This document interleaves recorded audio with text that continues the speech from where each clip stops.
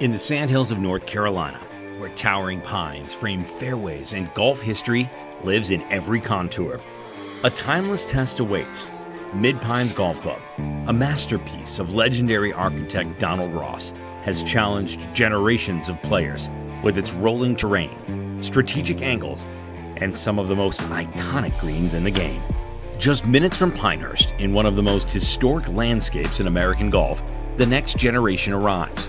20 collegiate programs from across the country gather for one of the largest fields in college golf, each chasing momentum as the season begins to take shape.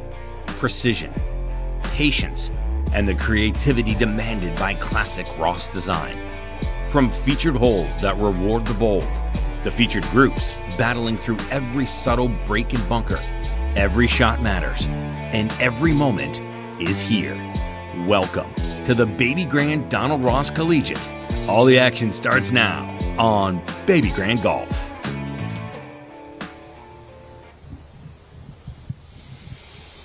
Well, hello, everybody. Good morning and good afternoon, depending upon where you're at. And welcome to the 2026 final round of the Babygrande Donald Ross Collegiate from Mid-Pines Golf Club in Pinehurst, North Carolina, the cradle of golf in the United States of America.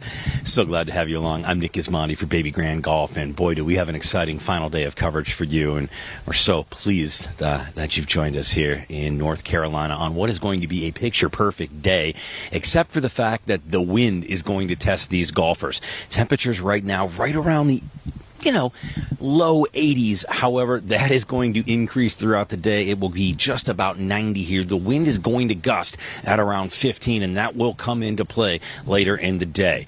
Here's how our coverage is going to look today. We've got final round groupings coming for you, and we'll have that live here starting on hole number 1 in just a few minutes. Our Sara Diaz is hanging out on the par 3 11th. We'll check in with her in just a few moments, and we will have you covered from first tee to 18 green when we crown a champion. Let's take a look at the team leaders coming into this so far. Of course, it's George Washington, it's Richmond, it's James Madison University, and it's Towson University. Everybody vying for that top spot. So that'll be our final pairing. And in that final pairing, it is Evan Eichenlaub of George Washington University, Carson Baez of the University of Richmond, and Václav TK of James Madison University. Michael Matheson will be with Towson University as well. We will have that final grouping for you here in just a little bit. We'll also show you some flyovers as well here as you get a look at the individual leaders, and we have you covered completely here on Babygrande Golf. Now it's time to throw it out to my partner. She is standing by over on hole number 11. Sara Diaz getting some par 3 action. Hello, Sara. Good morning.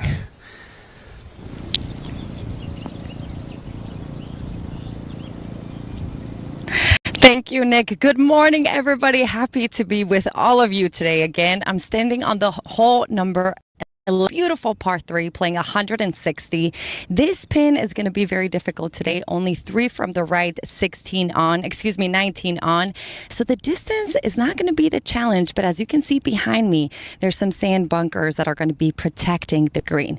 But we already saw a couple of birdies. Ryland Hall from University of Ohio already scored a birdie. So if you're a little bit past it, it's not going to be a problem. What you have to watch out for is this bunker right here. The lip is high, and you don't have a lot of green to work with. So remember, in this Donald Ross Mid-Pines, the challenges are the par 3s. Yesterday, we were at hole number 13. That played as the hardest hole. And today, hole number 11 actually also played as a very tough hole, either number 2 or number 3. So before you get to this one, you have to take advantage of the par 5s if you want to score well today.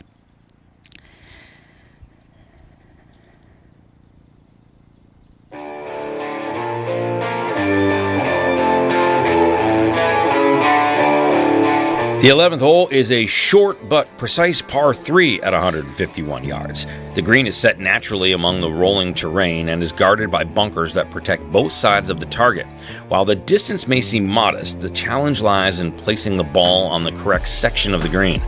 Ross's subtle contours create a variety of hole locations, making distance control essential. It's a hole that demands focus and precision.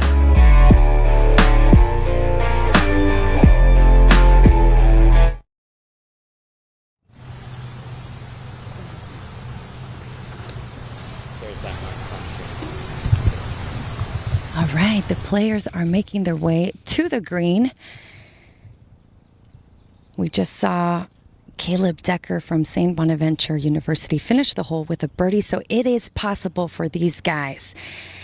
So the guys that you see walking are Colin Barber from St. Bonaventure University, Jacob Suter, Old Dominion University, Connor McKenzie, Robert Morris University, and Talon Dingledine from College of William and Mary. Talon being the one in the green. We got them all organized by uniforms today. I was talking to the head pro and he found it interesting that this hole was playing as difficult for the guys as it was yesterday. Not sure why that was. There were a lot of doubles, only 2 birdies yesterday, and we've already seen 2 birdies today. So I'm thinking that this is going to be more of a birdie fest for the guys. Seems like they can go aggressive to the pin, but still stay on the left side because of those 2 bunkers that we see. Not sure about the rest of the 3 are safely on the green, and that's what you want on these greens of Donald Ross. Okay, Talon choosing to use the putter. This hole has a false green, so he might be a little bit short of the green.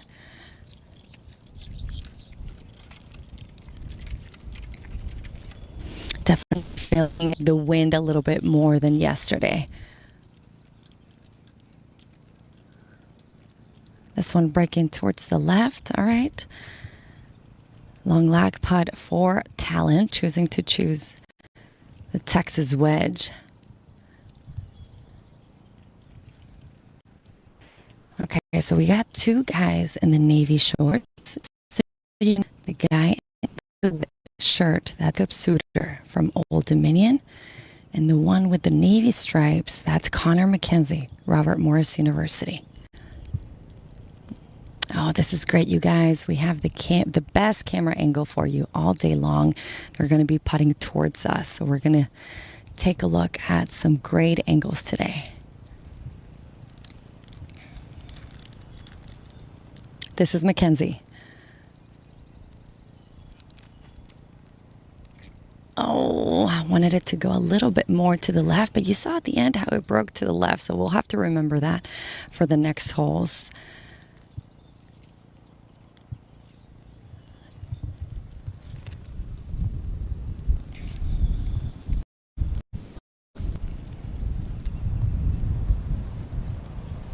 Okay. Mr. from Old Dominion University.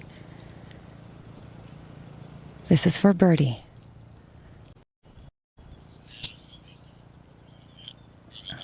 Yeah. He's telling us with his hand how this green slopes. Everything towards the right. These are tricky to read, you guys. You can see the contour of the green, but also just the lay of the land can be a little bit tricky to read.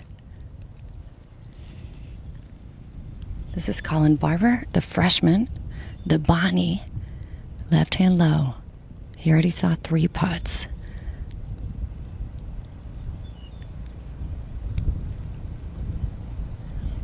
Okay.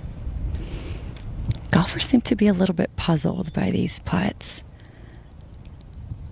They're staring right at them as they putt, watching every turn.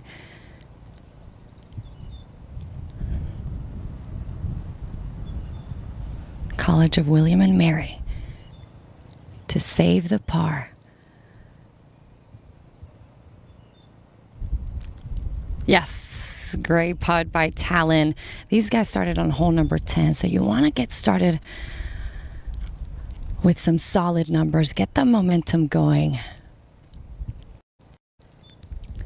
What's great about starting at 10 is that you'll have the easiest holes towards the end of your round.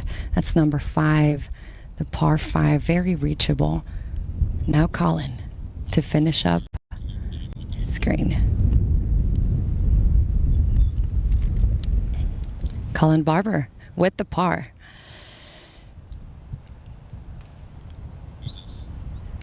Now Connor McKenzie from Robert Morris University.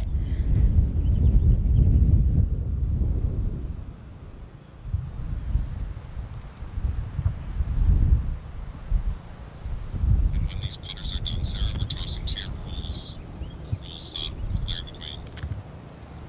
between. All right, there it is. Easy par, no stress.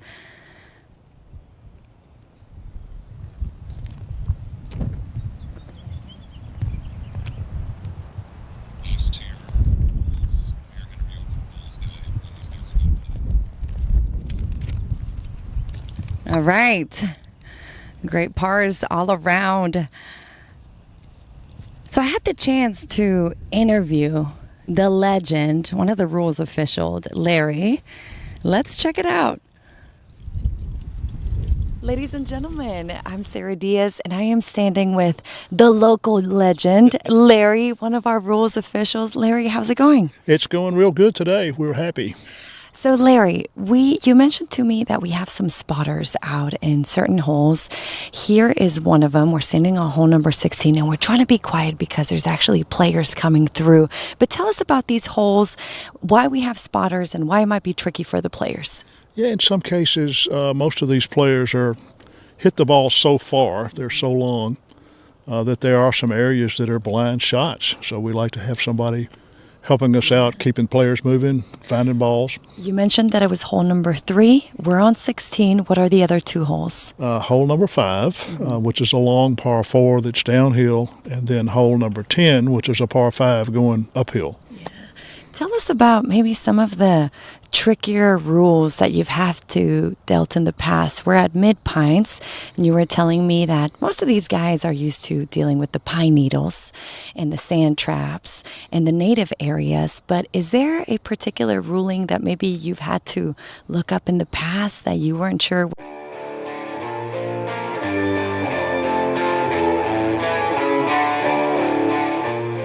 Hole number 1, par 4, 401 yards. Now, the opening hole at Mid Pines is a welcoming but strategic introduction to this classic Donald Ross design. From the elevated tee, players see a generous fairway framed by the natural sandhills landscape.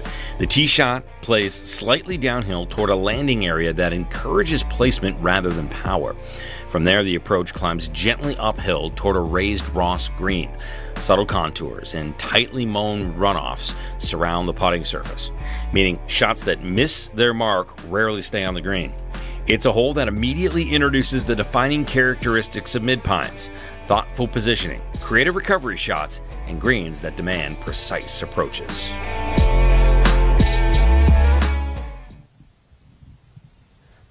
All right, well, the leaders have found themselves into that first fairway, and everybody in good shape to start things off. You just got a good look at this hole, and let's talk about the pin placement here as they get ready to hit their approach shots. Everything is on that right-hand side. Pins are going to be tucked very tight today, and no different here than on number 1. It will be on that far right-hand side. It's going to trick golfers into a sense of lull because it is in a flat area, but it's basically in a bowl. If they hit this ball too far on the left-hand side, it's really going to trickle down inside. All right, Michael Matheson of Towson University, he will be first to play.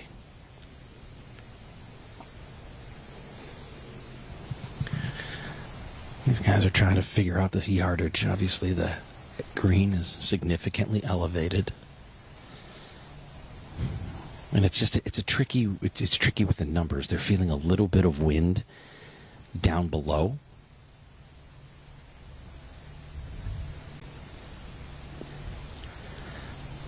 And that's a pretty good shot from over in the pine straw down on the far right-hand side. All right. Now it'll be Michael Matheson of Towson University. Good strike, full wedge for him, about 100 yards out after that drive that caught the speed slope on the hill. All right, not too shabby there. That's gonna be a tricky downhill putt. It's gonna move from from the right to the left, and you'll have to just play this one a little bit carefully. It'll be a lot faster than they think. All right. Next up, it'll be George Washington University's Evan Eichen lob.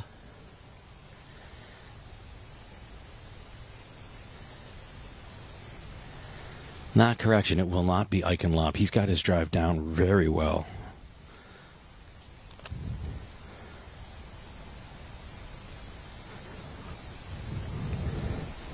So this will be Václav TK of James Madison University from the fairway here. It was Carson Baez who put that on the back of the green.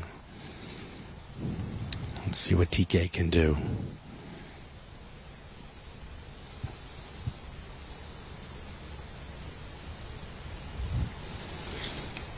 TK, good shot here. Ball up in the air. And that is beautiful for TK. Nicely done. Václav TK has a good opportunity at birdie to start the day. And now that brings up Evan Eichen lob. One more look at this shot by TK. Got a little bit of spin on it. Brought it back. Just about a 8-footer for birdie. All right, here's Evan Eichen lob. George Washington. He's hit this well. Look at this shot. Absolutely beautiful as well. And applause from his friends and family in gold. And 4 balls on the green here at number 1. And 4 looks at birdie to start the day. All right, over to Sara Diaz on 11. I can't hear him. Welcome back to hole number 11. This is Quinn Covington, Old Dominion University. He's putting just slightly off the green. Lefty. It's all about pace here. Oh. Good putt by Quinn.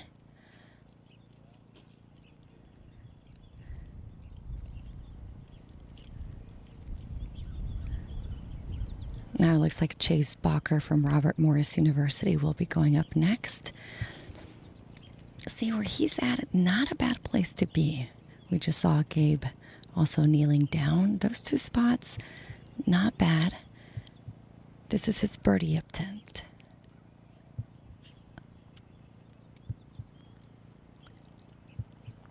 Earlier players told us that everything will be fitting right. Let's see if that's true. Oh, go, go, go, go. All right, great putt. Easy tap in. And that's a 3 for Chase Bacher. All right, we're going to go ahead and mark it. Well, every stroke counts out here. Now College of William and Mary, Eli Felty. He had a chance to see Chase's ball. Let's see if he gets it right. Nope.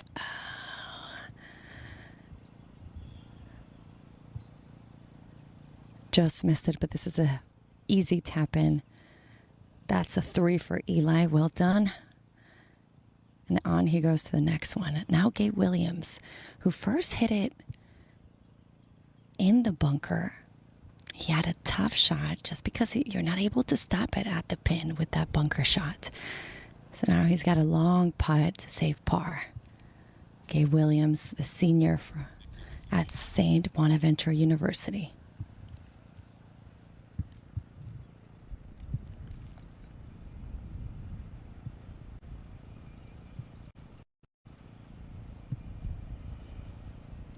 Come on. Oh, not quite.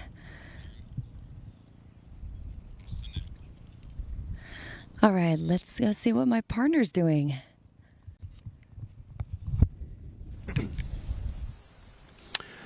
All right, back with you here on the green. As we mentioned at the top of the show, it is George Washington with a few shot lead over this final grouping right here, and Carson Baez getting set to play. George Washington at 9 under, Richmond at 7 under, James Madison at 4 under, George Mason currently sitting at even.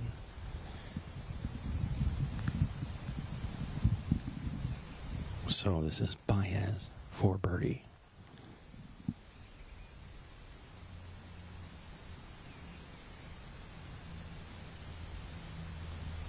All right, Baez's birdie putt is away. This is downhill and fast. It's got to move a little bit. Oh, goodness. I mean, he had that line right, and it was so tough to judge that speed. So Baez puts it close. He'll throw a mark on this one and should just have a smidge left here for par, but no need to force it. There's a wait on the next tee, so everybody just and take their time here. No need to rush the putts. Matheson next to play from Towson. He's got a downhill putt that's going to move to the right.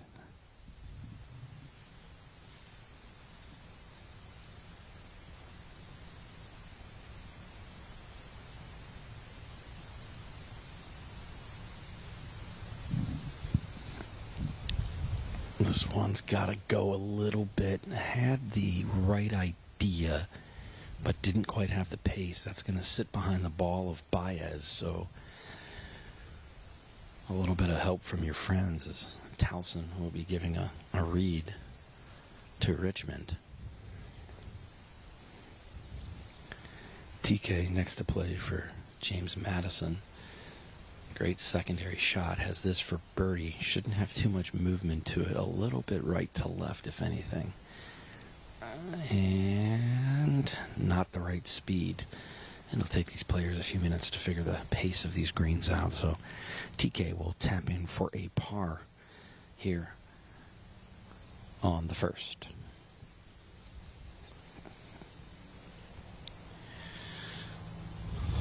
Icon lob next to play for George Washington. Birdie putt here.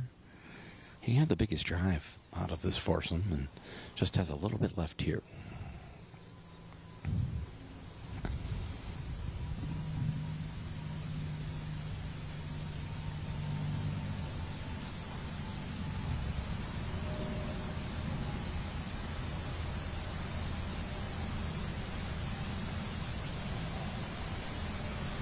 Icon lob for birdie, and that'll come up a little on the short side, so tap in par, and a couple more par putts coming for you here on the first hole.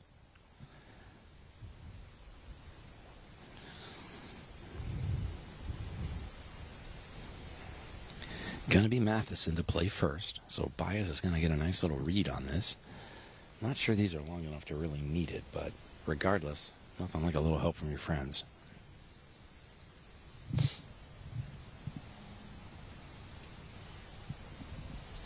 That sun really starting to beat down now. Temperature has increased. Not too many places to hide on this golf course in terms of shade. Gorgeous pines line the fairways, and typical Donald Ross. Lots of sand and pine needles everywhere around this gorgeous property. A masterpiece of the legendary architect himself. Matheson for par.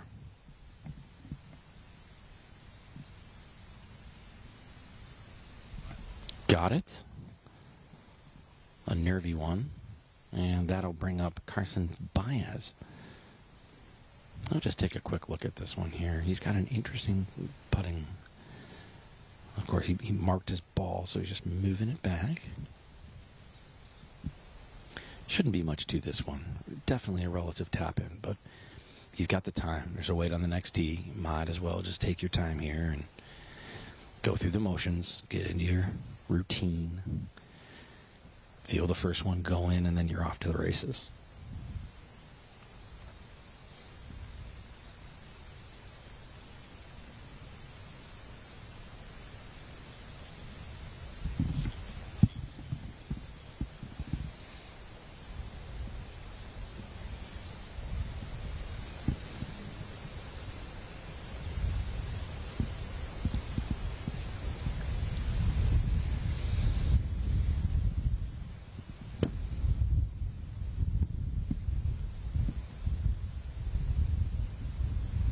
Big deep breath there for Carson Baez before he putted that in, but a par to start the day for the Spiders. And as we get you set for hole number 2, let's take a look at how this is playing itself out so far. Pedro Garcia individually is your current leader. He sits at 9 under through 6 today, and he's 2 under on the round. Anders Larson sitting at 7 under. Charlie Colwyn at 4 under. TK, who is in this group, currently at 4 under on the tournament. Baez, Eichenlob, and Matheson all in this group, all at 4 under, which I appreciate because that makes the math easy for me. For George Washington, they are your leader on the team side, currently sitting at 9 under, just a 2-shot lead right now on Richmond, who is at 7 under, and James Madison currently sitting at 4 under. George Mason in this group, they are just a smidge back. They are at 1 under, and Towson currently sitting at even. A little bit of a delay on the par 3 second, 190 yards, so let's take a look at it from above.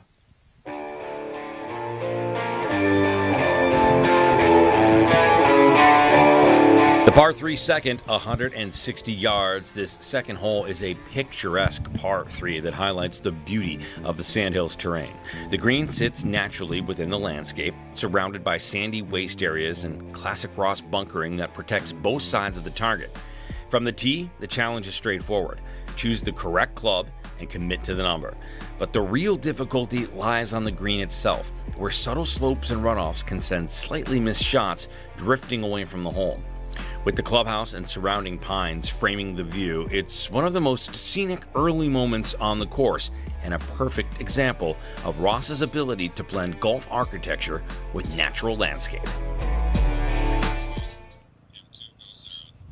Catching the action on hole number 11, the par 3. It'll be Cajun Ma from Old Dominion University going first. Safely on the green, he's going to have a long lag putt. And this one will be tricky. I don't know if you guys can see this, but there is a mound near the flag that will push everything to the left. But where he's coming from, he will also have to deal with it. Yep, there's a mound pushing everything to the left. Oh, what a great speed, though.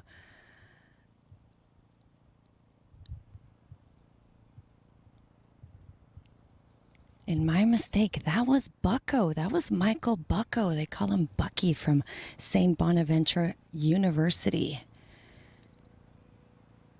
2 teams rocking the white tee today. Oh, feeling confident today. Let's take that pin out. Yes, sir.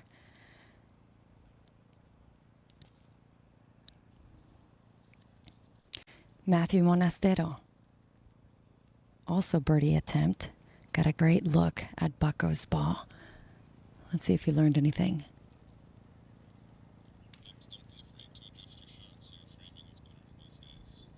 Oh, it was a confidence stroke. Didn't quite get it there, but it's a save 3 for Matthew.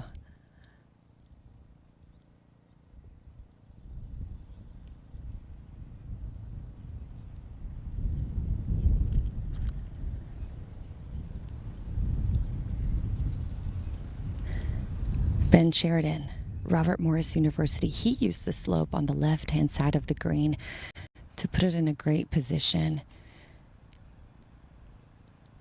Now from back of the green. We've seen this putt again and again. It looks like at the end, just slightly breaks to his right. We saw this one go a bit to the left. It's a tricky spot. Tricky Bermuda greens. Now this is Cajun Ma, Old Dominion University.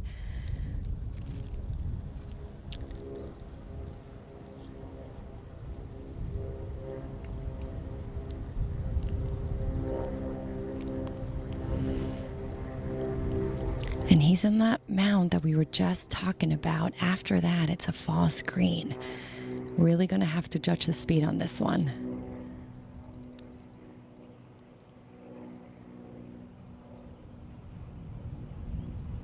Love his putting stroke. Everything's connected. Now it's all about the feel. This one has some speed on it. Yeah, just by his face, you can tell it was a little bit faster than what he wanted.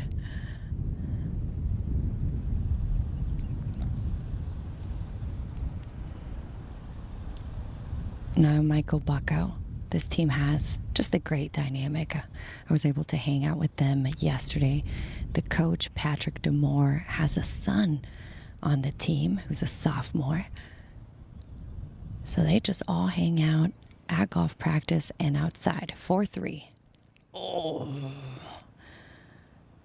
This one's going to hurt. Anytime you're on the green and 3-putt, oh, it's just a heartbreak. Yeah, this is a tough pin. And I was just looking at the yardage book. Hard to read. All kinds of arrows on this screen. So let's take a look at what happened here for Bucko. Just missed it. Tricky greens. And this is why Keijon Ma is spending extra time on this putt. Short putt, no doubt. But you got to commit to the line once you decide on it. Got to put a good stroke on it. Can't be double guessing on these greens.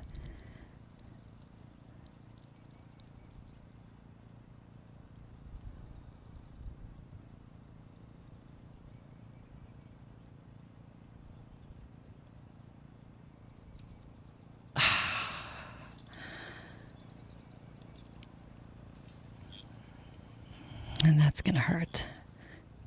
It's a painful one. And now we're getting to see why this hole was one of the more challenging holes on the course. These Donald Ross greens are not easy.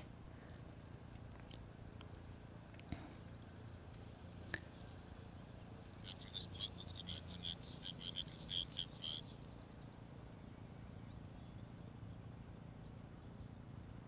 Come on, Keijon. There we go. All right, it's a bogey for Keijon. Now what he wanted. We'll stay here on hole number 11 and send you to the next side of the course.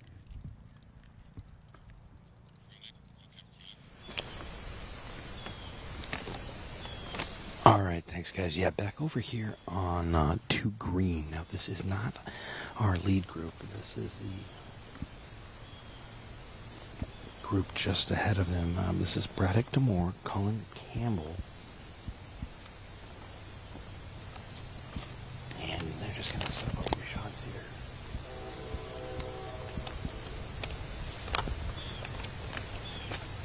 So everybody going to take a look at the screen. That pin is in a tough spot, and it slopes right back at you. So interesting situation here for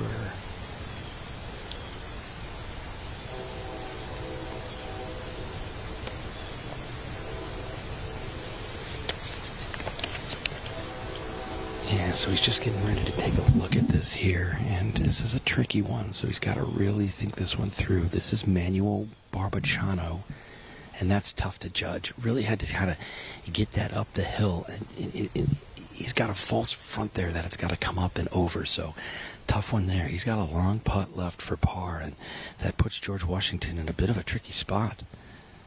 All right, well, now an opportunity here for Richmond.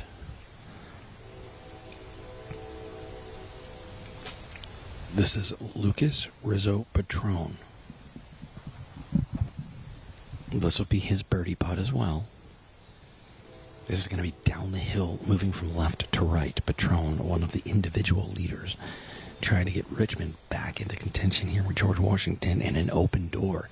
Doesn't even need this to be a birdie if he can just get this close. But does he make it? Does he make it? Oh, goodness, just burns the right edge. Oh, no.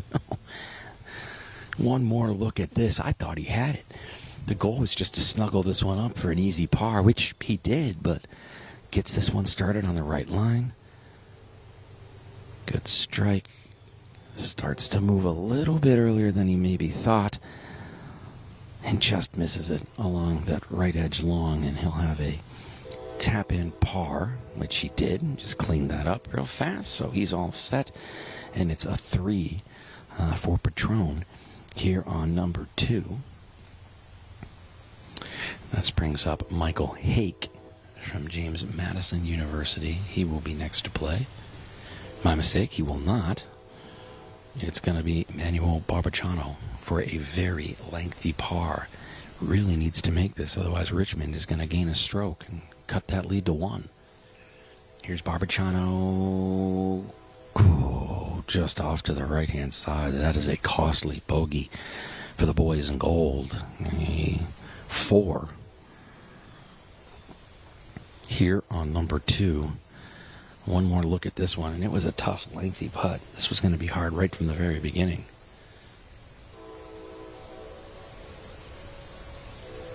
Just misses to that outside. Oh, difficult. All right, so a little bit of a cleanup now here. This is Michael Hake. Well, this will be his opportunity at a birdie after a nice tee shot, so let's see what Hake can do for James Madison, JMU, trying to gain some strokes back. Oof, just off that right-hand edge, so it'll be a tap-in par for JMU.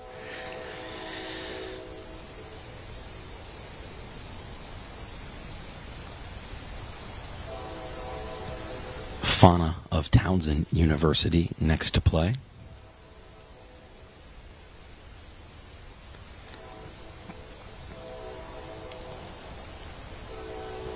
Fauna looking for his birdie opportunity here.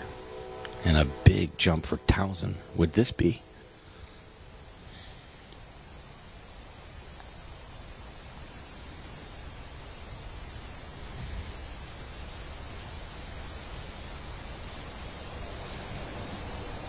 Townsend, oh goodness, that was a must make and an easy opportunity at a birdie, so that will just slip out and it will be a tap in.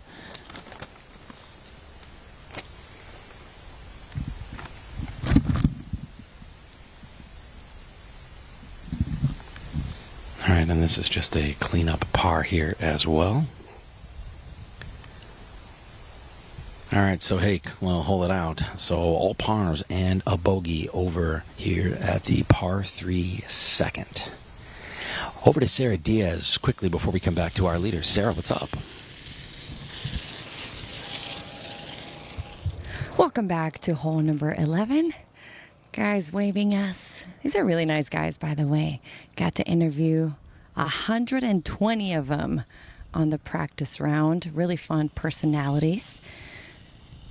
This is what I've been noticing on this hole, all right? Just from seeing a few groups come on in, is if you're on the green, you cannot be overly aggressive with your second putt. You gotta make sure that you cozy it up there to the pin and get a 3. Because that's been the mistake that these guys have been making if they're making double. Birdie is possible, but it just needs to be on the right side of the green to be able to really go for it. All right, so on the green, we see Broderick Demore. We were just talking about him. He's the son of Patrick Demore, the head coach of St. Bonaventure University. Really fun guy. We did a rapid fire questions with him. His answers were super confident, and he just looks like a guy that you want to hang out with. You got the hair sticking out of the cap, you got the mustache, big personality.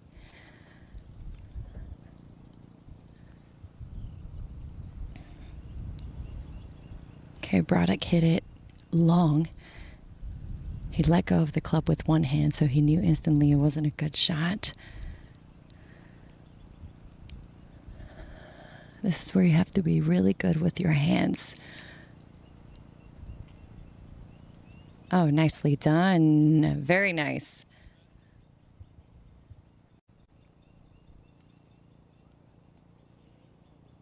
Colin Campbell from Old Dominion University will be going next. I have to say, the lip of the bunker doesn't quite let me see, but I bet he's on that false front if he's not off the green. This is where the 3s can turn into 4s really quick. So if Colin could hear me, I would just tell him, just feel it. It's all about that feel, baby.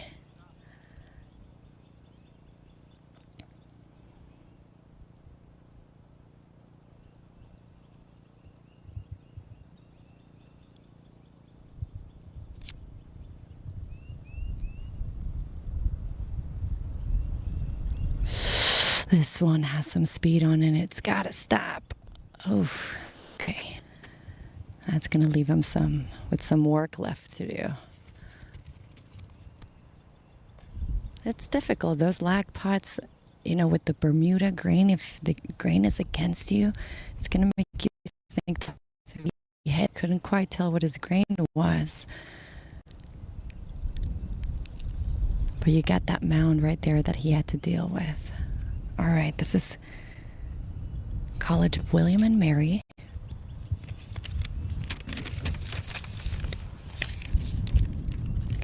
Preston Burton.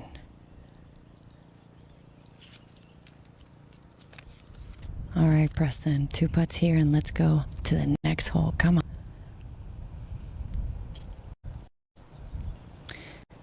Yeah, thinking this one is gonna first push it to the left, his left. Straighten out.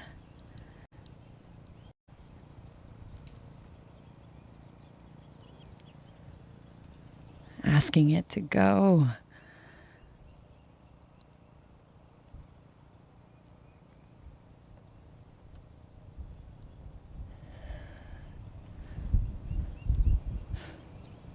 The greens are the challenge out here in Mid-Pines. Now Chuck Tragesser, Robert Morris University.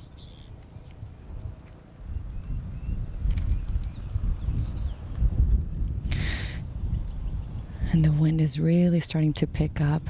Definitely going to be a factor today as opposed to yesterday.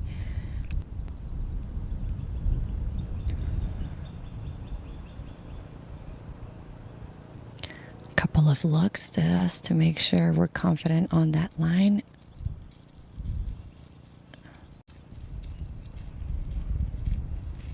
Okay, well done. Just a tap in for Chuck. Braddock moving his mark.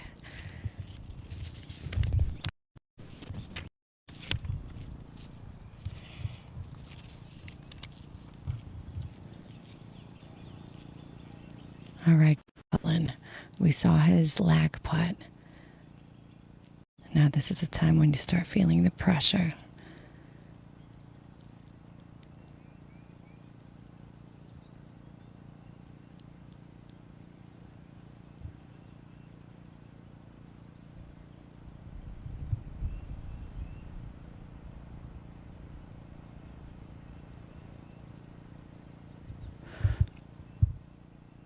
He has seen a couple of putts now. Let's see if he took some mental notes. Come on, drop. And that's not going to be enough. Bogey. See, and that's what I was talking about. Second putt, if you're really far away from the pin, you just got to leave it close just for a tap-in. Just like that. That was Preston Burton.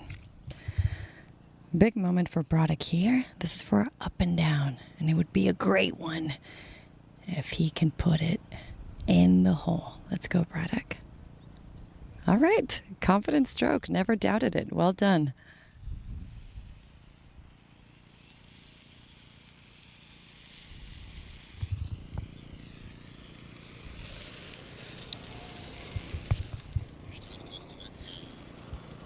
We'll stay here on hole number 11. Let's get you to watch some more golf.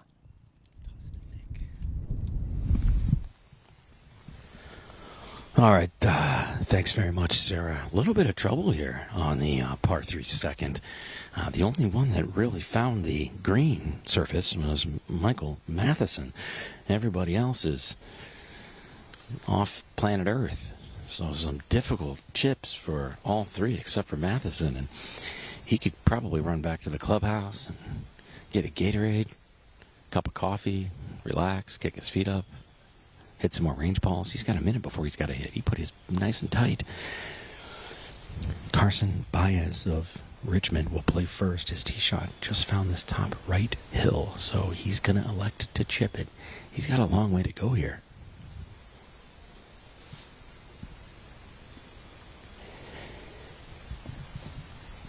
He didn't like it from the start. It's only 190 yards. This pin 14 paces on, 5 in from the left, right-hand side. All right, here's Baez, his second.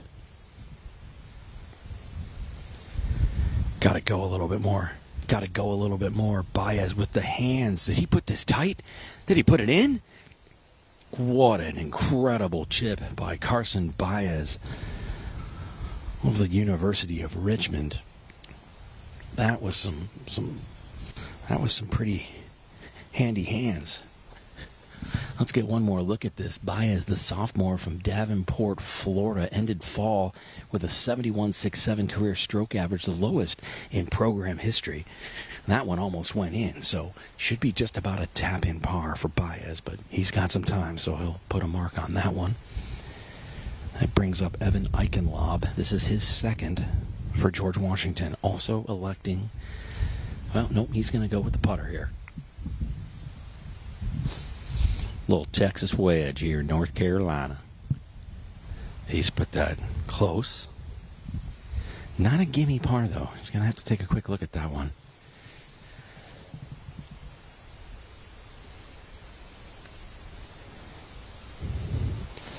Vakalov TK from JMU.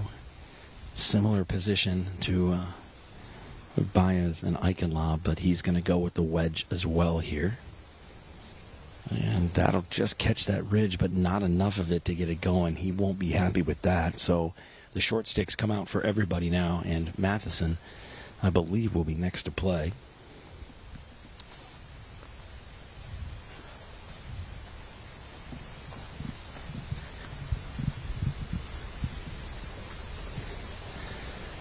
Matheson of Towson University, a junior out of Norfolk, Mass. Competed in 24 rounds of play this season, averaged a 74.96, third best on the team.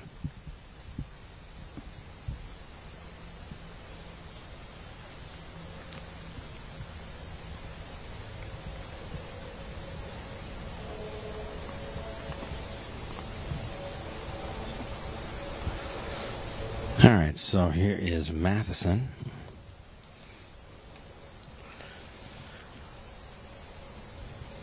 This is for birdie. About a 16, 17 footer here. It's going to start uphill, downhill, and then move to the right. Oh, just a little too much pace, and that'll escape past the hole. So Matheson will look to clean that up. He's got a bit left there for par.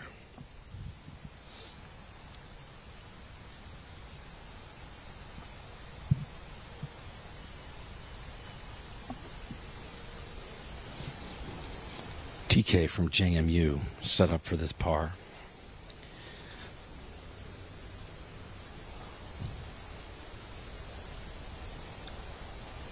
I mean, relatively flat putt here, but it's going to be downhill. Maybe just a little bit of movement. Oh, my goodness. Well, that's robbery if I've ever seen it. They did everything but take his wallet on that one.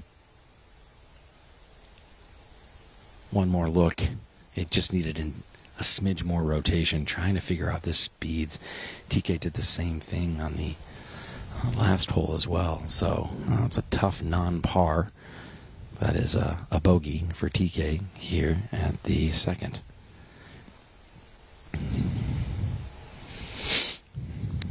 Eichenlaub, after his chip, has this left for a par.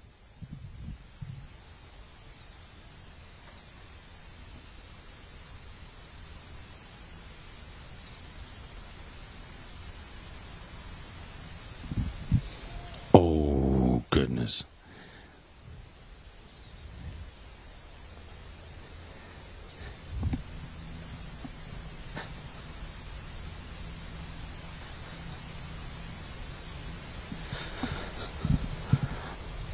Eichenlaub just missed that for a tap-in bogey as well, and that brings up Carson Baez.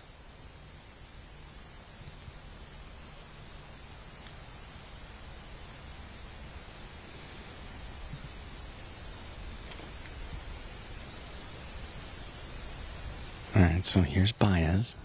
This is for par.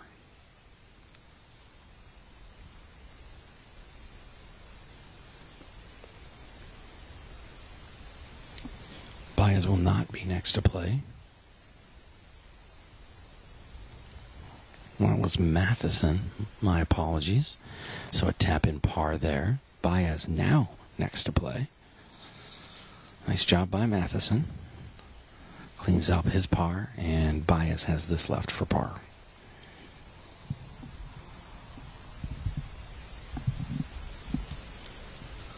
Thought Baez was just going to tap that in before Matheson. I thought Matheson was a little closer. Tough to tell from this angle, but here's Carson Baez.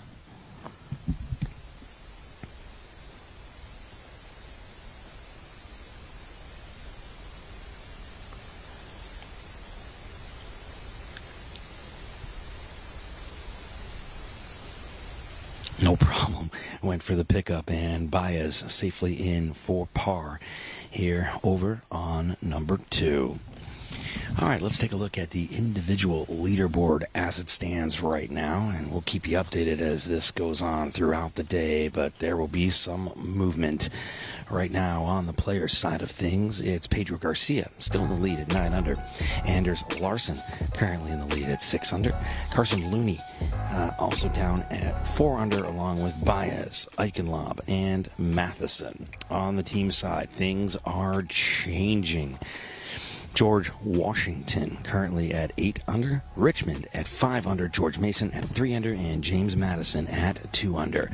Don't go anywhere. We are going to keep you covered here consistently. You don't want to miss any of this action. And while we have a moment, let's check in with E.J. Winchenbaugh as we figure out what's in his bag.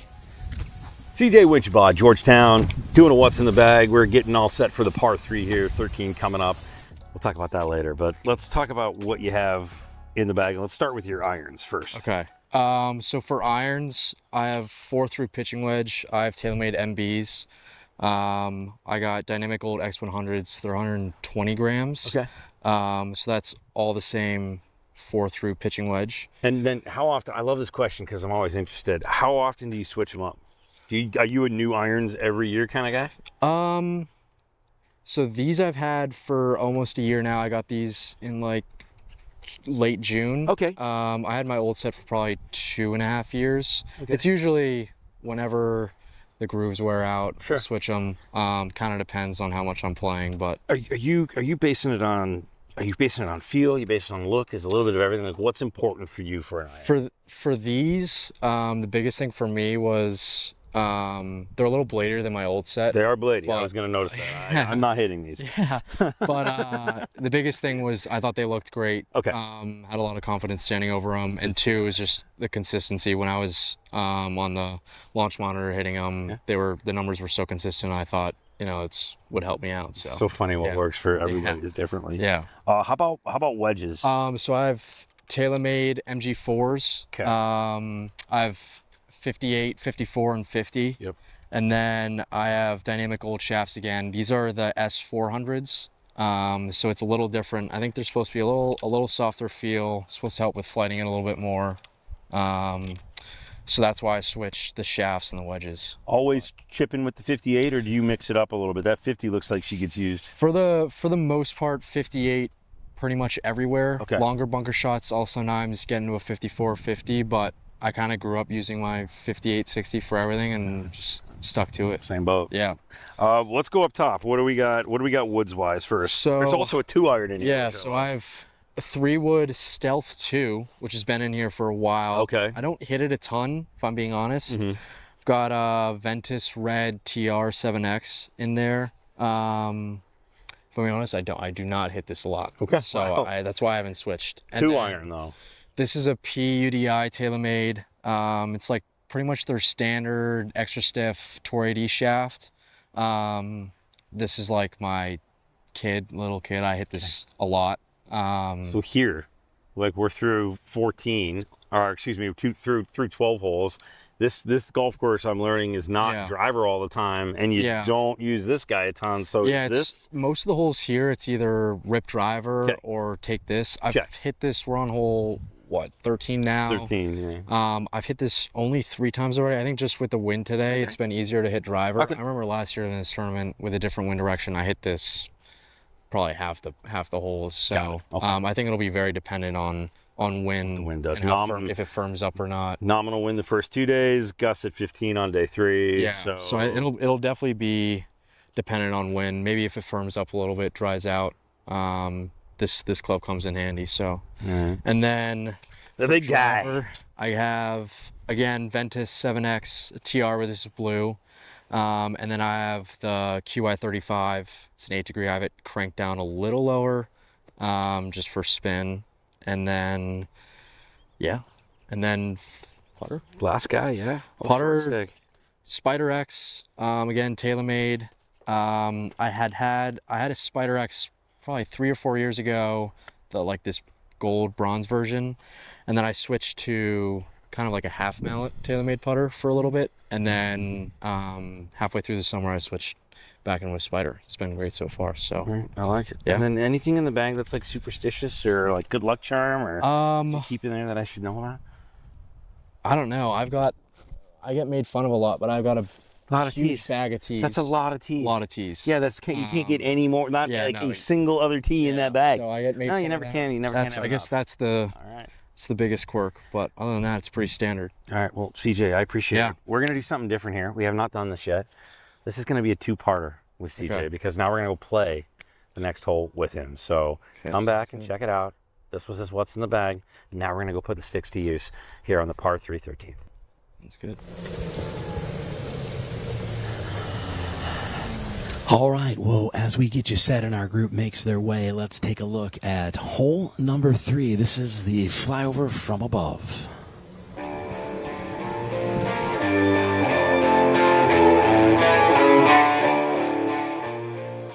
The third hole, par 4, 437 yards, is one of the most visually intimidating drives on the course. From the tee, players must carry a pond that stretches across the entire front of the hole, creating an immediate test of commitment.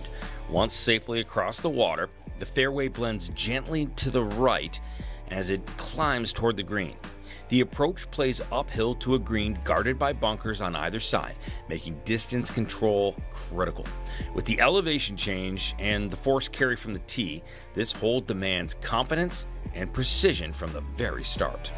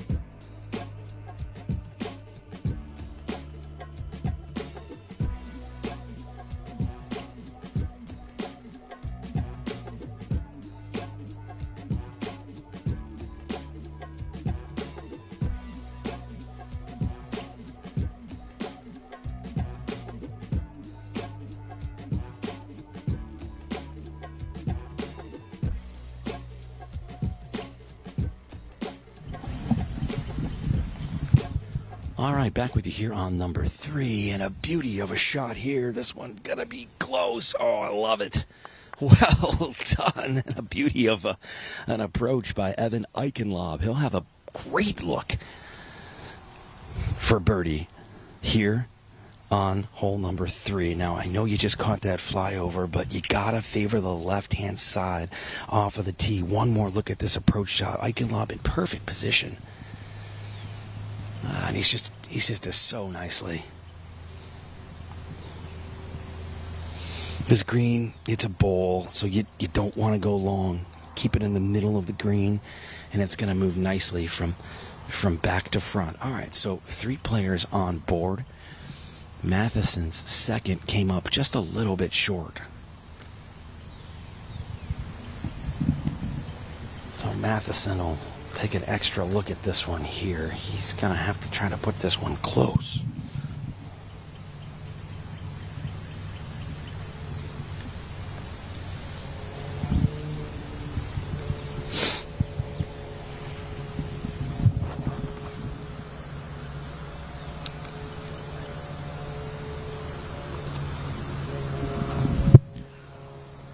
This pin here on 3, 7 paces on. 6 in from the left, tucked into a precarious position.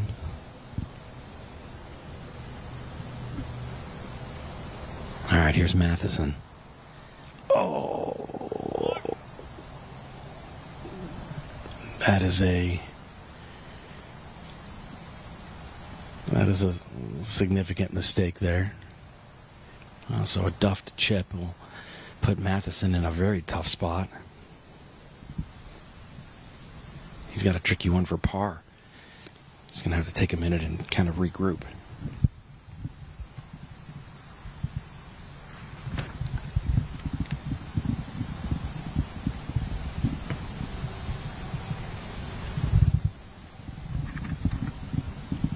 All right, so putts coming up here for birdie with our lead group. Matheson going to elect to put the short stick away and go with the putter here for a little Texas Wes action. And it will be Matheson to play first here. Matheson has a tough one for par. All right, let's go over to Sara Diaz briefly over on hole 11 tee box. Sarah? All right, welcome back. Hole number 11. Just saw Andrew Lee from Bowling Green State. He is safely on the green. Remember, modest yardage here. 160, no wind right now. They really need to take advantage of that because we've been seeing some gust of wind that, would probably be a factor in this hole. The wind has been crosswind for the most part. It's an elevated tee, so they might be feeling it up there. Up next, Risto Yanakiev, Eastern Kentucky University, the freshman.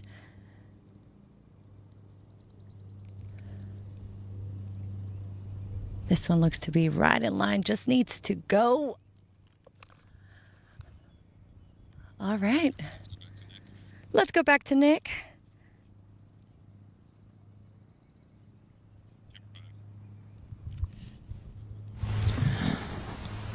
All right, TK with a putted birdie there from well above the hole, downhill and moving significantly. So that will come up short and a little bit left for the par attempt for JMU. Carson Baez next to play here on 3. His approach shot beautiful. This green, one of the relatively more flat putting surfaces, especially in terms of a Donald Ross green. So this pin positioned in a generous spot. The trick on this hole is just getting that ball above the hole because everything is sloping back towards that false front. So Carson Baez now with a chance at birdie here.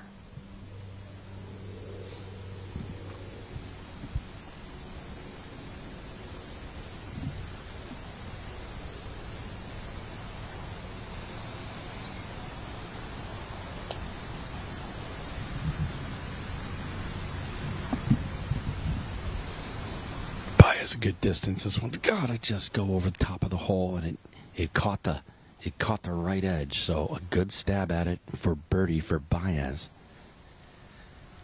Currently near the top of the leaderboard, just 2 back for the individual lead.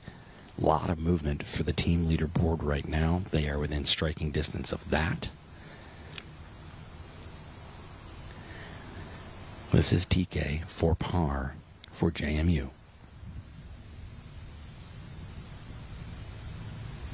Got it. Nice putt there. Good save. A little bit of a tester coming down the hill.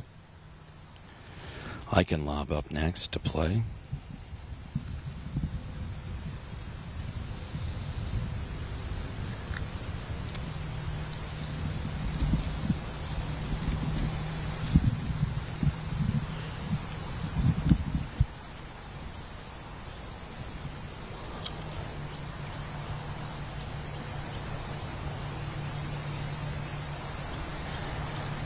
This is Eichenlaub for par.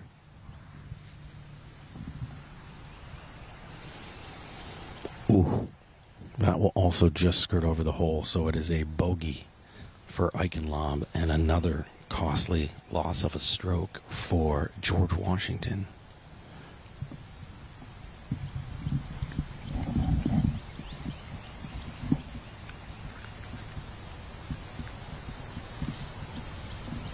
And this is Matheson now to clean up his bogey.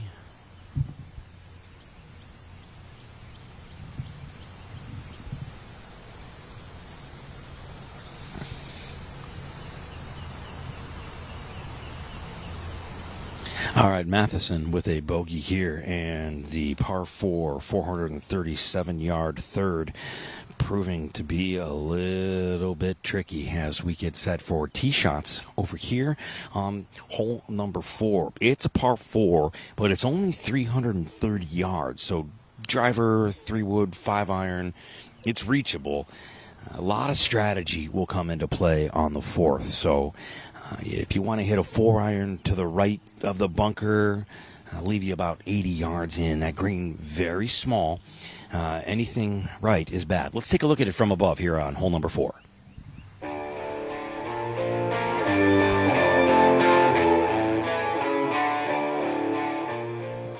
The 4th hole is a par 4, 330-yarder, and one of the most intriguing strategic tests at Mid-Pines.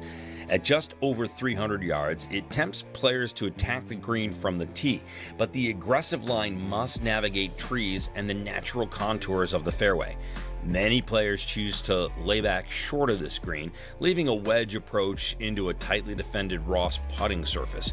The green itself is surrounded by bunkers and subtle slopes that punish imprecise approaches. From the air, the strategy becomes clear. Risk and reward are perfectly balanced on this classic short par 4.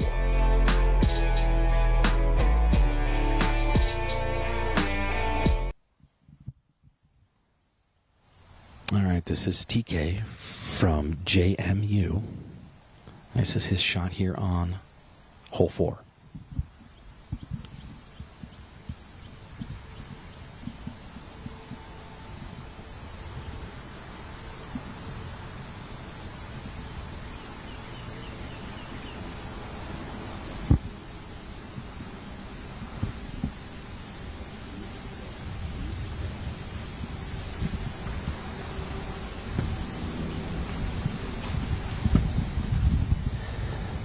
Matheson next up here. This is Matheson's tee shot. He'll have iron here. Everybody electing to play this one smart. Nice shot by Matheson just along this left-hand side. That could be in trouble if it doesn't turn. And it'll stay just a little bit out of trouble. He's found himself in the scrub oak to the left, but it moved enough to the right that he'll have a look at that pin. That pin is just over that front fairway bunker. That bunker about 270 yards out. So Matheson has hit that one about, about 240, 237. Big pushing gust of wind, and the prevailing winds on this hole push it that way as well. All right, here's Carson Baez. He's going to go with a wood. got a 3-wood in his hand.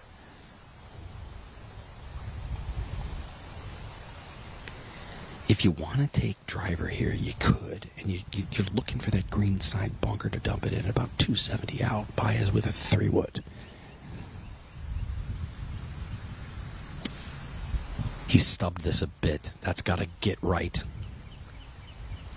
Oof, doesn't like that. Sounded funny off the tee. So he's in that scrub oak on that left-hand side, about 248 yards, and everybody away here on hole number 4. We'll go back out to 11, where Sara Diaz is standing by. Sarah? We're on the green with a new group of universities. These are your universities are in the middle of the pack on the leaderboard. Zach Watterson, Eastern Kentucky University, just finished with the 3. And we saw CJ Wichenbaugh mark his ball. Now it's Angelo Luisiani from Bowling Green State. Had a couple of nice rounds, 72-72. Trying to make the best on his 3rd round. This is for birdie. And past it. This is going to be a knee knocker. Try to get the birdie there. Overly aggressive. He's going to be, unless he practices those 3-4 footers again and again and again, those can be stressful situations. Now Michael Henry Jr. from St. Joseph's University. This guy's very daring, not wearing a hat. Our team was practically fried yesterday.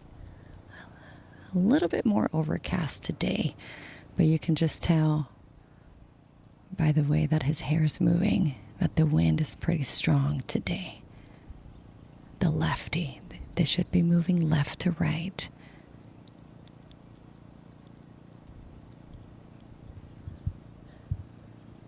Oh, it just didn't quite hit it. It's a safe par. That was Michael Henry.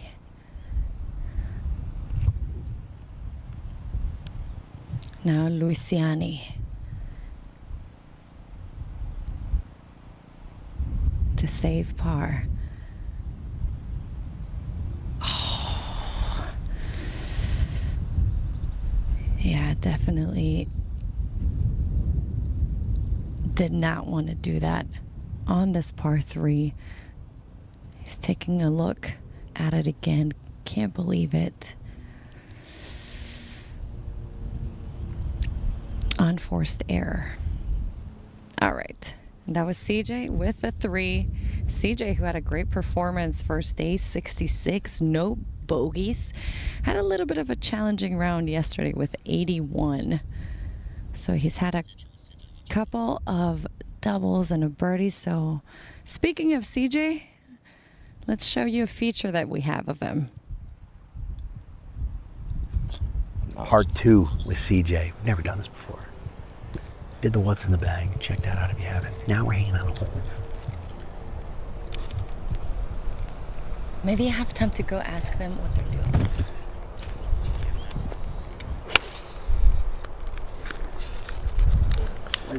Par 3, 13th. You already checked it out. So what's the play for you here? So, got 238 stick. Wind's hurting a little bit off the left. I'm going to try and smooth a little 2-iron and let it chase back there. All right. CJ with that 2-iron. All right, attempt It's number... his child. He loves it. Just talked about it. Go check out the what's in the bag. 238, par 3, 13th.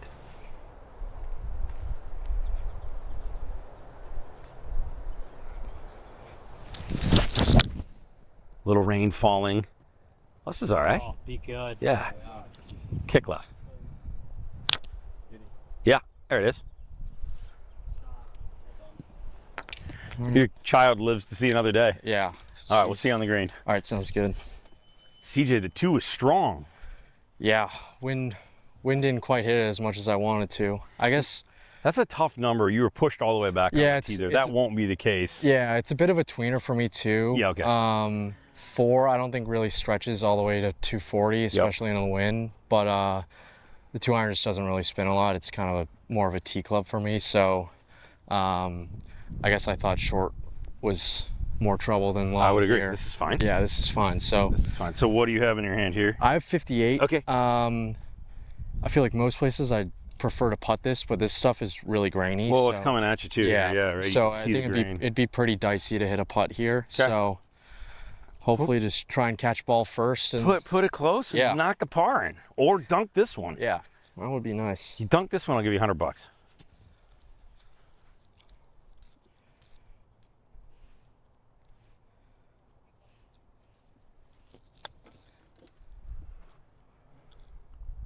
Ooh, I moved a lot more.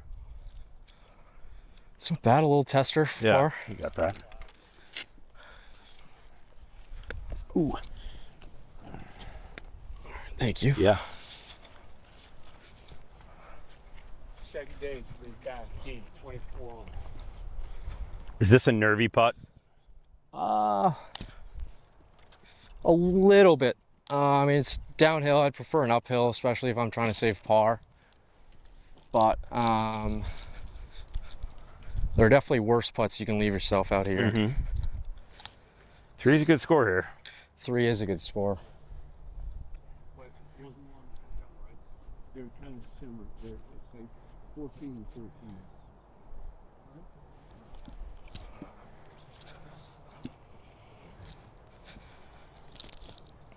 All right, come on, CJ. You got this guy.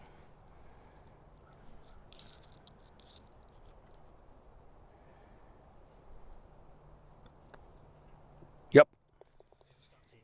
Yes, sir. He can't. He just can't. I mean, Right. in front of the camera, It's a lot of work. back-to-back interviews. There's a lot going on there. That's a good part. Yeah. Thanks for the time. Good Yeah, luck of in the course. tournament. Thank you. All right. Oh, go in too. Oh, Perfect. that's a show-off move if that would have dropped. Second I know team what you were American, doing. I guess. That'll work though. Yeah, it'll work. Okay, so TK here in the middle of 4 fairway, and this hole proving to be difficult. It's a short par 4. This is his second shot.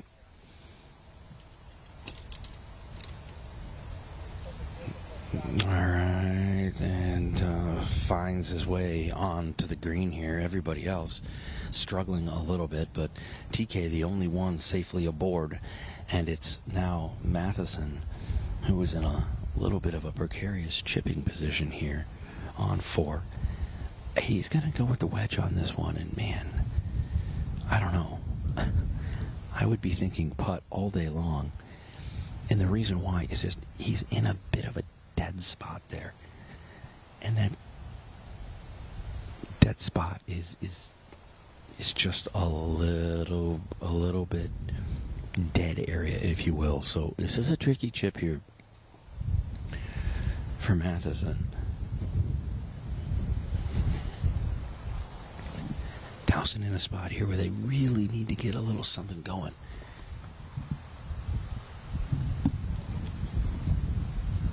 Head coach Mike Larkin next to him. Carson Baez is going to be next to play.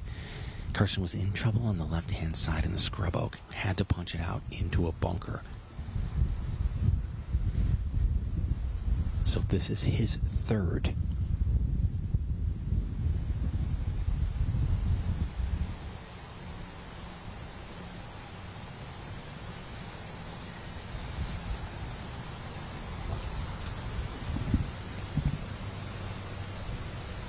I mean, he had a massive lip to get over. So Baez's third is on the green, but a treacherous putt ahead for him.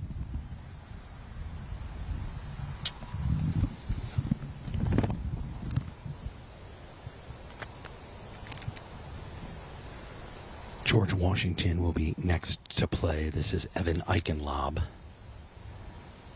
And that's going to catch that slope and try to come down the hill, but a tough putt there. Next up, it'll be Michael Matheson of Towson. We've talked about that chip at great length, so not much more to say about it. Now he's just got to go ahead and execute it.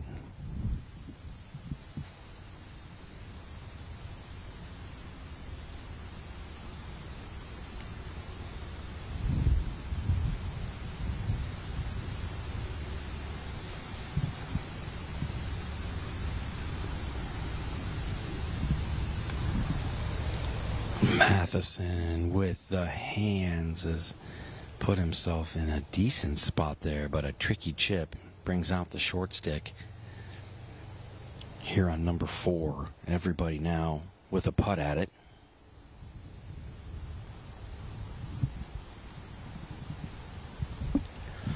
We're going to catch a couple of quick putts here, and then we're going to head out to Sara in just a moment, where she's got the individual leaders coming up on 11. But one more look at this chip here for Matheson. Well done. Had the right idea. It just needs a little bit more of it here, as everybody taking a look at their putts. Both Diaz, Matheson, and Eichenlaub all have par attempts here. TK with the only look at birdie, the only one that found this green. It'll be Eichenlaub first for par.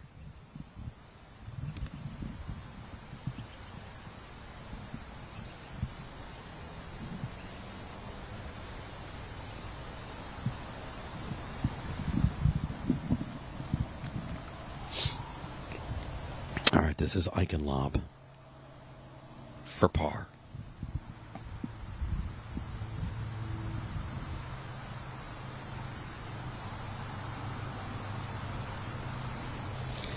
Eichenlaub has put a good strike on it. Does it get there? Oh, just barely. Over to Sara Diaz on 11T.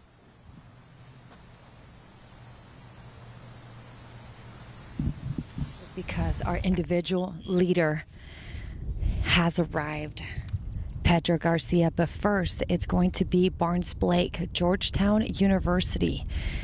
He's in the top 5, currently at 4 under.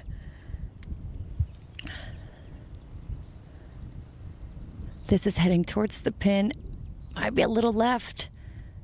Oh, but great shot. Pin high. That's exactly what you want to do. It's been a tricky green for most of the guys. We've seen a couple of birdies, but we've seen a lot of bogeys today. One of the most challenging holes, hole 11, the par 3, 160.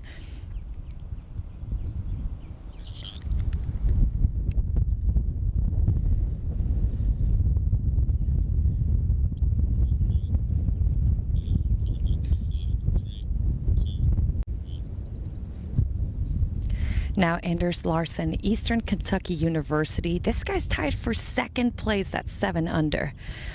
And I heard from his coaches, from his friends, that he loves the camera, so maybe he'll put on a good show for us.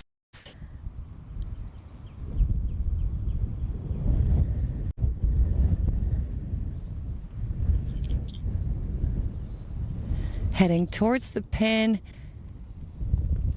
Sit. That's got to sit. All right. Not a bad spot to be. All right. Looks like it's just off the green. We'll have to deal with some thicker grass, but I think it'll be fine.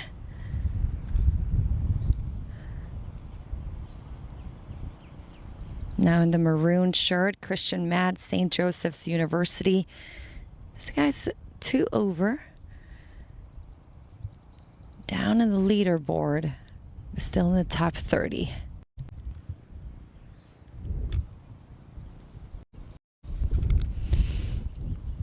This is all about accuracy, modest yardage.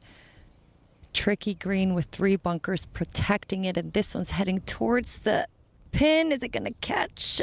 Oh, I thought that rake was going to save him, but he is in the 2nd bunker. It's going to be a tough sand shot, not a lot of green to work with.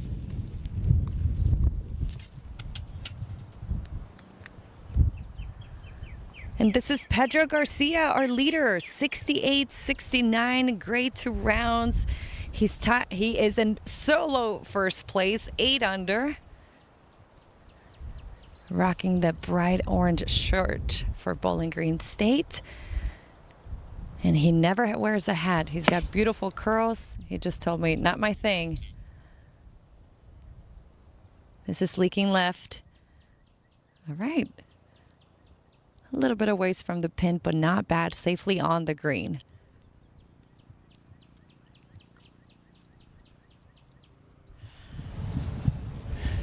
All right, chance here at a putt. Back with you here on hole number 4.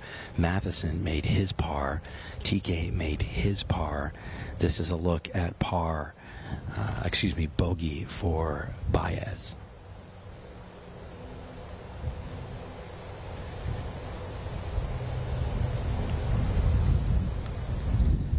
And a bogey for Baez, and that's a good save for him. One more to go here. Eichenlob from George Washington.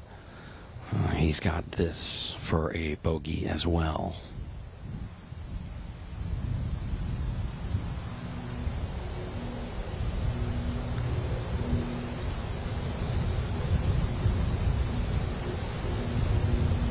All right, it's a bogey there as we get set for number 5, and a very quick look at the leaderboard as tee shots coming up in just a moment.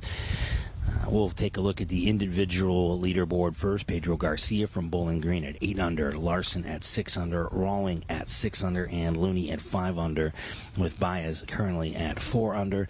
Let's take a look, and it's Richmond leading on the team side, tied, however, with George Washington. George Mason at 3 under, Madison at 1 under. And as we get set for tee shots here on 5, we'll go back to the tee box now, where it will be VK. Before we get to that flyover, we'll get you all set here as TK ready to go from JMU.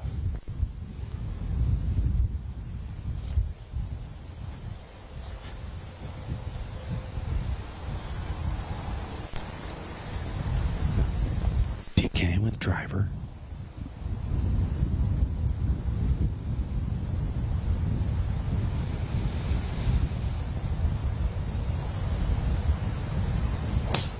TK with a beauty.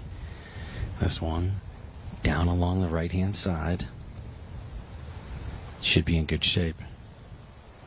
This 5th hole, pretty straightforward. Par 5, 484 yards. It's reachable in 2. Long hitters, though, could be in trouble here in the water. All right, so Michael Matheson next to play.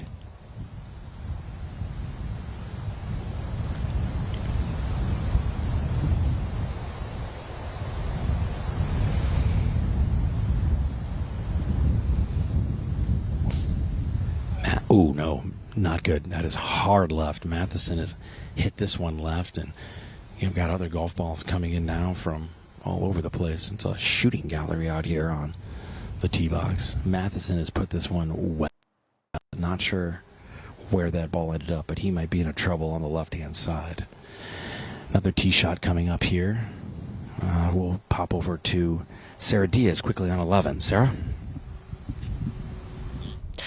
And that was Christian Matt, St. Joseph's University. Tough sand shot just because you don't have a lot of green to work with. But honestly, that's going to be a bad one. Let's watch it again.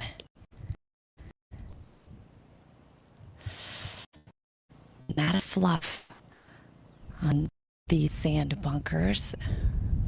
Precision has to be really, really good. Look like you fall through all the way.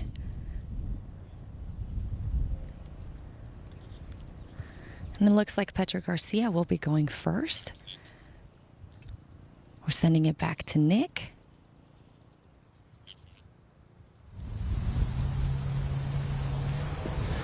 All right, last to play here is Carson Baez, driver in hand. He's not as long as these other guys.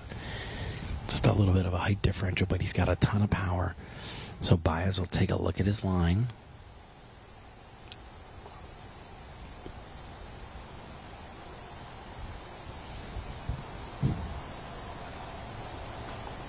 I love the swing on this young man from Richmond.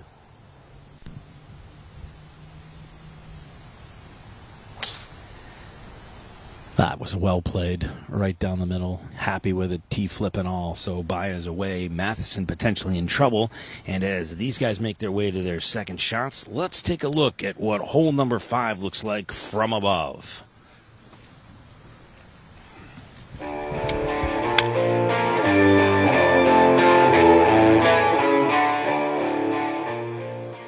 The 5th hole is a par 5, 484 yards, and it's the first par 5 of the round and a genuine scoring opportunity. The tee shot plays downhill toward a wide fairway that invites players to swing freely. With no fairway bunkers to navigate, long hitters often consider going for the green in 2, but strategy comes into play near the layup area, where a pond sits along the left side about 100 yards short of the green. The putting surface is guarded by bunkers on both sides, requiring precision with the approach. It's a hole that rewards aggressive play, but still demands smart decision making.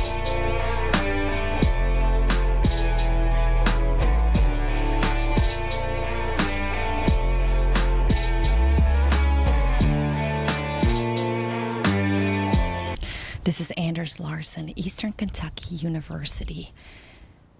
This is for birdie. He's got a tough putt right here. Has to go through some grass, and then it's all downhill. Oh, calling it to stay. Anders Larson in second place at the Babygrande Donald Ross Collegiate, 7 under. This guy has to hit it long. Look at his build. Strong fella. Now Barnes Blake, Georgetown University, lefty. Lot of slope to deal with. This is gonna go right to left.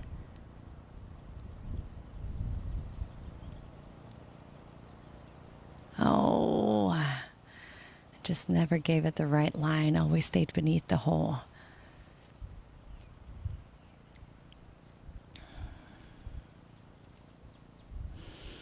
This is going to be a good battle, you guys. We got Pedro Garcia, Anders Larson, Barnes Blake, tied for 5th. These are your best golfers on the course right now. Now Christian Matt, after hitting it out of the sand. This is for his up and down. Gotta shake out the nerves. Make sure the body feels really relaxed and comfortable. It's all about the feel here. This is going to be a right to left putt. Oh, just kissed the right edge. It was the right idea. Let's watch it again. Yeah, just didn't drop at the last roll.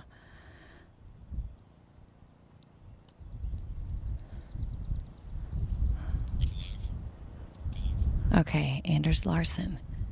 This is to save his par.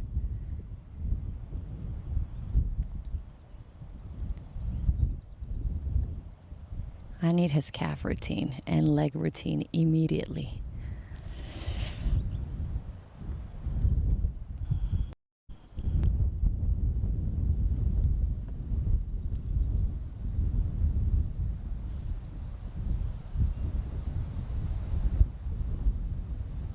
Wind is starting to pick up. Gotta line the shoulders. Yes. Very nice.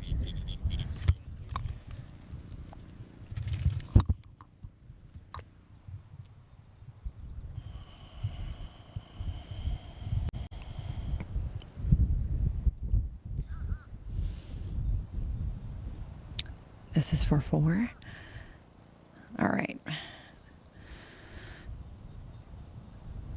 Difficult situation for St. Joe's, coming out of that sand, now being able to make the up and down.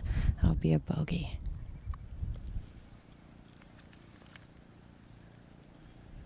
And now Barnes Blake, Georgetown University. Easy putt. And Pedro Garcia. The story with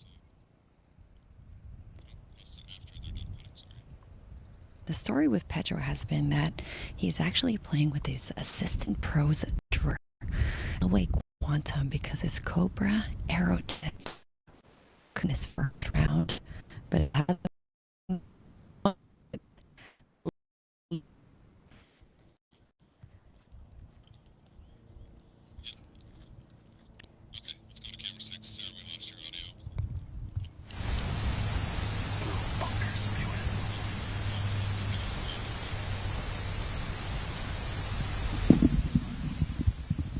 All right, well, everybody into a little bit of trouble here. Eichenlob finds himself in the pine straw right of the fairway. I thought he was going to be okay, but he's got a clean shot at it. And you know what? In the pine straw, it's going to sit up a little bit. It's not too thick, so he might go for this one here. I said this par 5 was reachable in 2. He's going to take a crack at it. This is Eichenlob from George Washington.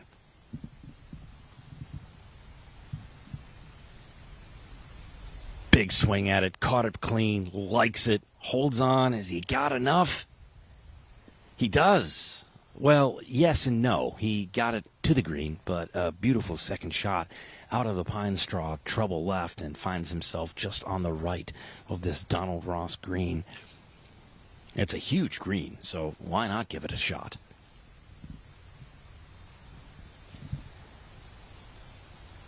One more look at it here out of the pine straw. Just beautiful. He catches that about as clean as he could. All right, TK ready to go now. In similar position in the pine straw on the right. Here's TK.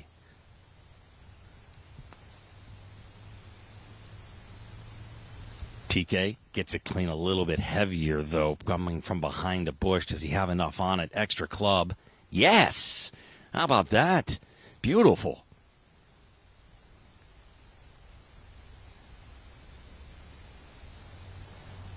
All right, it'll be Baez next to play. One more look at this shot by TK. A little heavier. Out of the tough stuff. And finds the middle of the green. So a look at eagle for TK. As it'll be Baez next to play. His drive was perfect right down to the bottom of the hill. This should be an easy shot in for him.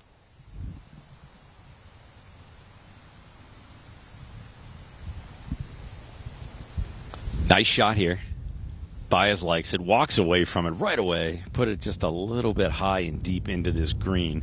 He'll have a long putt for eagle, but pretty good opportunity here. Now, Matheson has found himself down in a little bit of a gully, but as we get you set here, we'll check back in over at 11 with Sara Diaz. And Sara standing by on 11. Sara.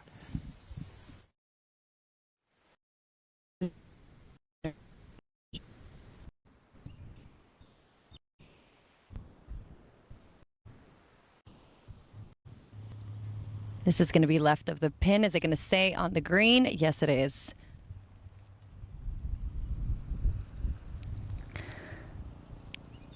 All right, up next we have a new group of these: George Mason University, John's University from New York, and University of South Dakota, as well as the Rams from VCU in Richmond. And then it looks like St. John's University and University of Dakota emailed each other last night, or texted, say, and they decided to wear the same thing: red shirt, black bottoms. So we'll tell you in just a bit who is who.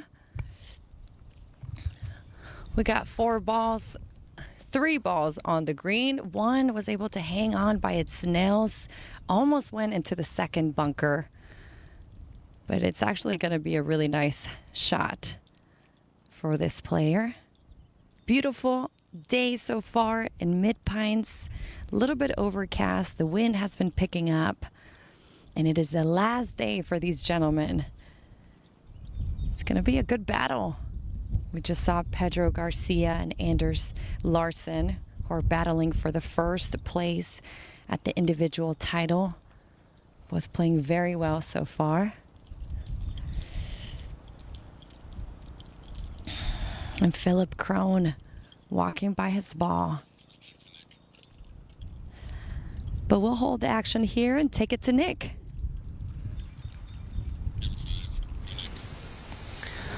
Okay, back with you here over on hole number 5, Donald Ross Green. Super huge.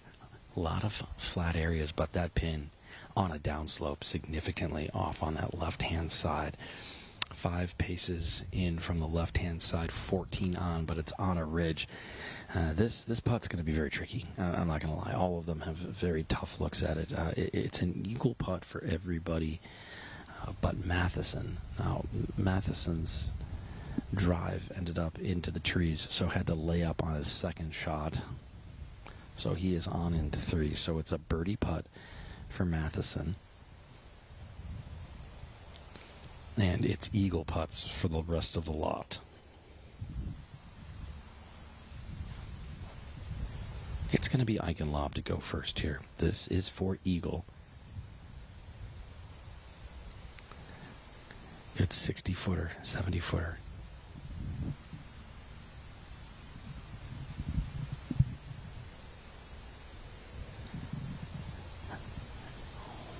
Well, you don't want to leave an eagle putt that short. So a tough one left here for birdie for Eichenlob.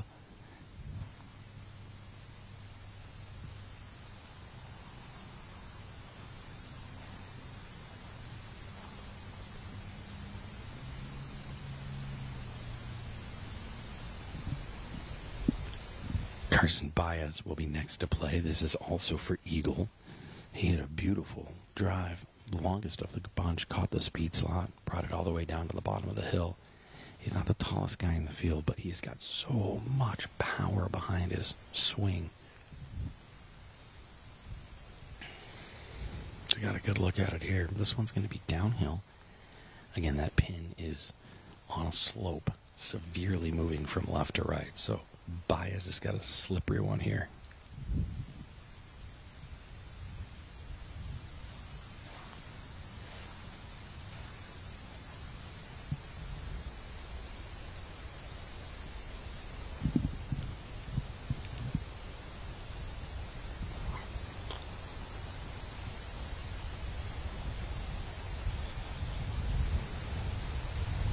Okay, Baez has got it away. This has got a good chance. Go a little bit more. Go a little bit more. Does he have it? Oh, so close. That would have been a nice number to take away. Quick tap in here for a birdie. He won't even think about this one. Just get it out of the way. And a tap in for Baez. He'll just clean that up and a good look at a nice long one. So a birdie for Baez after that putt just barely missed. All right, that brings up TK. Also for eagle. Oof, just over the right edge of the cup. So a tap-in birdie. Those are nice. Those are nice. Oh, he's going to wait a second. I'll take one more look at it then. Nope, actually TK is going to tap it in, but we'll take a quick look at that long putt again for him. Nice long one. Good attempt at an eagle. Just over the hole. And here's the cleanup for TK. There it is. A little tap-in birdie. No problem. This, not a tap-in birdie. Eichenlob put himself in a little bit of a spot here.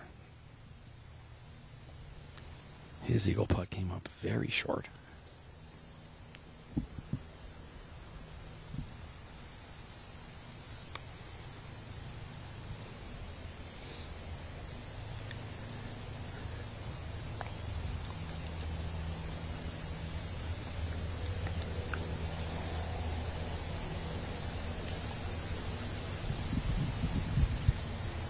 Not a gimme, but for birdie.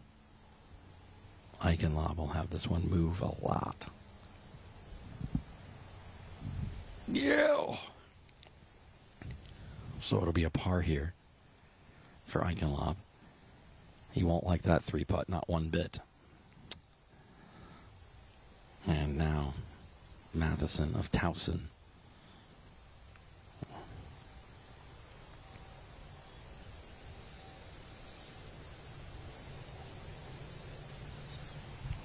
This is for par. So a par putt here for Matheson, and then we'll send it out to Sara Diaz in a moment. But first, Matheson for par here on 5.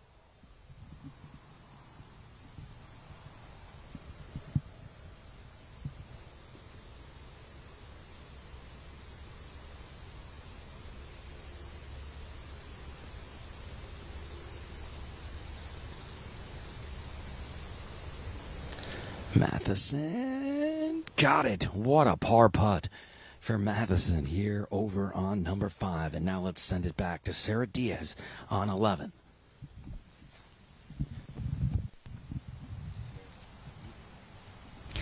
All right, you guys, so this is either St. John's University or University of South Dakota. We'll be able to tell you in just a second. This one past the pin, not a bad place to be, safely on. Remember, distance here isn't the issue. It's finding the correct side of the green. Yardage is 160. Most players will probably be hitting pitching wedge or 9, only 3 paces from the right.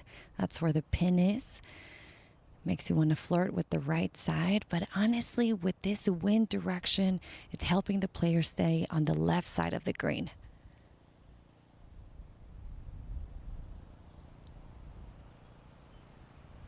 Third ball in the air. Oh, nicely done.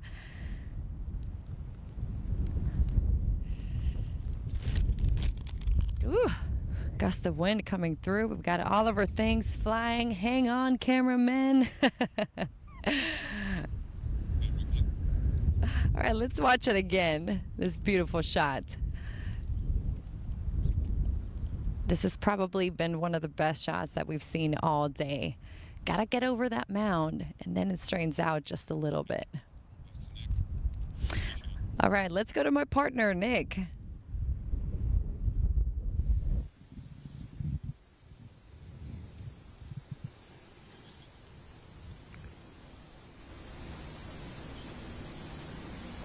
TK swings hard at this one. Hands come out of it, and this one will be just a smidge on that left-hand side, so I'll have to take another look at it.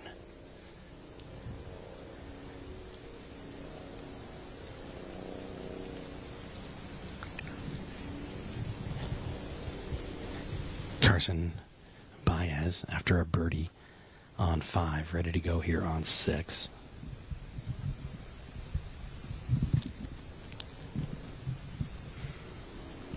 Driver in hand. Big long sigh. Lets that breath out before he gets ready to go. Baez with driver. Beautiful drive on the last hole.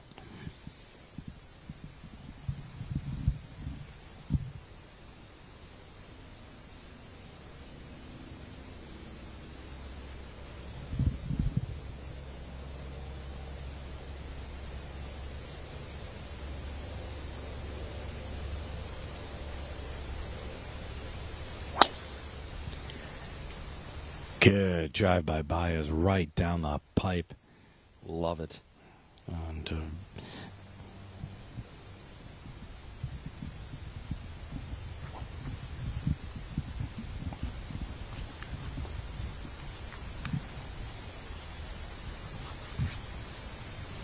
Matheson next to go, and it's interesting. It's a back-to-back par 5s here.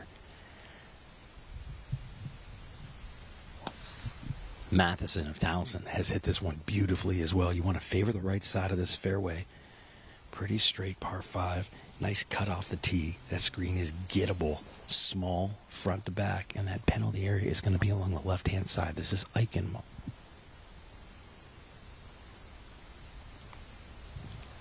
Eichenlob next to play from George Washington. He's chosen to tee this one up down along the right-hand side.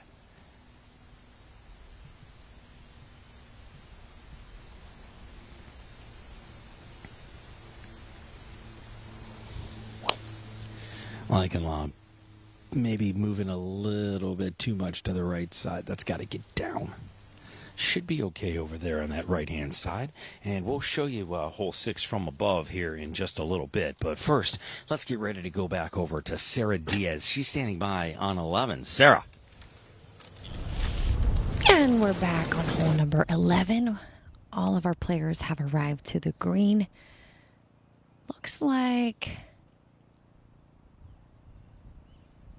one of the red guys will be going up first. We've got Max McColgan. He's got the glasses on. St. John's University from New York. And Parker Etzel, University of South Dakota, is the one in the black hat. So we got 2 guys in the red, 2 guys in the gray. Remember, these Bermuda greens can be a bit tricky. Starting to feel the wind a lot. Sometimes they can get you can feel like you don't stand in a balance. All right, this girl.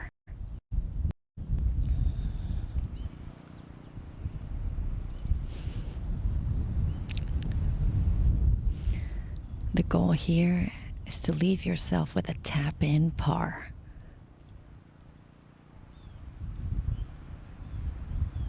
Yep, well done.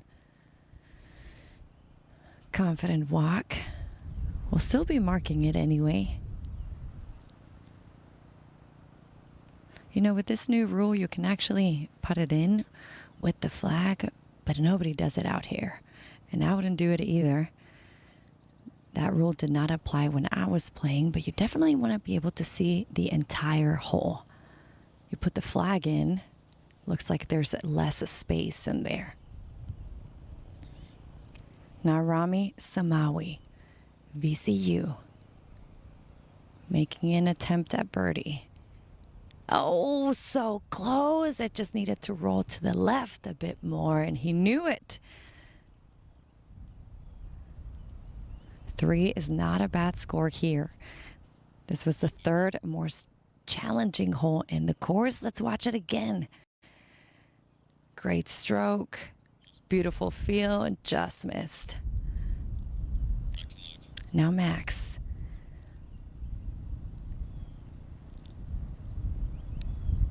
Oh, he didn't like it from the beginning. Not a bad putt. Just misread it. Broke to the left. And everything, you know, it's kind of funny. If you're on that side where Max was, it's going to break towards the left, towards the bunker. But if you're where VJ Powell is now from George Mason University, this is going to go to his left. He's got a little bit of the mound to deal with. Come on. Come on, come on. Yes! Nicely done. Cashes it in. That's a birdie for VJ. Beautifully done. You could just tell he had the right touch. Rolls it in. Ah, beautifully done. Now Max to finish his par. Delicately done. And done with number 11. Now Parker. Also for the 3.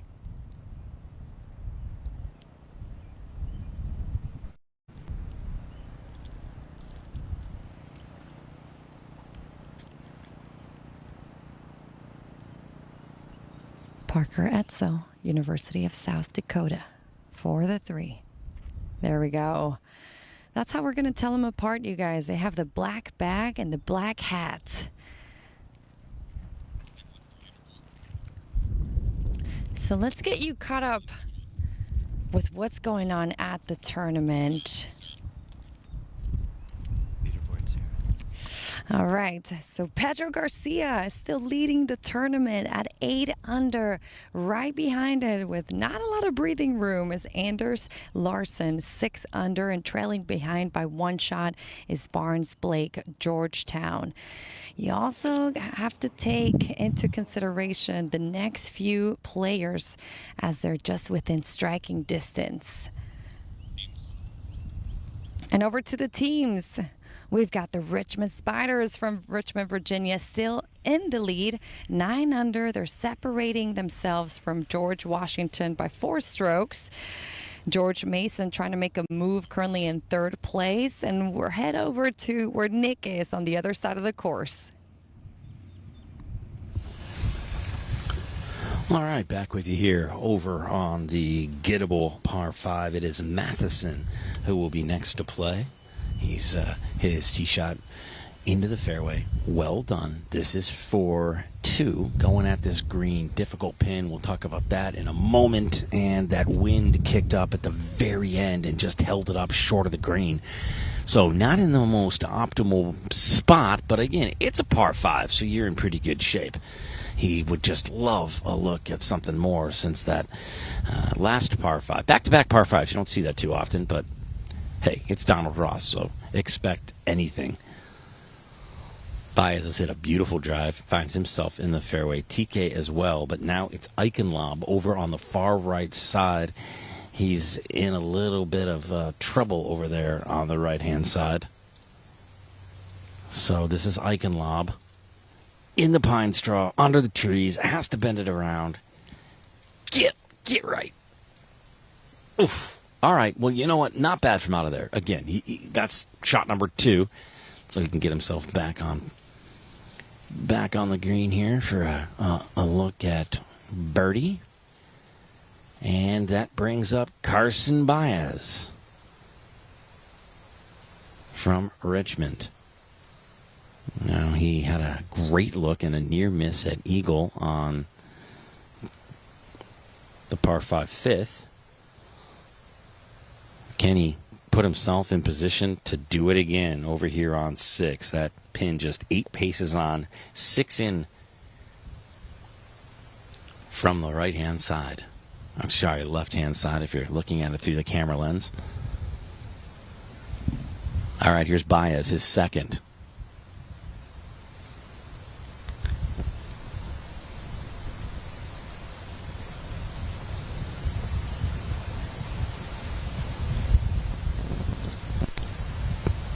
Needs it to move. Good strike by Baez. The wind picked up. Sit. Too much. And that wind changed on Baez. I mean, he absolutely nuked that drive. Hit that thing about 330. So had about 175 in, 180 in.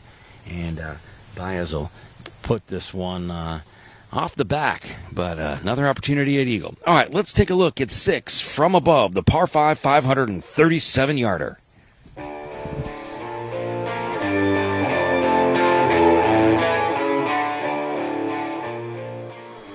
The 6th hole, 537 yards, par 5, and this continues the scoring opportunities with another that is very gettable.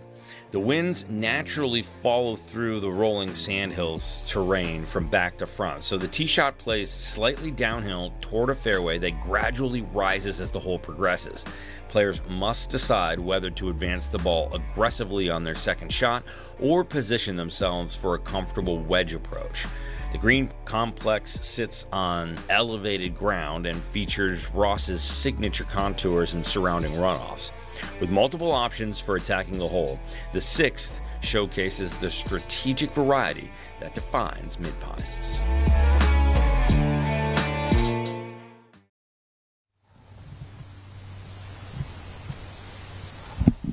All right, well, you got to look at it from above, and now you can get a look at it from our green view, and it is a small green.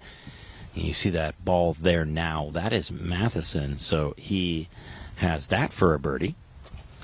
Eichenlob will be next to play.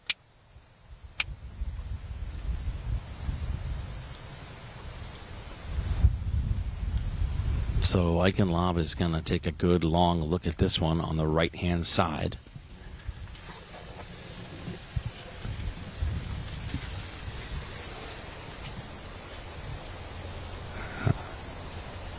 My apologies, that is TK up near the hole. This is Matheson now, out of the sand.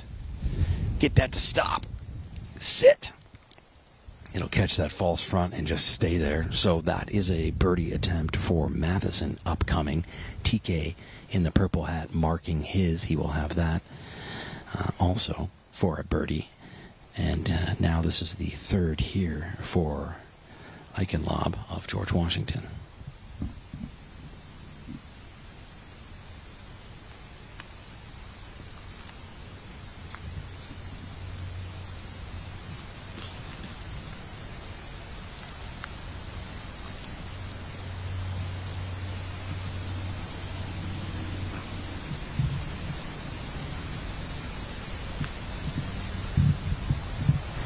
He's just on a downslope there, so the ball a little bit awkward at his feet. Just wants to get this up and on ever so gently because that hole's going to slope away from him. Pretty saucy hands right there, so Eichenlob in good shape. So birdie putts for all, except for Carson Baez. Baez walking it off. He's going to pace this one. He's got this for an eagle, but let's take another look at the hands of Eichenlob. Just got to be gentle. Wanted to just land it on, and it just rolls to a spot where you'll have a good look at a birdie there. You see, throws a mark down on it, and Carson Baez makes his way back to this ball where he's got an attempt at eagle. Loves these long putts. Was talking to him a little bit earlier, so let's see if Baez can't make a go at eagle here. And why not take a good long look at it? Carson Baez has played very well today. Birdie on the last after nearly missing that eagle.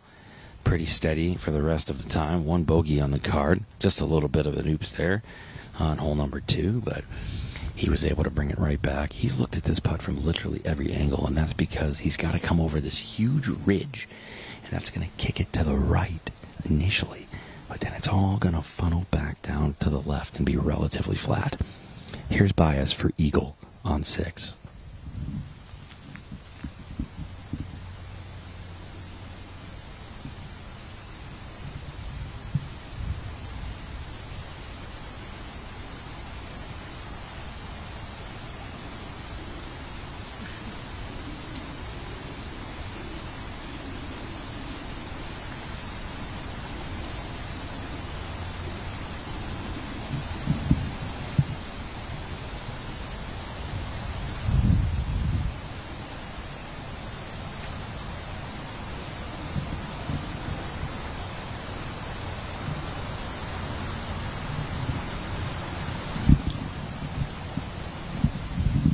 Really good strike at it, but that's not going to be near enough nor high enough. This is going to fall off hard to the left, and it's got a bit left there for a birdie. Won't be very happy with that one.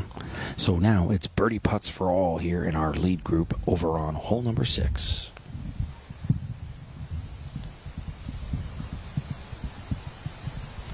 All right, let's go over to hole 11. Sara Diaz. Shoma Taguchi, the senior from University of South Dakota, This is the second shot. Guys, the wind is getting really strong now. The players gave themselves just a few seconds to reset before they putted. This is going to get really interesting. And this is JoJo. Joseph Dolezal. Everybody calls him Jojo. He's feeling really confident about his game, had a recent win, had a conversation with him, and he told me that he changed his mindset. Instead of thinking that he was playing the tournament as an individual, he was really thinking about his team, and thus he began to score really well. So he said, do it for the team, Sara. We'll pause action here, take you to Nick.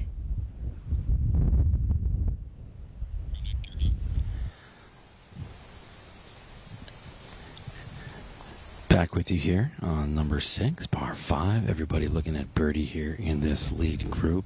First to play will be TK of JMU.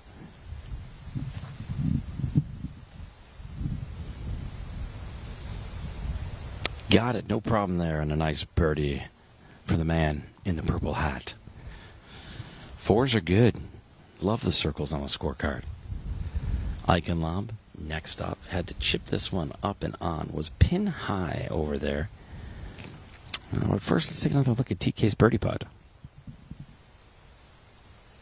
One more look at the chip. This is how Eichenlob got himself up and on.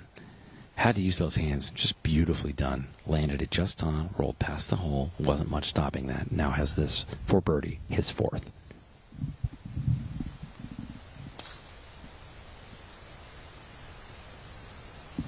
Yep, that looked good right from the hop, and it's another birdie here at the gettable par 5, 6th.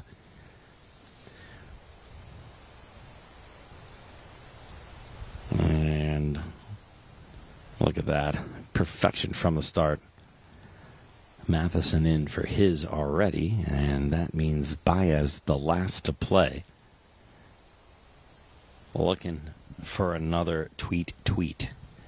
Back-to-back birdies on back-to-back par fives would be a nice way to continue on to the finishing holes on the front nine.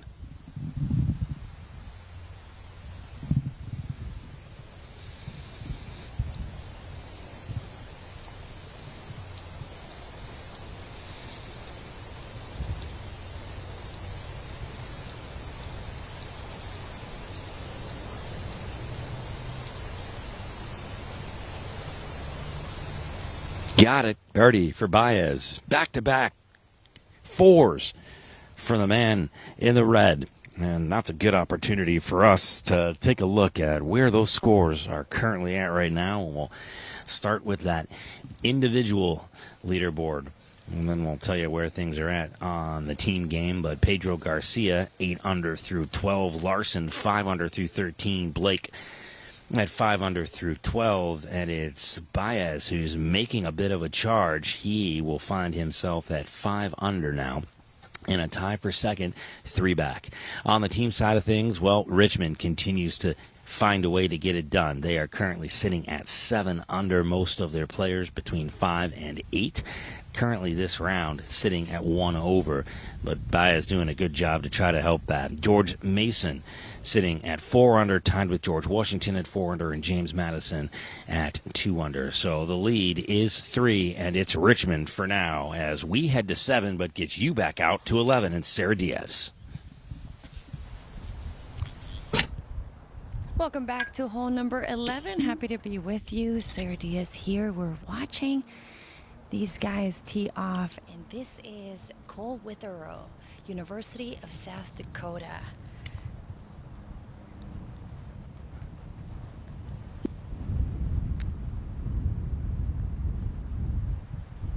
We lost it. Okay, here we go. We thought he had hit. It was just a practice round. He's just going to wait for this gust of wind to die down. I don't know if you can tell, but the flag is really moving now. The wind is cross. It's going to be a right to left wind for the players.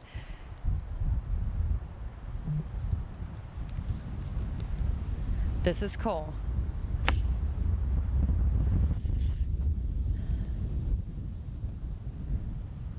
All right, safely on. Not a bad place to be. We've seen that putt all day long. Just got to cozy it up to the pin, get a 3, and move on this difficult hole 3. Hole number 11, excuse me. All right, let's go to Nick.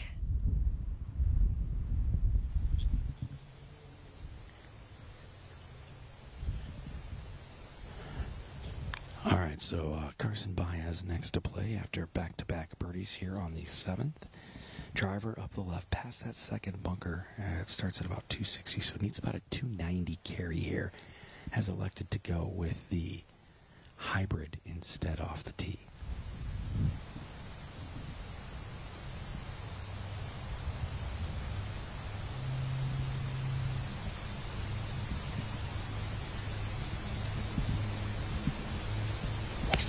Wind is at his back, pushing, prevailing, typical here. This ball going to move just a little bit to the left, and that'll stay short of the bunker.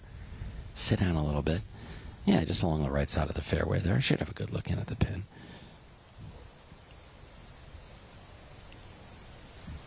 Well, leave himself about 115, 120 in.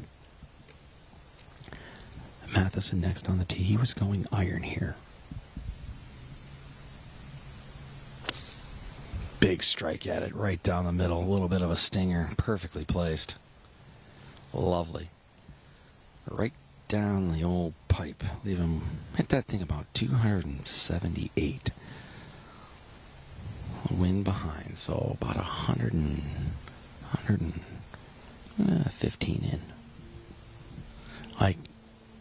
Eichenlaub. Ready to go here.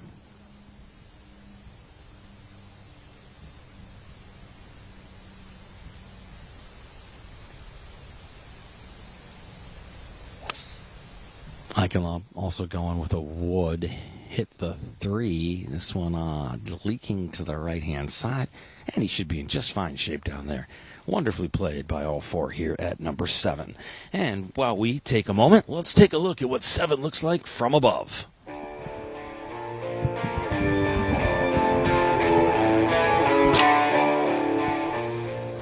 The 7th hole is a classic mid-length par 4 at 383 yards that rewards precision off the tee. The fairway narrows as it moves uphill, encouraging players to find the proper landing area for the best angle into the green. From there, the approach climbs slightly toward a Ross green set naturally into the hillside. Bunkers guard the approach, while tightly mown runoffs surround the putting surface. The result is a hole that demands careful positioning and a confident second shot.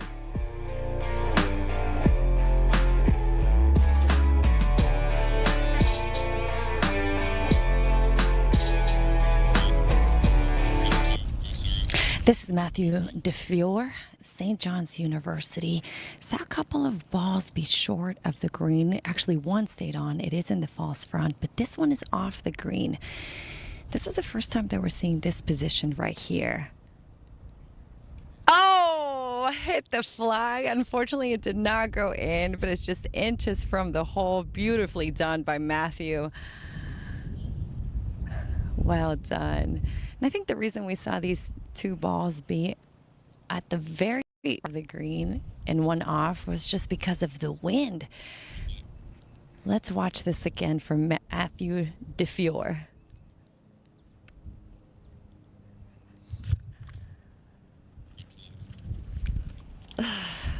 Beautifully done. He just walked past us, gave us a smile. Vaughn McMeans. This guy swings hard. Followed him a couple of holes yesterday. George Mason University making their way up to the leaderboard, currently in 2nd place. And we see the head coach, Pazinski. He said, just call me P, but I got it, Pazinski. Just a fun name to say. They've been great host of the tournament. This is going to be a long lag putt, and you just saw Vaughn take a huge breath. That's because he needs to deal with that slope that we see. He's going to have to put enough strength to get over it, but you have to be cautious. You don't want this to go past the hole. Just let her roll down that hill. Come on. All right. Coach confirms it was a good putt. All right. Gotta give your players a bit of confidence. You're so close to that first spot. You want all your players thinking positively. Now Cole Withrow, University of South Dakota. The Coyotes.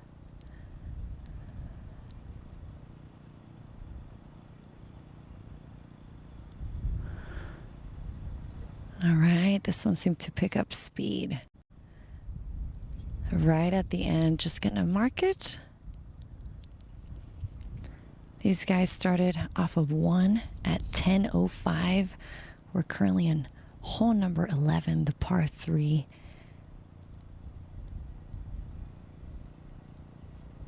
All right, well done.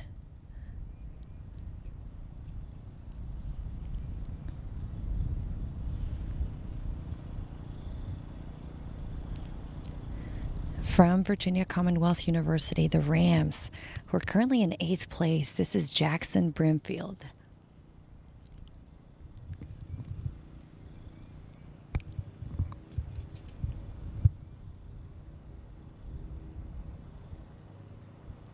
Left hand low.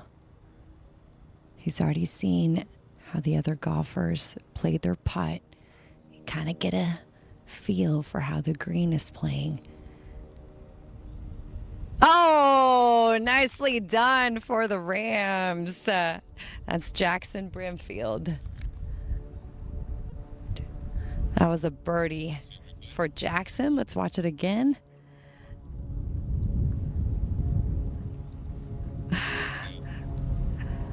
Nicely done. by Mr. Bramfield. All right, this is Vaughn trying to save his par. This is important for George Mason University. Currently in second place. Oh. And drops one shot. Unfortunate for the Patriots. Let's go to hole number 7 at the fairway with my partner, Nick.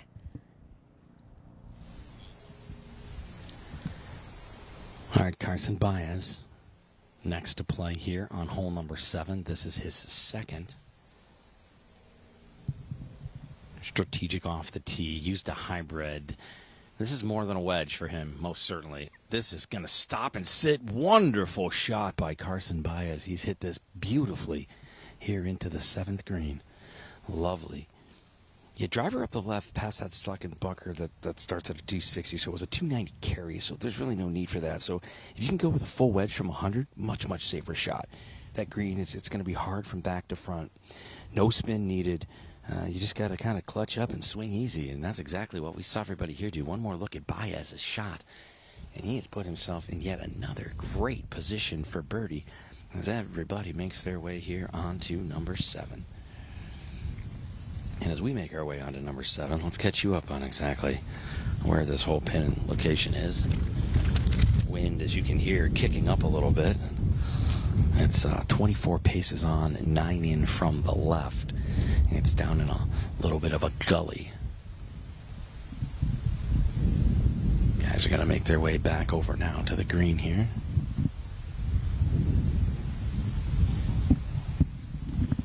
And we'll take a quick look at the individual leaderboard as it stands right now, and action continuing here. And glad to have you along on Babygrande Golf for the Donald Ross Collegiate. Pedro Garcia currently at 7 under. Anders Larson at 5 under. Blake 5 under. Rawwig at 5 under, and Baez at 5 under with TK. So TK and Baez both in this group currently sitting at 5 under. They are tied for second right now, playing some pretty impressive golf. On the team side, it's still Richmond with a 4-shot lead sitting at 8. All right, back with you here now over on the green on 7. And everybody sizing up these putts. Nobody really committing to anything yet. A little bit of a standoff. It's going to be Eichenlaub to play first, and he's overshot this green, so it's a wedge for him. No chance on putting this one over the river and through the woods if he would have, so he's going to have to take a good look at this.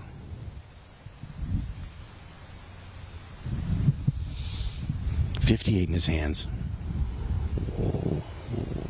Want to just land this one right into the head here. Just dive into the hill and let it slope up. Wind is pushing directly in his face and starting to pick up as we expected it would.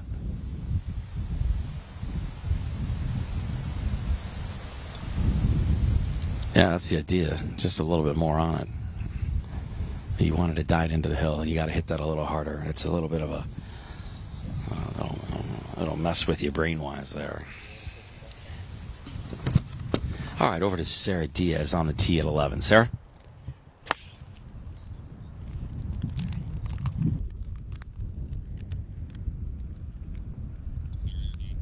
All right, welcome back to 11. We've got George Mason University, St. John's, University of South Dakota, and Virginia Commonwealth University. We just have one ball on the green. This is the second player. Wind has been a little bit crazy today.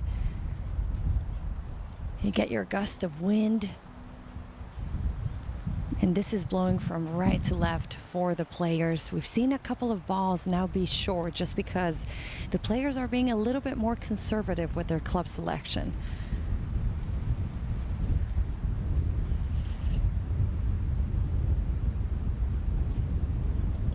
I'll tell you something. This part of the world is beautiful, but when you have winds like this, it can be very challenging. Ball in the air. This is leaking left. And is it gonna come down? Just a bit. All right, on the green. Let's go back to hole number 7. All right, back with you here on 7 green and some birdie putts coming up.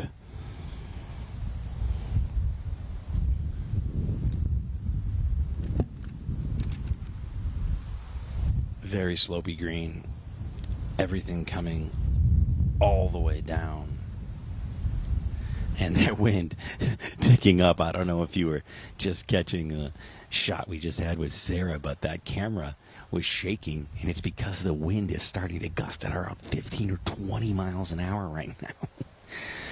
So batten down the hatches and put on the extra weights, and if you haven't had a sandwich for lunch yet, get that inside you too, because you're going to blow away here in Pinehurst.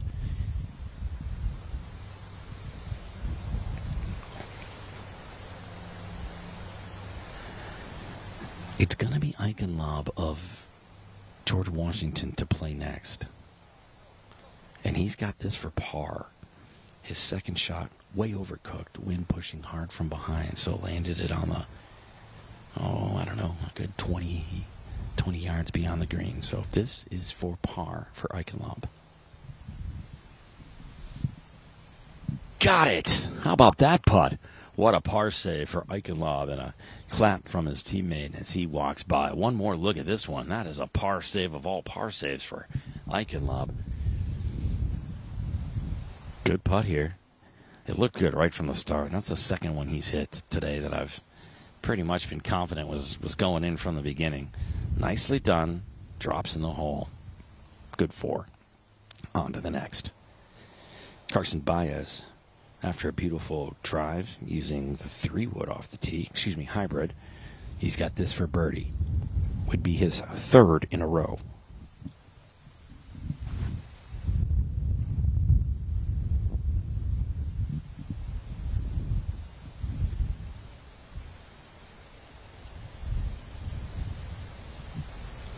Here's Baez. And got it! Fist pump and all. Snuck it in the back door off the right-hand side, and another birdie for Baez. 3 in a row. Get a fire hose. The man is scorching right now.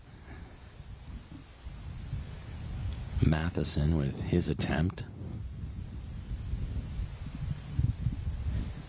Baez now just 1 back of the overall lead.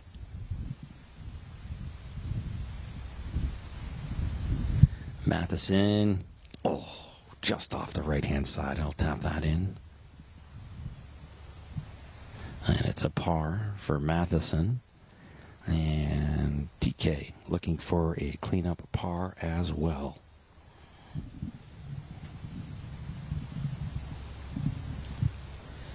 Here's TK. Got it. So a couple of pars and a birdie. Baez on fire. 3 in a row. Sara Diaz, I can see you over there on 11. Let's head over to her. Joe Rawling, University of South Dakota.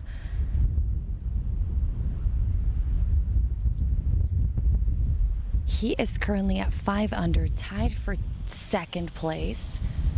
He's making his way over to the green. I couldn't find him. But he's just making his way. There's 4 players currently tied for the 2nd position.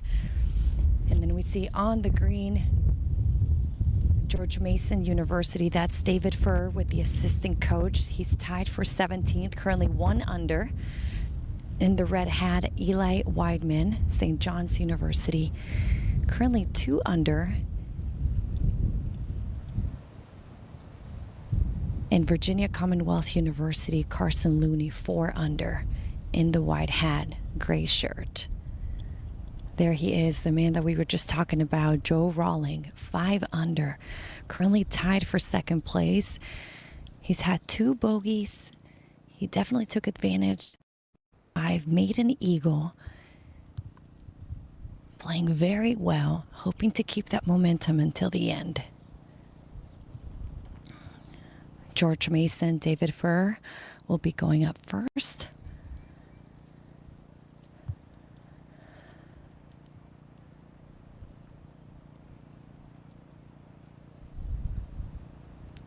This is going to be slow up the hill, but once it reaches that mound, it's going to be coming fast.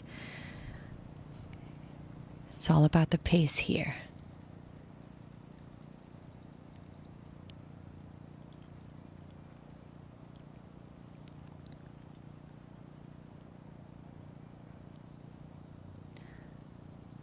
Oh, great speed by David. George Mason, 4 shots behind of University of Richmond. Trying to make something happen fast. These guys started on hole number 1, so they just made the turn. Still have a while to go. Plenty of opportunities left. Remember, these par 3s, this is where the course defends itself. Sometimes you just have to take your medicine. Sometimes you just have to play conservative. And I would say that for Rollin, that's what he's going to have to do here. Just get a good speed, get it close to the pin, make a 3, and move on.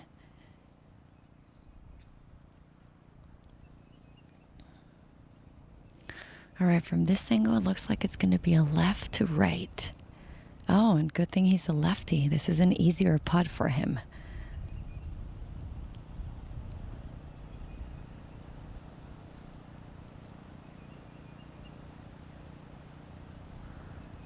Wind is dead right now. Gotta take advantage of the opportunity. We see the trees blowing in the back, but we don't feel it on this hole. Come on.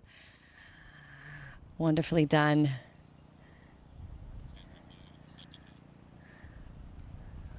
Let's watch this putt again. This is Joe Rollin, his birdie attempt, long lag putt, just the perfect speed.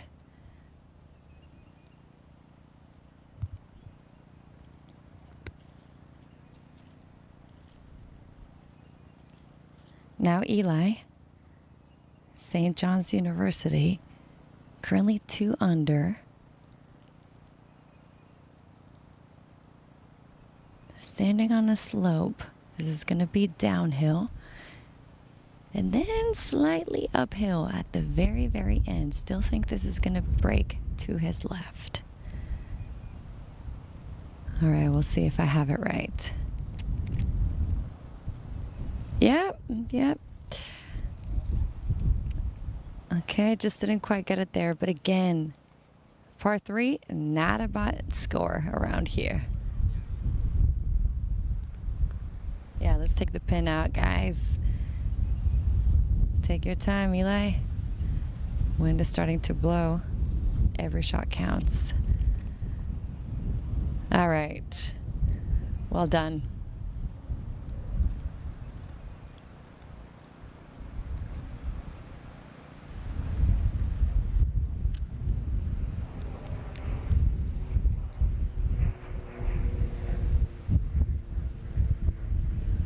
And this is Carson Looney, the VCU Ram, currently 4 under, tied for 7th. Still, it would be really nice to get a top 10 in this prestigious tournament. Come on, come on. All right. He looks disappointed, but this is a good putt.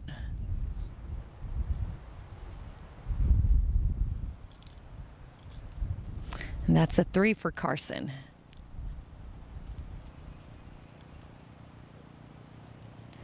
Delicate little putt here for David. We've seen the coaches be on this hole several times. Always helps when you have a second pair of eyes look at the slope for you. But in the end, you have to trust your own feel. There we go. Let's go to my partner, Nick. All right, back with you over here on the par 3 8th. It's a great hole, but you just can't go long. If you go long, you're looking at a bogey, possibly a double. It's for most of these players going to be an 8 or a 7 iron, but the wind has absolutely picked up. It's in our face and coming off of the players from right to left. You just got to get this thing in the air. All right, Baez first. He's got 8 iron.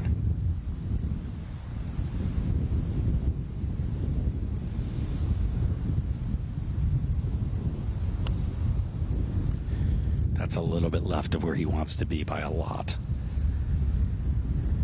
That wind is going to push it even further, so he is off to the left-hand side and short. Not the strike that he was looking for. As TK will come up to hit next. This is a front-to-back green. This is classic Donald Ross. It is a total tortoiseshell.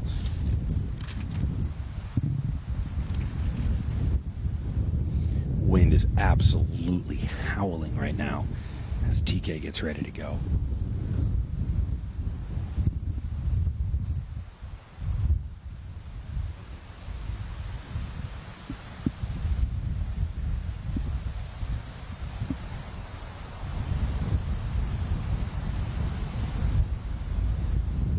All right, here's TK.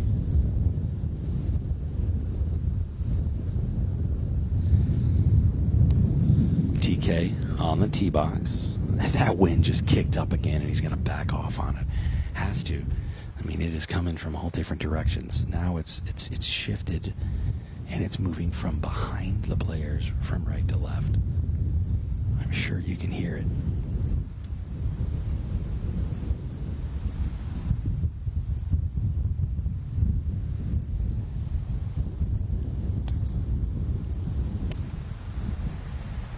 Hit this well. Ball in the air.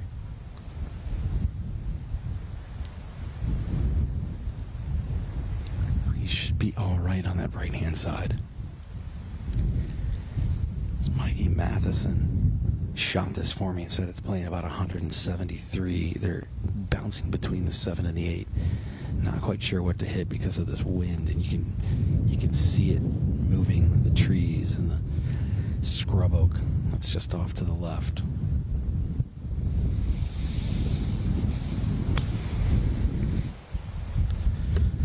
Matheson, 8 iron.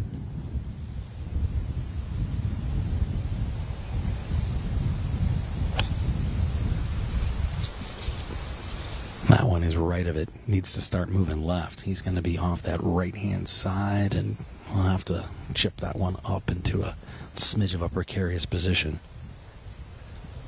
Eichenlaub will be next to playing.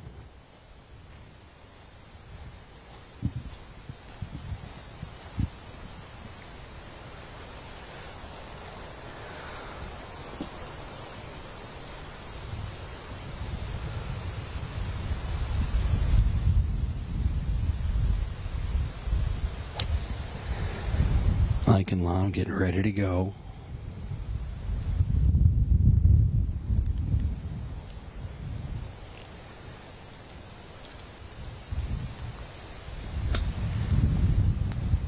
Hit this one well and off to the left.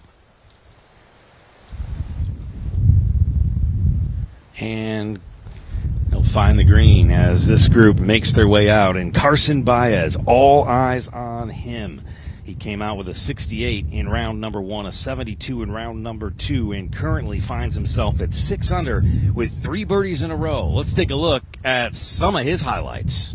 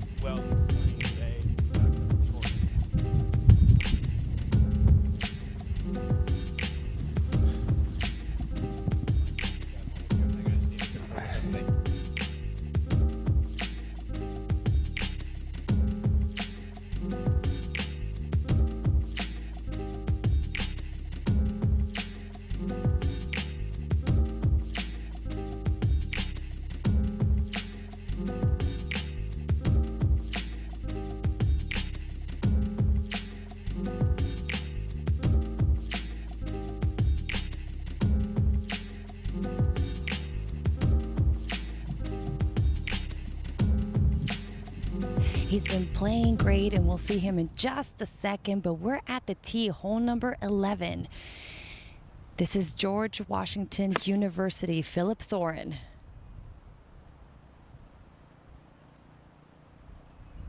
And short, yes, you know, with this wind, just feeling it really strong from right to left, it's making players doubt what they're going to hit. We've been seeing a lot of great shots, mostly on the green, but as this wind has picked up, we're starting to see that the mistake is at the front of the green. And this is James Madison University, Owen Coase. Ah, well done. Beautifully done by the Bulldog. JMU is currently 2 under as a team. And just so you know, RVA is leading the way. Richmond Spiders, that is, 7 under. 2 shots back is George Washington. And then 1 shot behind them is George Mason at 4 under.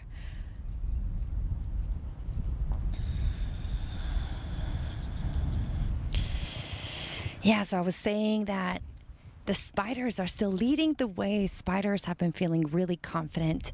They recently had a win at the Loyola Intercollegiate, and it was a record week for them.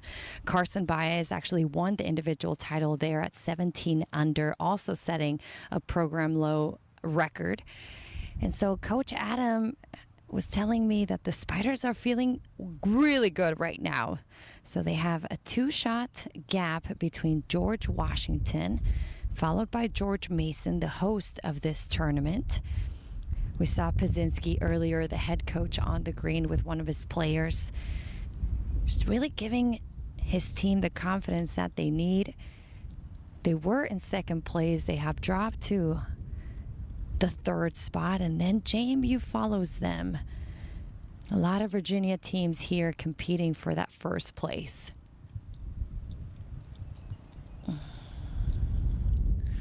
Players are arriving to the green.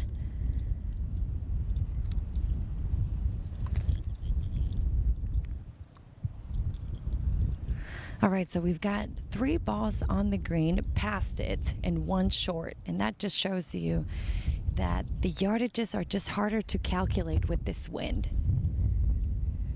Earlier, we kind of saw the group of balls being the kind of same area of the green. Right now, there seems to be, you know, a 20-yard difference between these balls.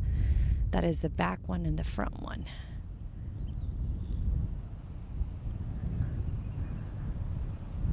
Philip Thorin from George Washington University will be going first. And I actually met the guys yesterday, George Washington University guys, as they gave me a ride back to my hotel. Great group of guys. Philip being from Ecuador.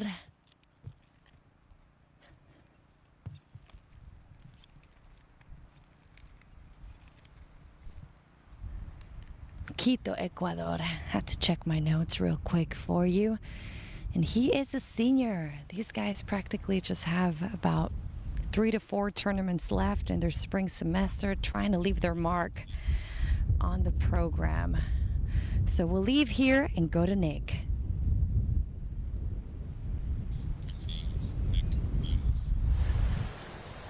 All right, well, thanks, Sarah. We're back over here on the par 3 8th, and this is where Carson Baez's tee shot ended up. He was in the ground under repair area, so took 2 clubs of relief, so this is his 2nd.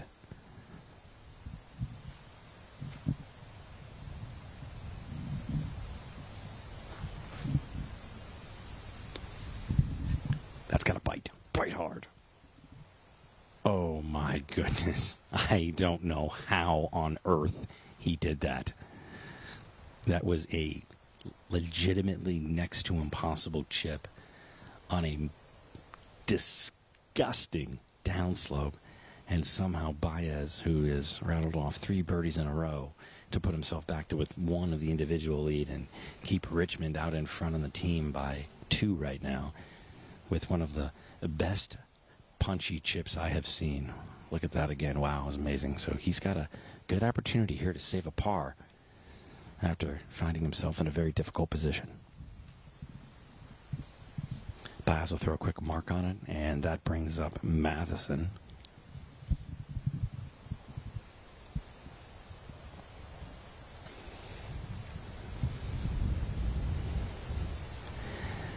So Matheson now for par. Had to chip up and on, and that one's got to sit. It's going to go just a little bit long. All right, we got some more putts coming for you here in just a moment, but we'll go back to Sara Diaz over on 11.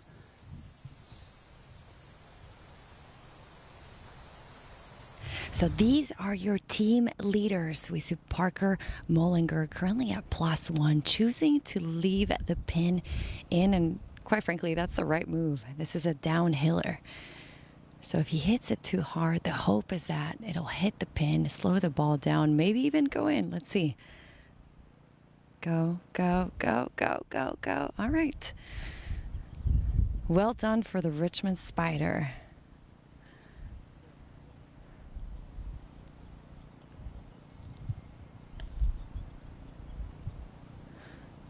Okay, so we've got 3 teams that are in the top 4 spots in the tournament. That is University of Richmond, George Washington University, and James Madison University. Now this is Adam Green, Townsend University. Second shot.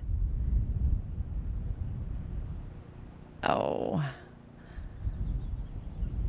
All right, it's not bad.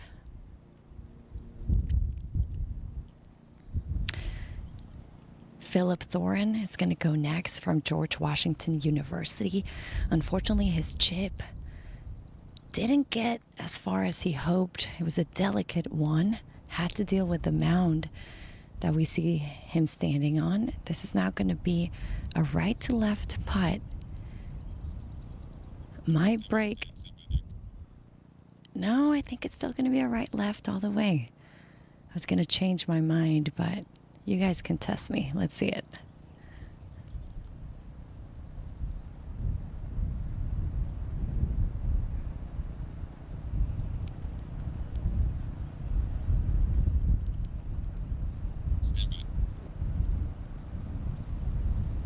And it broke to his right.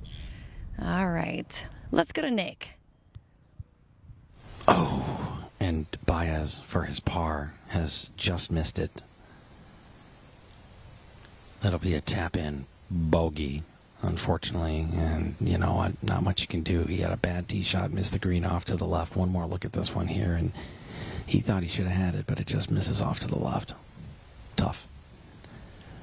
Matheson for his cleanup.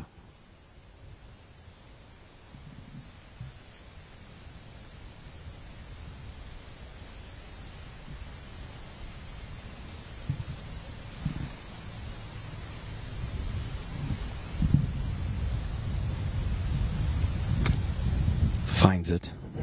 Nicely done.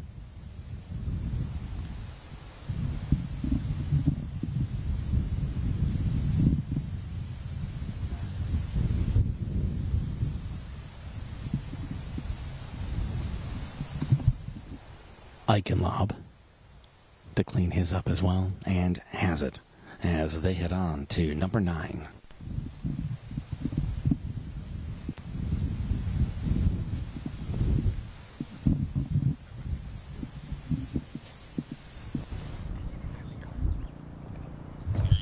All right, just a par there for Townsend University, Adam Green. Philip Thorin, who we see on the green, ended up making a bogey. Did not hit the green, made a chip, didn't get it close enough, and it was a 2-putt for that gentleman. All right, let's take a look at the leaderboard. See where we're at. For the individuals, We got Pedro Garcia still leading the way. Wow, what a great performance by that Spanish player playing for Bowling Green University, State University, that is. But there's not a lot of breathing room there. We've got Carson Baez from Richmond at 6 under, and then one shot behind him, we've got 3 players. Anders Larson from Eastern Kentucky, Joe Rollin, who we just saw on hole number 11 from South Dakota, and Vaclav Tichy, hope I'm pronouncing it correctly, the Bulldog from James Madison. This is all within striking distance of Pedro Garcia. Pedro Garcia still defending himself. And remember, this guy is not playing with his driver, but he's making the best of it. Now let's take a look at the team leaders. Richmond, Virginia, still atop at the leaderboard, 6 under, trailing behind by 1 shot, George Washington. And let's go to Nick first.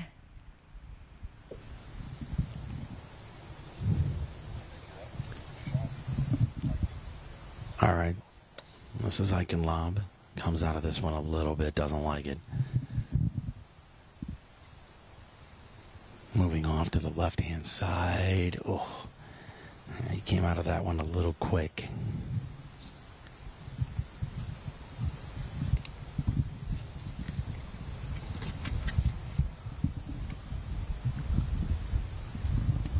Ninth, it's a par 4. It's 340, but it's around the corner, so you really can't let yourself go for it, as Matheson is next up to hit.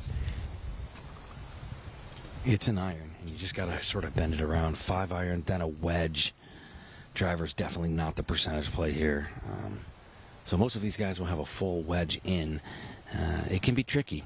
This par 4 340 is an interesting finishing one. Let's take a look at it from above with our hole number 9 flyover.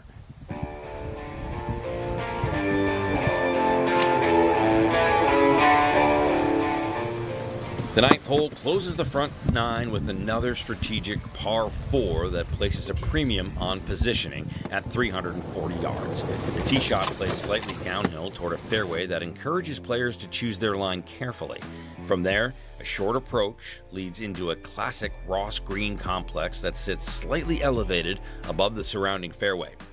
Bunkers and tightly mown slopes protect the green, making accuracy with the wedge approach critical. It's a thoughtful finishing hole that demands precision rather than power.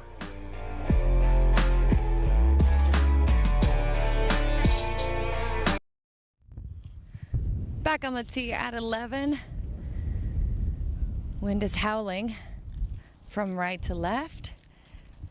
We see the Richmond Spiders walking behind us. Go Spiders, they said. Coach Adam and Parker Mullinger, who was just with us a moment ago. In good spirits. You can always tell by the pep, by the walk of these gentlemen. All right, back to the tee. This should be Sky Ong, Townsend University.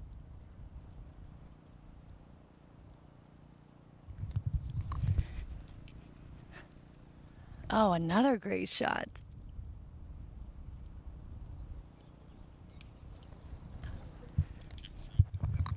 All right, in the gold, Adam Benchik, George Washington University.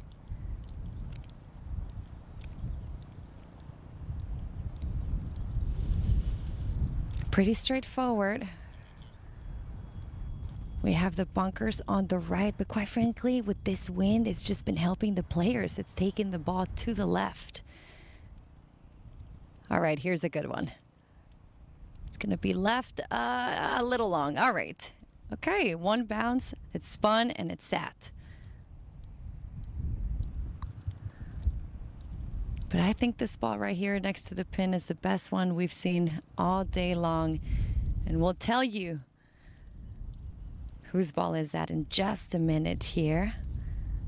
We're at hole number 11 at Donald's. And we'll pause here and go to 6.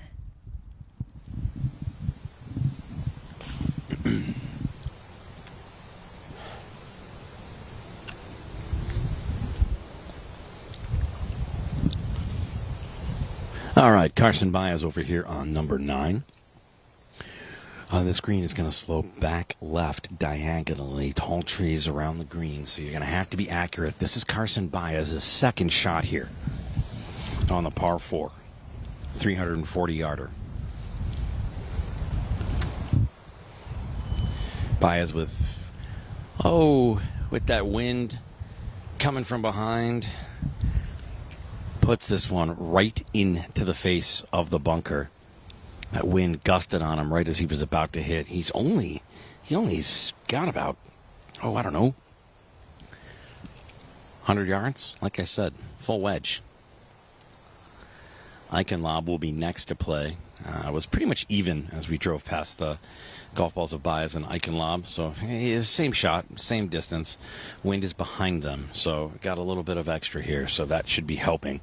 The prevailing winds on this number 9 at Mid Pines Golf Club, traditionally in this position.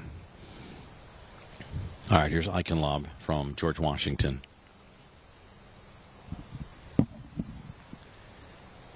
Oh, I like this shot by Eichenlob right at the pin. He's got to spin that thing. Oh, goodness.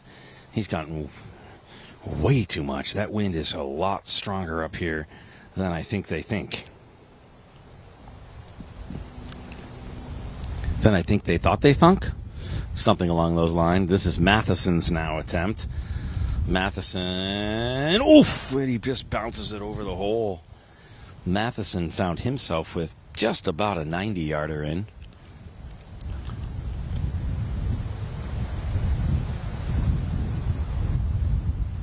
And that is my apologies. Yes, that was Matheson. I'm sorry. The sun is playing tricks on my eyesight now. So this is Vaclav TK of JMU. He's hit it the furthest of everyone, so he is definitely less than 100. So he's going to have to knock a lot off of this. Here is TK from JMU, his second. Nobody on this green yet. Well, actually, I'm sorry. Matheson, yes. TK has taken too much off of it. He'll come up short. Baez short left in the bunker. TK in front. Matheson on the back of the green with a birdie putt. And it'll be interesting for George Washington to get up and down from there. Zeklov's got a tough one. Back over to Sara Diaz. Sara? For the folks watching at home, we've got assistant coach from University of Richmond, Cole, standing right next to me, who wants to give a shout out. Shout out Patrick Istwell and Jack Lopiana. Hope you boys are doing well. Good shot here from Young D. Let's see if he can drop it in. Let's go, University of Richmond. Thank you all for being with us this afternoon as we look to see who wins the Babygrande Donald Ross Collegiate. My goodness, I don't know what the weather forecast said. Like 30 miles per hour, would you say? 40 miles per hour? I'm looking at my cameraman just to have information on what these winds make since I stopped. This is Ethan Anderson, excuse me.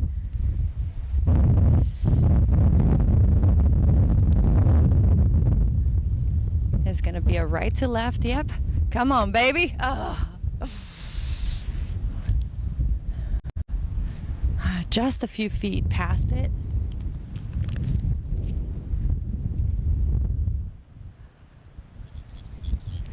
Okay, we'll leave the action here at 11. Let's go to Nick.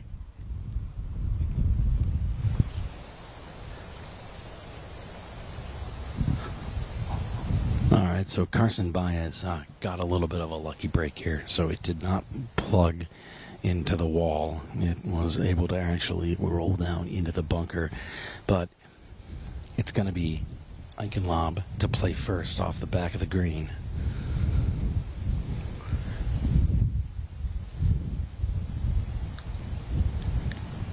So Eichenlob had hit his second shot way too much. That wind is pushing completely from behind. So a tricky chip here to a very forward sloping pin location. This is going to run away from him. He's just got to get it over this first ridge.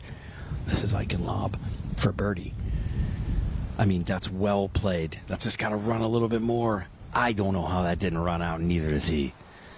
Super confusing how that didn't give him more than what he thought. Couldn't have really hit that much better. Got it over the slope, and I thought it would take off. It just flattens out quite a bit. All right.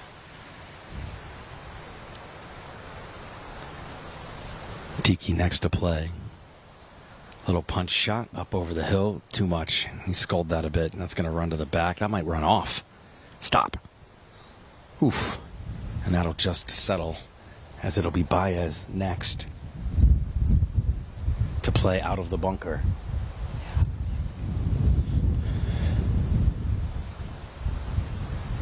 So here's Carson Baez from the bunker. This is his third. Just needs to get this close. A bogey on the last after 3 birdies in a row. So stem the hemorrhaging here a smidge.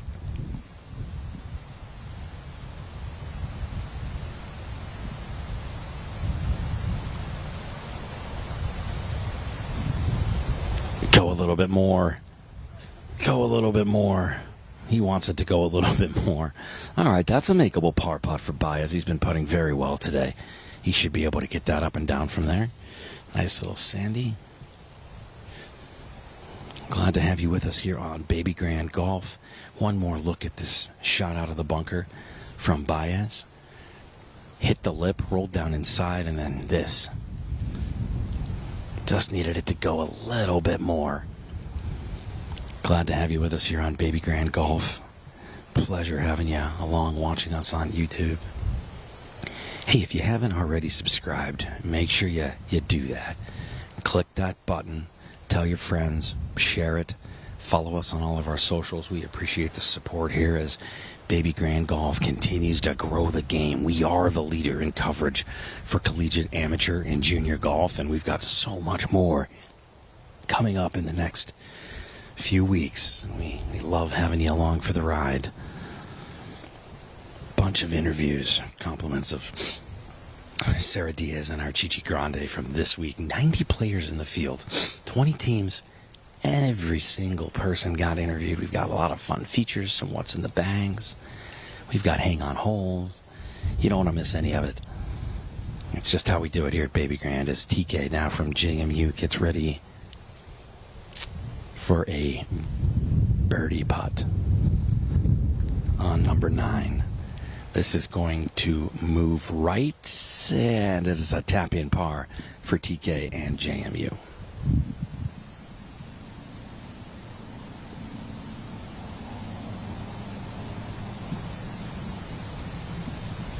No need to overthink that one. Just get it out of the way, clean it up, move on to the back 9.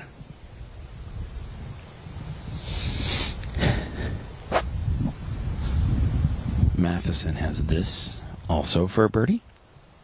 Same putt we just saw TK have.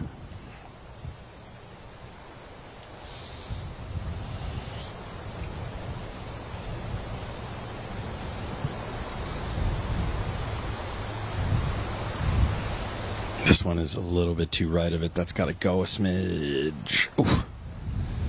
And it'll be a tap-in par for Matheson.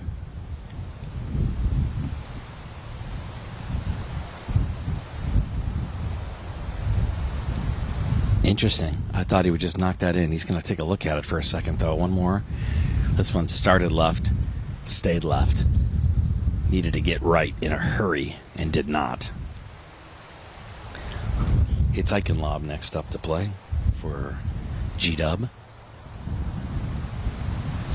I wonder if George Washington actually went by G-Dub. You think they had nicknames back then in like 1775? Probably. It's probably like, what's up, G-Dub?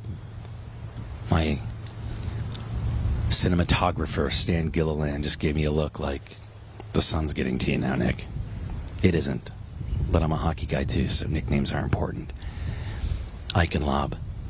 Lobber. For par.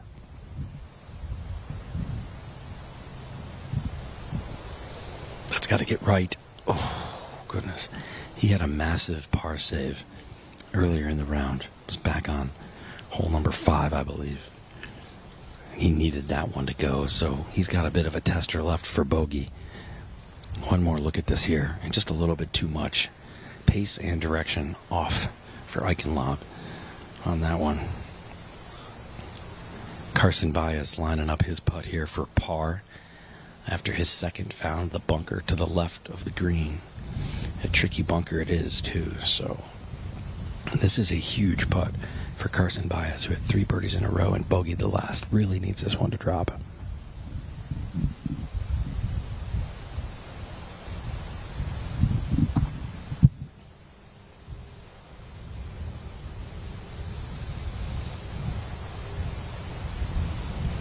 Got it. Such a confident stroke by Baez as he finishes with a nice par here on 9. One more look at it. And Baez with a really nice putt there. That's a good, confident par as it's Eichenlob. He will clean up his bogey here.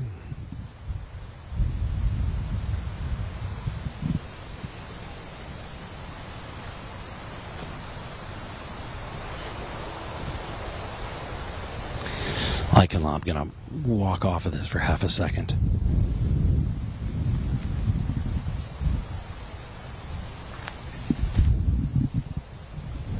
Eichenlob for the bogey, and he'll put that one in.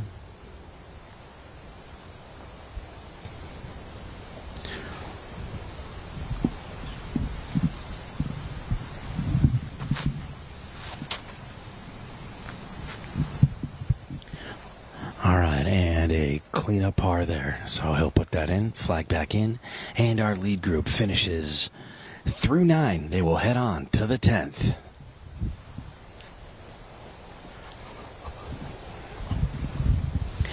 All right, look at the individual scoreboard here as we will get set to head it back over in just a moment to Sara Diaz. But Baez currently 2 back of the lead. Pedro Garcia up at 7 under.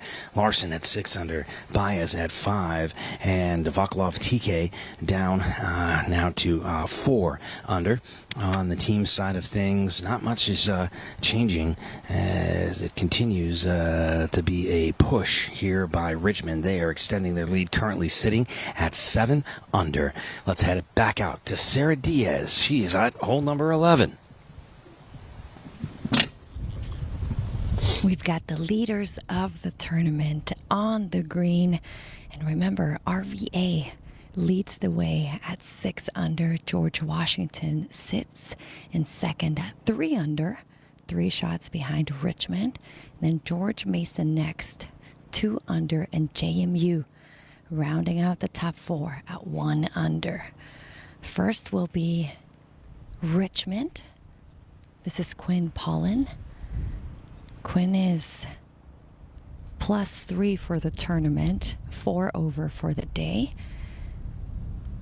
Can't quite tell if he's off the green or on the green, but he's got his putter in his hand.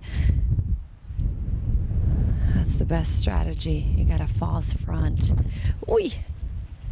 And our chair has flown away. Saved by the cameraman. Sorry about that, guys.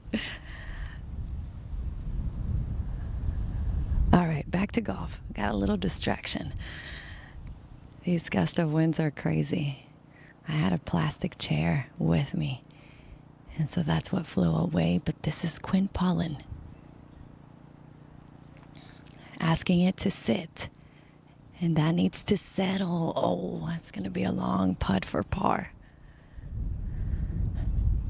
This is not what Richmond wants. They only have a 3-shot gap between first and second place. And that's George Washington, who we're going to see next. This is Max Lamb from France, currently 2 over even for the tournament. We'll pause here and take you to some more action.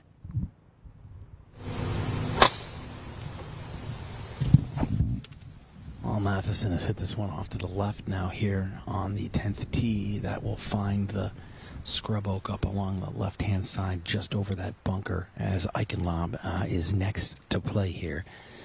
Both Baez and TK have already hit their shots into the fairway. This is Eichenlob, the last to play of our lead group.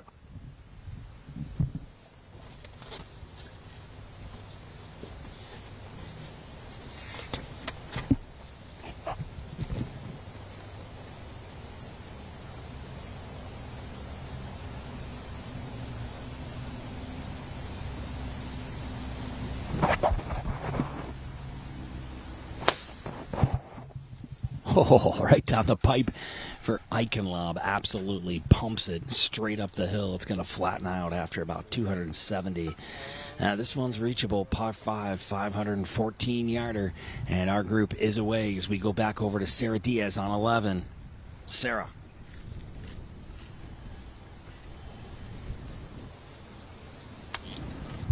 This is Gismondi, the Townsend Tiger. Townsend University trying to make a move. Jai is currently 1 under for today, 2 over for the tournament. All right. Jai asked Alex Siebel from James Madison University if he could finish. He said, yeah, that's good. My putt is straight. Sounded confident, the Bulldog. This is Alex. Rocking the purple hat, the university from Harrisburg, Virginia. JMU currently sitting at the 4th spot at the Babygrande Donald Ross Collegiate. This is for birdie. Oh, all right. Just needed to roll a bit more to the left.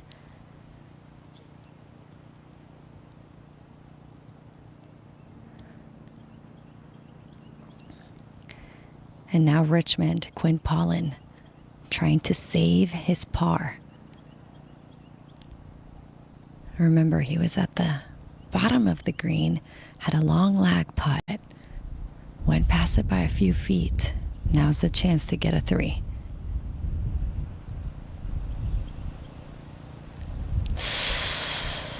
And that's going to hurt. That's a bogey for University of Richmond. Not what the Spiders wanted. All right, so Max saw this putt. Just going to take another look at it. Feel really comfortable. This is a French player from Paris. Paris, France. He actually lives in the suburbs of Paris, he was telling me. He's seen the Eiffel Tower a million times. Let's see if he can see the line here of his putt.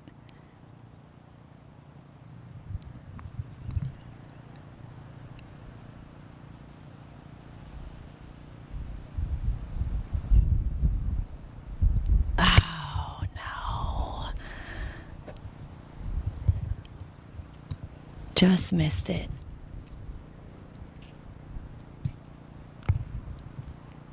And that was a bogey for the Revolutionaries. So University of Richmond and George Washington University with a bogey. Let's see if James Madison University, Alex Seabaugh can make a 3.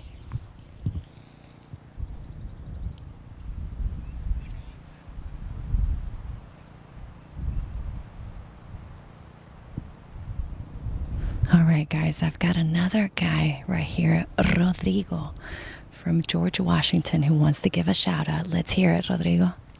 Hi, everyone. For Joan and Monivan that are in Mexico City, living in and watching, big shout out to them. They're supporting from back home, so hope you guys are seeing it. Have a good one. All right, Rodrigo, thank you for the shout out. And that's right, we're hoping that everybody at home is watching. And let's take it back to Nick, hole number 10.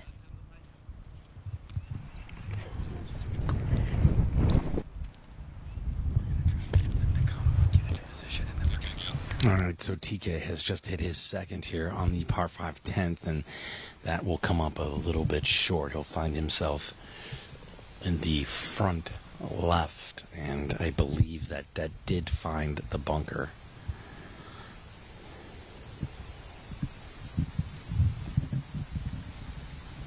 The bunker in the front left there, and I believe it's going to be... It'll be Matheson to play next. But he is in a little bit of trouble on the left-hand side. Finds himself in the scrub oak there. Somewhat of a difficult place to be.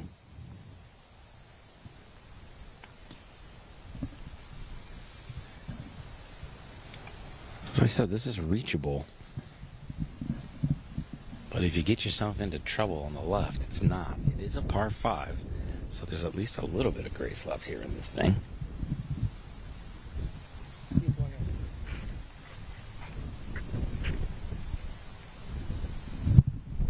Here is Eichenlob. He's on the far right side. Eichenlob's second. Beautiful shot here. Is that enough? It is not. That'll find the bunker just in front of the green.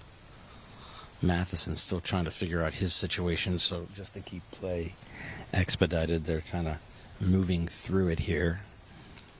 Eichenlob has found the bunker, and that'll bring up Carson Baez. They're going to need a rules official over for Matheson. So after Carson Baez plays and Matheson figures out his ruling, we'll take a look at this hole from above, but it'll be Baez to play first. Carson Baez is hitting the driver just lovely here today. And he has put this one right down the pipe. Baez with just a little bit shy of 245 left to go. So here's Baez. His second on the par 5 10th.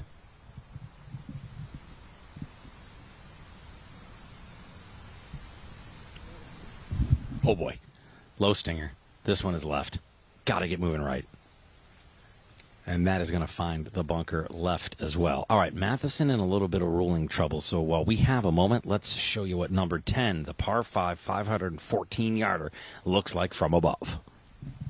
All right, now you can change. The back begins with a reachable par 5 that offers a chance to start the inward half with momentum. Measuring at 514 yards, the tee shot plays downhill toward a generous landing area framed by the natural sandhills terrain. From there, players must decide whether to attack the green in 2 or lay back to a comfortable yardage. The green is protected by Ross bunkering and subtle slopes that reward a well-struck approach. It's a hole that invites aggressive play while still requiring thoughtful strategy.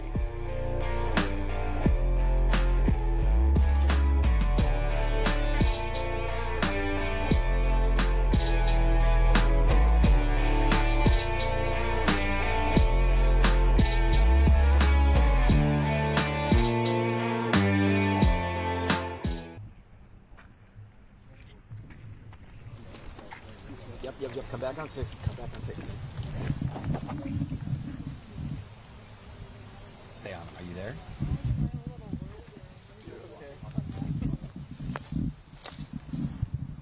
All right, so Matheson having a little bit of a ruling over there.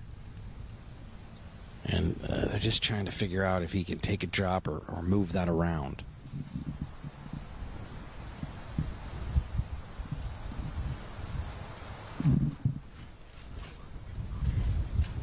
Yeah, just trying to find an appropriate drop here so that he's not on the cart path. So after he drops it twice and makes his attempt, he can place the ball so that it's back into play. And now he's gone ahead and he's placed that. So now he can play it. So Matheson here, this will be his second. No penalty on this. He's getting relief from that cart path. You're going to miss. That's the miss here, truthfully, because you at least get yourself a drop. A miss right on this hole puts you in a real precarious spot because you're OB into the houses and the villas that they have here at Mid-Pines Golf Club. The only OB, like I said, is just really right, and it is reachable. Nobody on the green here in 2, though, however, but it is protected by those bunkers, but they're safe. The biggest play here is just not to go long into this fescue that's behind. All right, here's Matheson. This is his second here at 10 after a drop, or I'm sorry, a relief.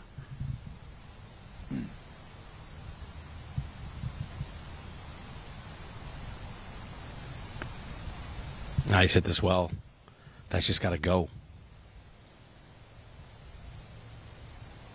And it's going to come up well short. It's in the fairway, but it is a par 5. So he's going to have a chance at this here. Not a problem at all for him. I really like that play.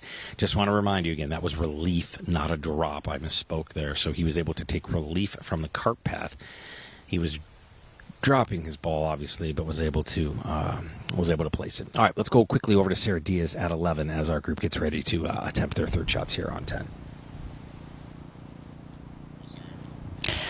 Welcome back to hole number 11, and it is the Towson Tiger, Arihau Fana, who will be going first.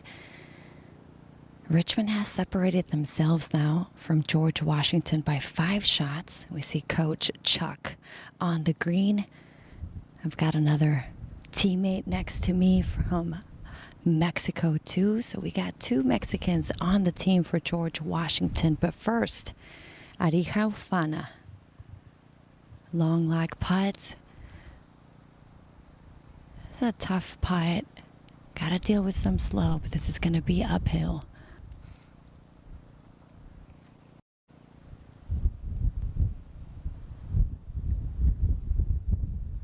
Sit, sit, sit. The Towson Tiger fans asking it to sit. We got a lot of fans representing this.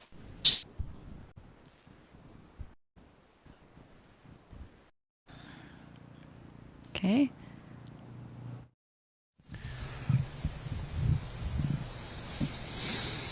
All right, Sara Diaz, yeoman's work over there on hole 11. She will be heading to 18 green now, where her and I actually had a little bit of fun during the practice round. I can't wait for you to see that. Matheson, his third. He's overcooked this by a lot. Oof, sit down. Well, no real excuse for that one there. That's a little bit of a loss of focus. You come out of that, you get relief out of that situation off on the right-hand side, and then you find yourself now long of the green. So it's going to be a very difficult putt for him at an attempt for birdie. Let's go over to Carson Baez, who is in the bunker on the right-hand side. This is Baez, his third.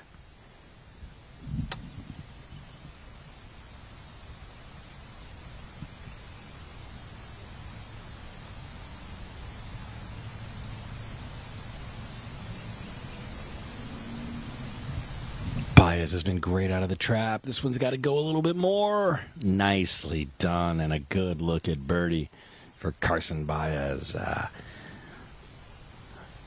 possible Sandy. That'd be nice.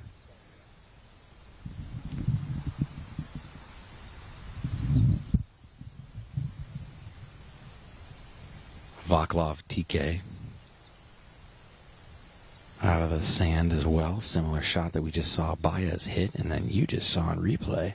Because that's how we do it here at Babygrande. TK. Nice one as well, and he's put it just inside. And that's a beauty of a shot. All right, and now a tricky one.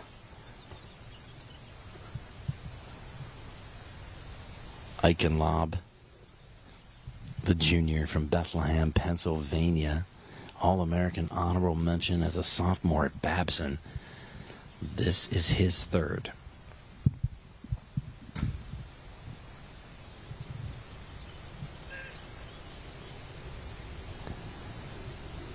Here's Eichenlob.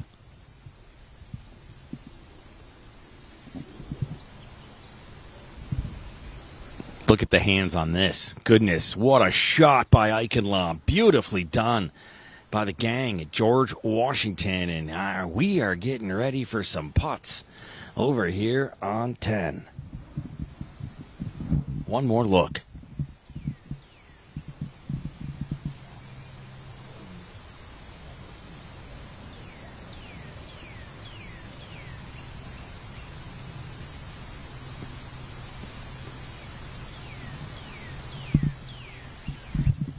All right, so Matheson now.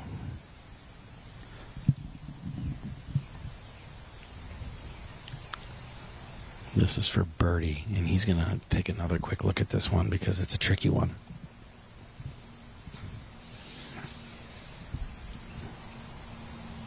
The miss here was long, and that's unfortunately what has happened. It wasn't long enough to be dead or dangerous, but it's a tricky chip. It's downhill. The grass is thin. The ball's going to be below his feet, and this green runs away from him to another false front. He's going to have to be very handsy with this one, but he's a hockey player. Grew up in Boston, loves the Bruins. Big hands here.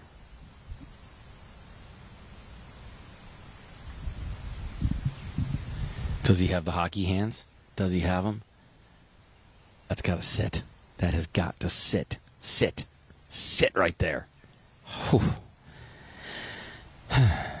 Sigh of relief. Not happy with that chip, but he has a look. At par. Sometimes that's all you can ask for. You're never out of the fight if you've got a putt for par.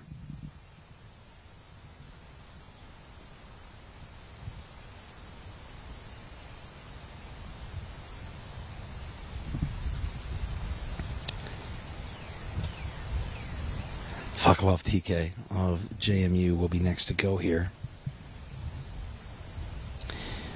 And JMU has fallen off a little bit today. They're down as a team at 1 over for Vaklov TK. He is 1 over on the day, 3 over on the tournament. Nice putt there. Well done. And a birdie for him. We'll get one back. You gotta like that. Yes, sir. Big putt here for Towson, who stays at 3 over, and this is Matheson, who is 3 over on the day. Best players for them is Fana at 1 under and Sheth at 1 under. This is for par.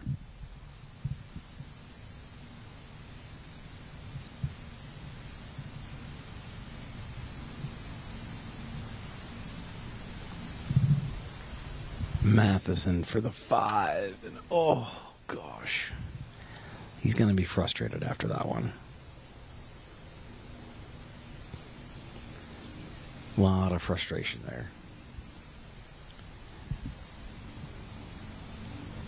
All right, so that brings up Carson Baez. His Richmond team currently at 6 under. They have the lead by 4.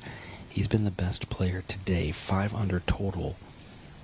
1 under on the day after a 35 on the front 9, 2 bogeys, 3 birdies, and now has this for a birdie to get himself to 2 under on the day and his team to 7 under. Carson Baez from Davenport, Florida, the sophomore, for birdie.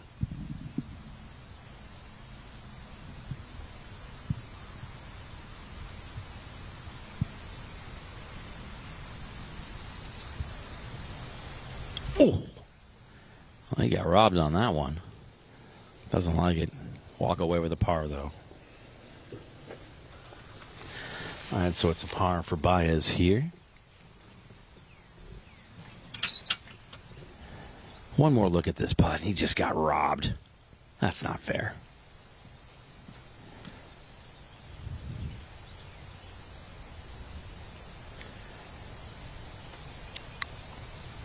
I can lob for birdie. Got it. Nice little tappy tap tap taparoo. And we head to the 11th after we get a quick look here at the leaderboards.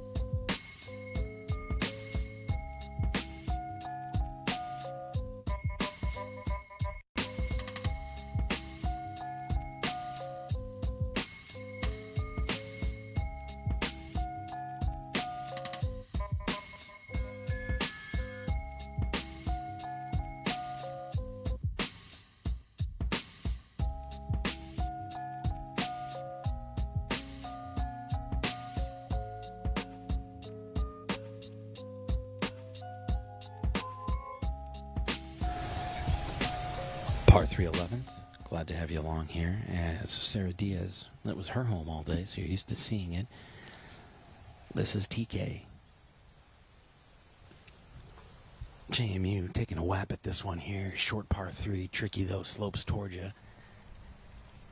And a good shot. He puts that one just on the right-hand side, pin high.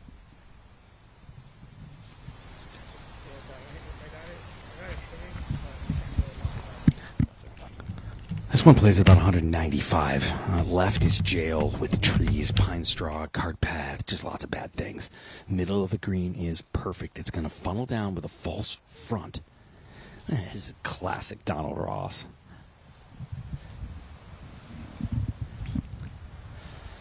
All right, back on the tee. Eichenlob will be next.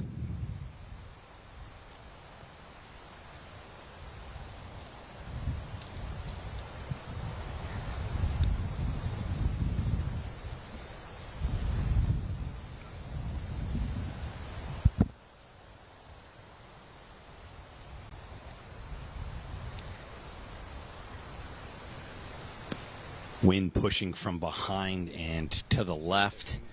Good strike by Eichenlob, and that is going to come up short, but just over the bunker that is on the left-hand side at about 171 yards away.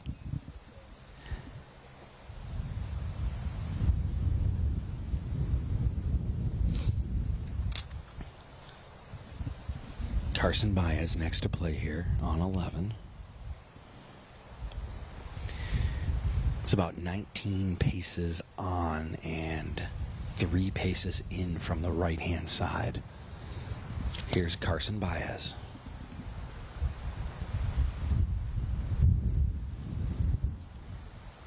A lot of wind here. It's going to be an interesting back nine for these players. They're going to really have to focus.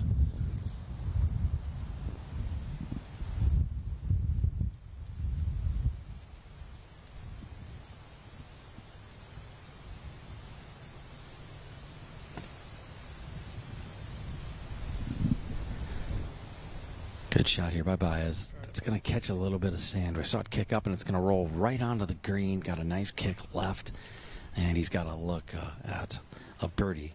Granted, long and uphill and drastically sloping from left to right, but there's a chance. Matheson will be next to play for Towson.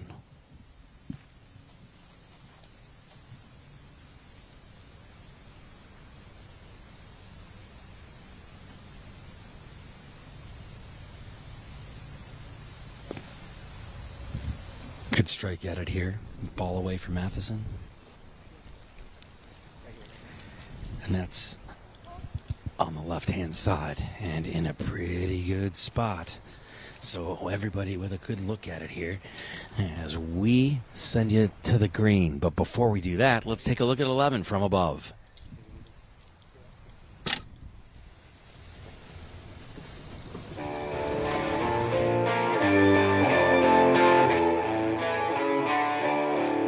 The 11th hole is a short but precise par 3 at 151 yards. The green is set naturally among the rolling terrain and is guarded by bunkers that protect both sides of the target. While the distance may seem modest, the challenge lies in placing the ball on the correct section of the green. Ross's subtle contours create a variety of hole locations, making distance control essential. It's a hole that demands focus and precision.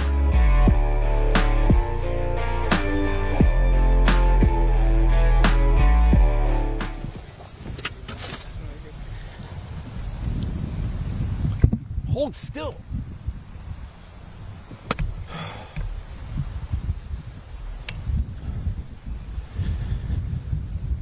All right, so everybody coming on up here to hole number 11.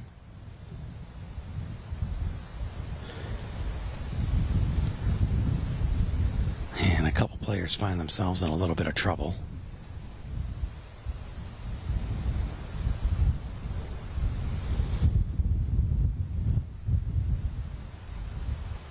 Everybody gonna get up to this green and take a quick look. Classic Donald Ross.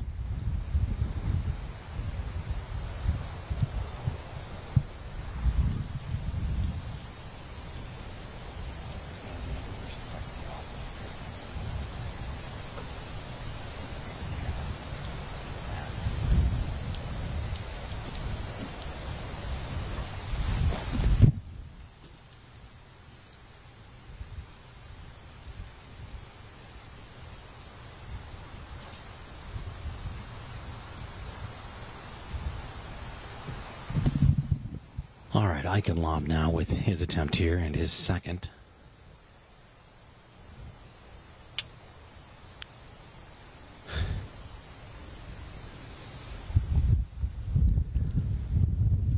Eichenlaub got a little bit of a tricky chip here.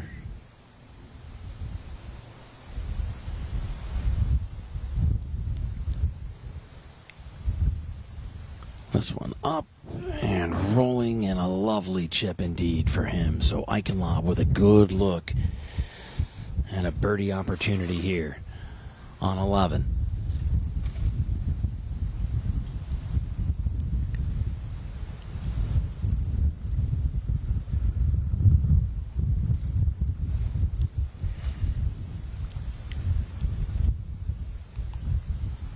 I believe it'll be Diaz who will be next to play.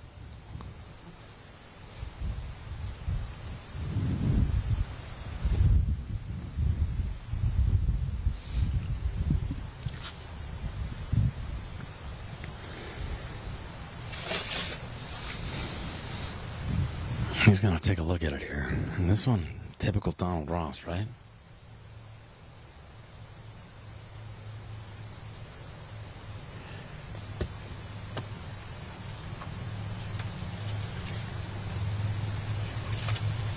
Everything sloping away, and this pin finds itself in one of those precarious spots. I believe it's going to be TK next to go. Well, I can't tell. TK has set up his ball and has his alignment set, but I do believe it will be Diaz. It's going to be Diaz, Carson Diaz from Richmond. This is his attempt at a birdie.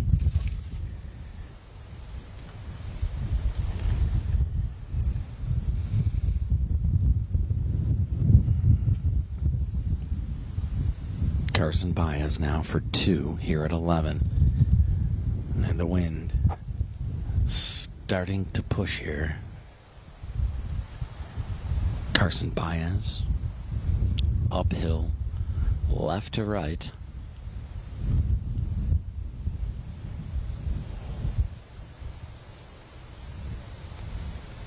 It's got to get a little bit more left. All right. Not a bad attempt. So Carson Diaz with an opportunity there for a par. He had a par on the last, so even right now on this backside.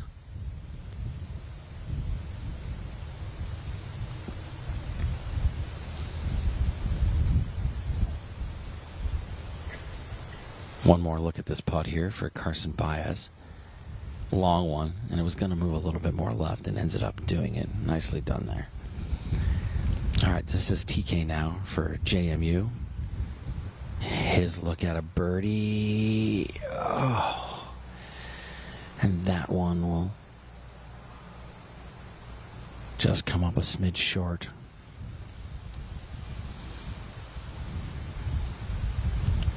Tap in here for TK. So a par for JMU.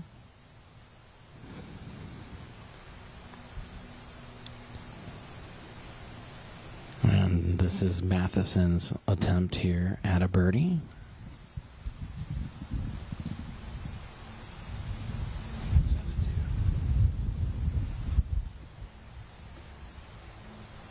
Matheson for a birdie. Oh, goodness gracious. He has blown this one past the hole. And you could just tell there's a lot of frustration going on right now for Matheson. He's just trying to get back into it and find the groove after a couple of tricky holes in a row. Just take a nice deep breath and see what he can do to try to calmly get this one back online. Buckle-off TK just walked past us. So Matheson has a touchy one here. Matheson with a tough one for par.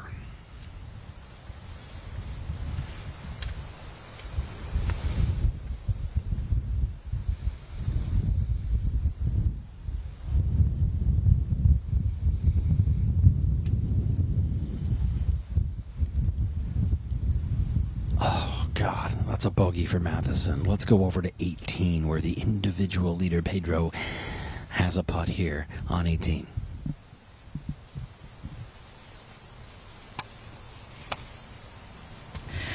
Hole number 18, we've got the two top guys on the leaderboard. Pedro Garcia leading the tournament, standing on the green with his assistant coach, head coach Tyler, and then Anders Larsen just picked up, or he marked his ball. That's going to be for par. Pedro Garcia currently at 6 under, one shot over Anders Larsen from Eastern Kentucky. And then right behind it is Carson Baez, actually tied with Anders Larsen. This is the closing hole.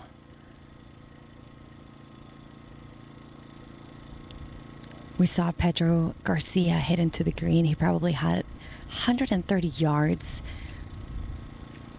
Gotta make sure we read this one correctly. This is gonna fall to his left. This is the freshman from Bowling Green from Madrid, España, or Spain.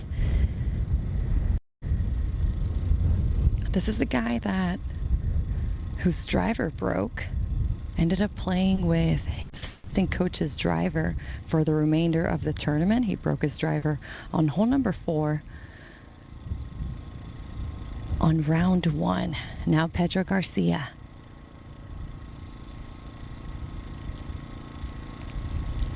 This is for birdie.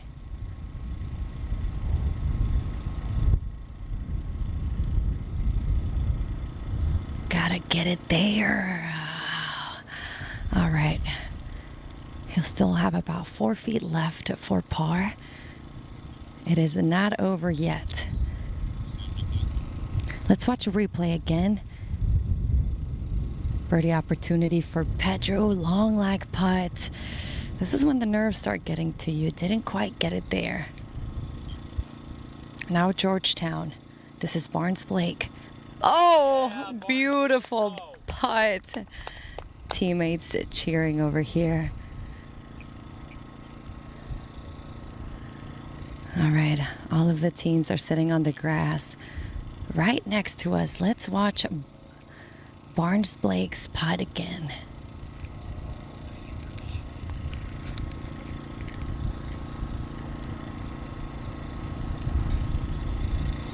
Now Christian Matt, St. Joseph's University. This is going to be a fast putt. Gotta watch the speed on this one. Final hole of the 3 rounds of 18 at Babygrande Donald Ross Collegiate at Mid Pines.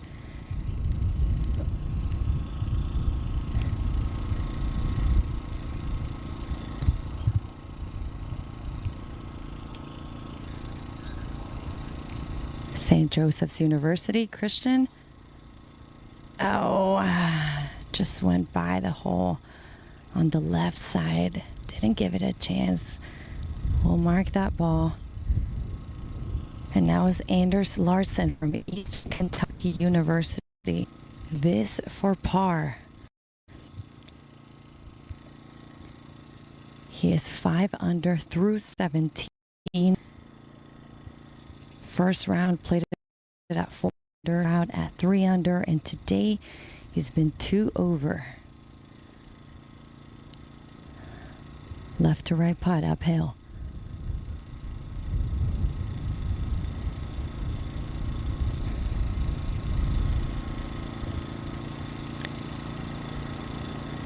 And it's in. Nice par for Anders Larsen. Deep breath. Okay, now Patrick, who played unbelievably well, even sit round 1, 4 second 3 under, and proved to be a more challenging. +1 for the day, 6 under for the tournament, for par. Yes, Pedro with the win. Bowling Green State University, Pedro Garcia looks to have the individual title here at Babygrande Golf, Donald Ross Collegiate. Now to finish things off, Christian Matt, St. Joseph's University. So let's take a look at the best shots of today, and then we'll go to Nick.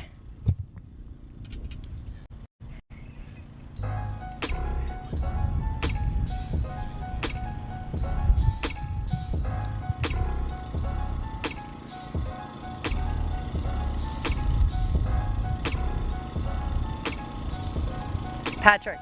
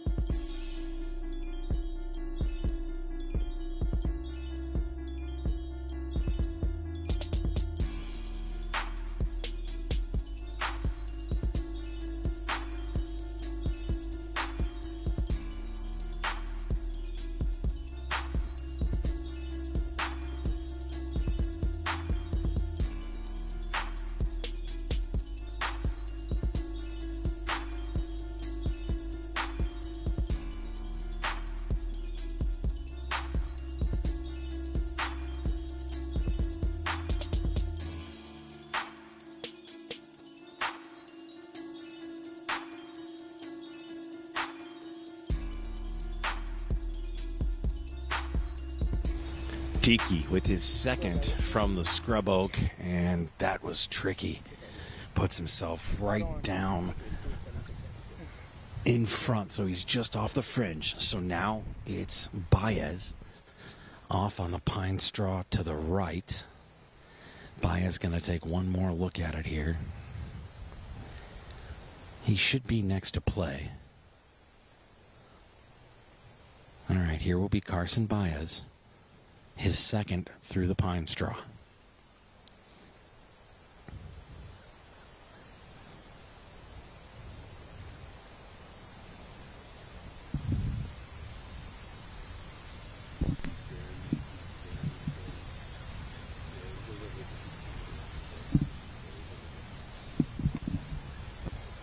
Baez hits this one beautifully. This is going to be good. Oh, what an absolute golf shot by Carson Baez from the pine straw to just about 10, 11 feet. Absolutely beautiful. One more look at it here, and he has hit this one so well. Absolutely love that shot from the pine straw. Confident strike, looking to get back on the birdie train here, and he's got a good chance at one on hole 12. All right. Eichenbaugh.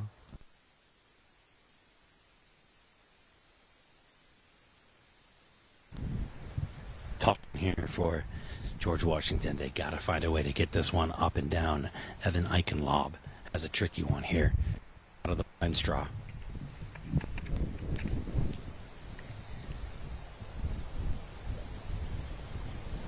All right, here's Eichenlaub. He's really thinking hard on this one.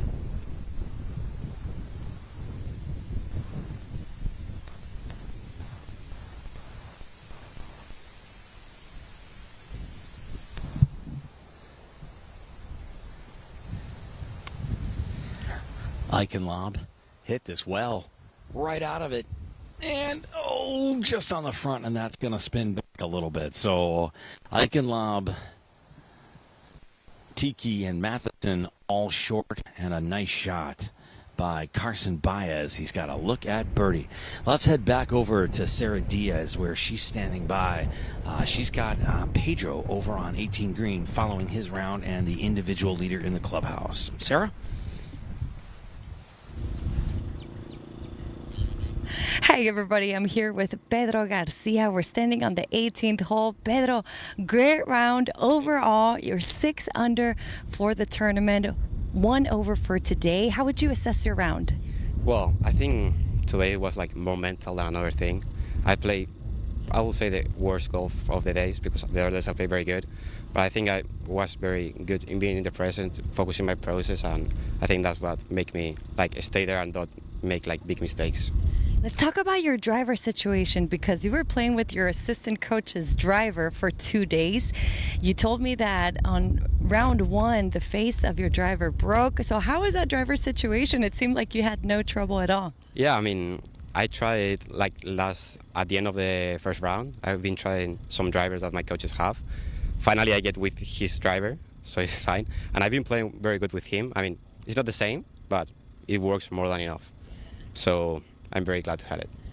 And last, we saw you on 18, and you had a 3-footer for par. Yeah. How were your nerves there? Well, there were a lot of nerves, but I hear some interviews that like having nerves is like good thing. It's like something to be proud because not everybody can feel it. So just focusing going in, be 100% sure I was gonna make it, and finally it went. Well, beautiful. Congratulations, Pedro. We are still waiting for their scores to get in, but it looks so far like right now you're the individual leader. So we'll wait for those scores in, but muchas felicidades. Muchas gracias. A ver si hay suerte.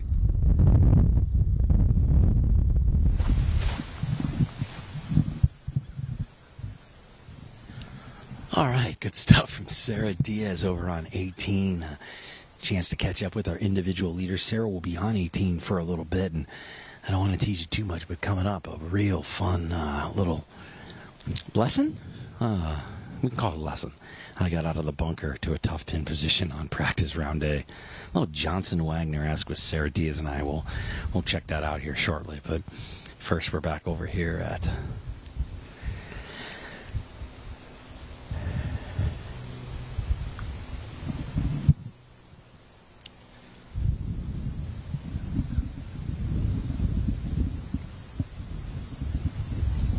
So this 12th, a real great hole, dogleg left with a fade.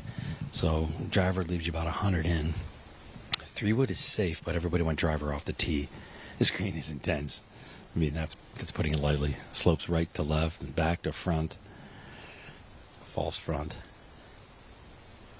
All right, this is Icon Lob for birdie from about 1,000,000 miles away.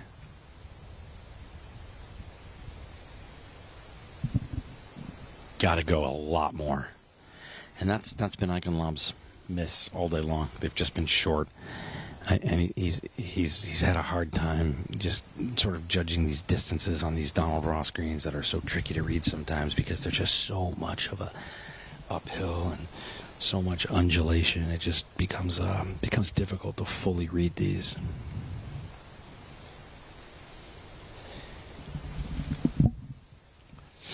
28 paces on, and it's about 4 steps in from the right side of the green. So Tiki next to play here.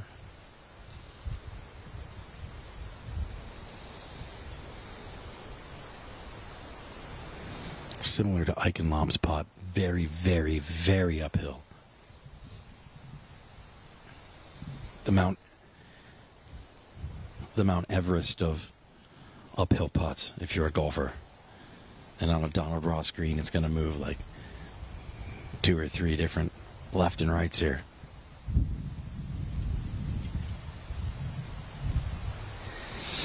Tiki up the hill, go a little more. All right, decent look there at a par. Well, Tiki will have that for a 4 at the par 4 12th. 380 yards here at Mid Pines Golf Club. It is the Babygrande Donald Ross Collegiate. And the name Donald Ross, so synonymous with golf here in North Carolina and Pinehurst. And Babygrande, synonymous with collegiate golf coverage. Here is Matheson for his birdie. And he just has not hit that enough. That is going to be a very difficult par putt for him.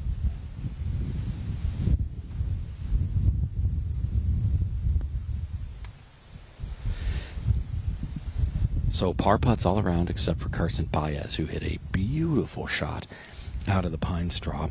He was on the right-hand side. And he blocked this sand wedge out of there. Had 132 yards, so had to bring it around the corner. Just talked to him as he walked up to the green. It's so funny.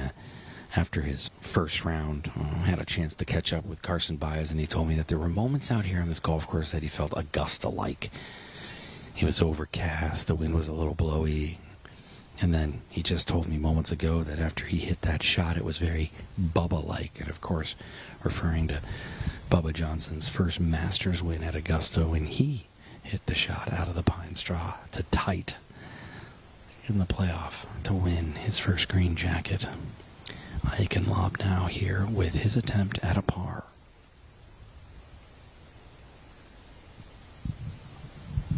Long one, moving right to left, and that'll just go over top of the hole. So that'll be a tap-in bogey, unfortunately, for Eichenlob.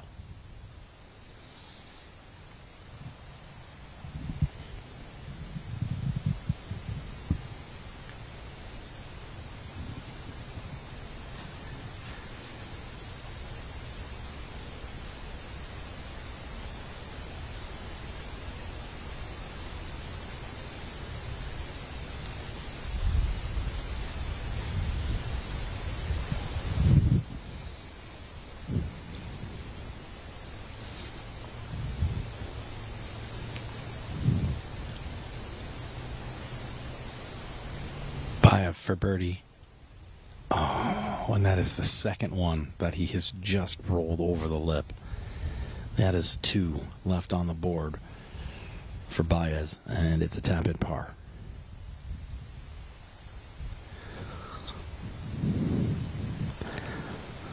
Matheson with a par opportunity here.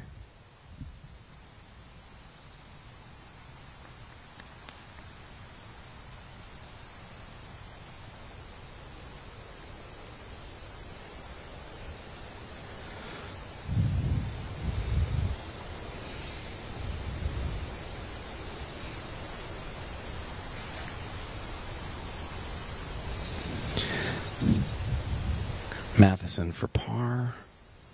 Oh, and he's going to come up just short. Let's go over to Sara Diaz.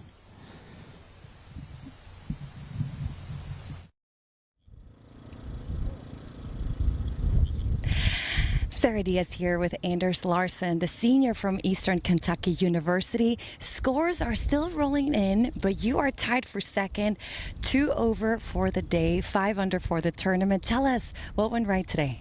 I drove it really well today. I put myself in some good spots, and the iron play was lacking a little bit, but wedges were good, and so kind of just worked around that driver. I hit it anywhere I could, and, just try to take advantage of a good day off the tee. You have yet to win your first collegiate event. We know it's coming, okay? But yesterday you were tied with Pedro for the lead. So how were the nerves last night and this morning? Yeah, I've tried to get in the mindset of, just understanding that when it's going to happen, and trusting in the Lord, And so I think that since I've done that, it's allowed me to play a little more free and just go and trust my game. That's right. Well, we wish you the best of luck. Thank you for your time. And let's head over with more golf.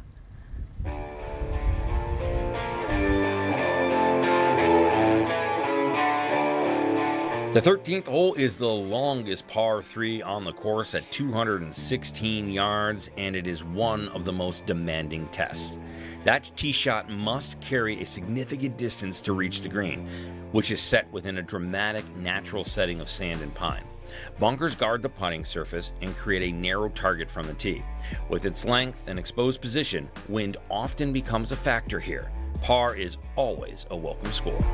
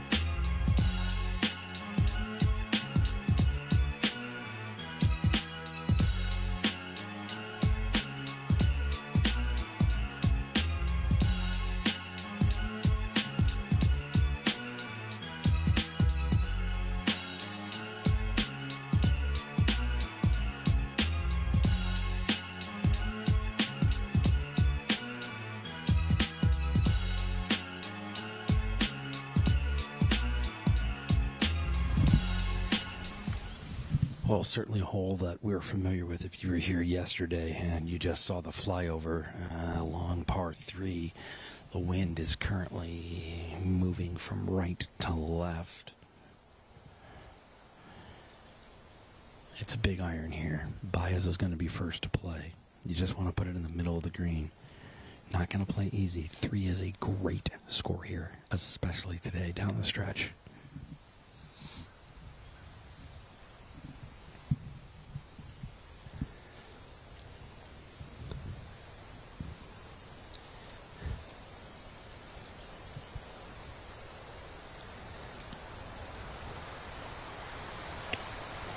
Diaz, long iron.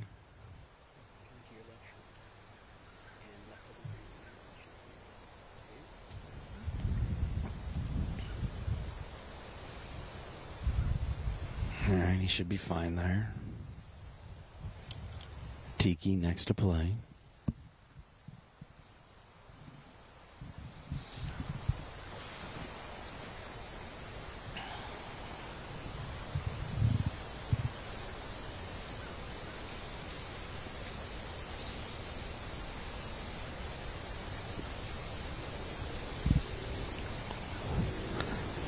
Oklov TK. Got a par on the last.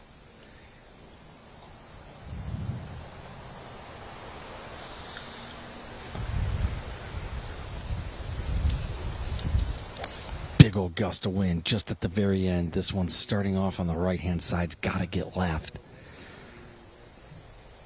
It does not. I think that made it to the green.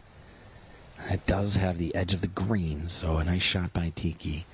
We come back up to the tee, and it is Mikey Matheson now for Towson.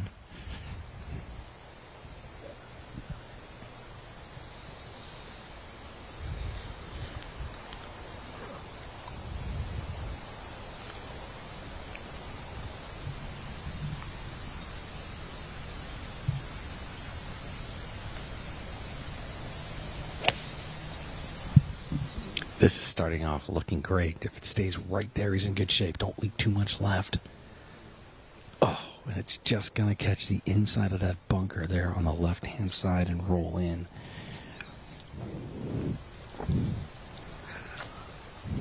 So he needed about 230 to carry, and he hit that about 229 and a half.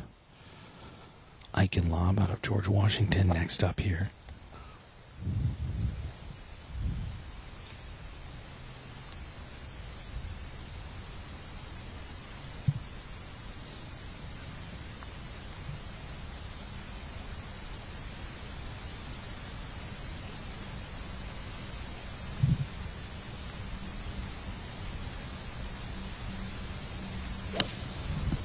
Eichenlob has this one away, going towards the center of the green. That might be the best shot out of all of them so far. All right. So Eichenlob perfect, but just a little shy of the green. All right, our Sara Diaz is hanging out over on 18. Let's check in and see how the action is going over on 18 as we rapidly approach getting close to there. Sarah? Coming to us? Okay. All right, so these guys are getting to the green at 18. We've got George Mason University, St. John's University, University of South Dakota, and Virginia Commonwealth University. The last day, the last round at Babygrande, Donald Ross Collegiate. 3 balls surround the pin, a pin that is only 6 paces from the left, 21 on, and then 1 on the far right side. We see Tanner Cadu from VCU walking up with this assistant coach, Coach Hill. We saw him back on hole number 11. This is a sophomore that has played this course about 20 times, so he's pretty familiar with Mid Pines.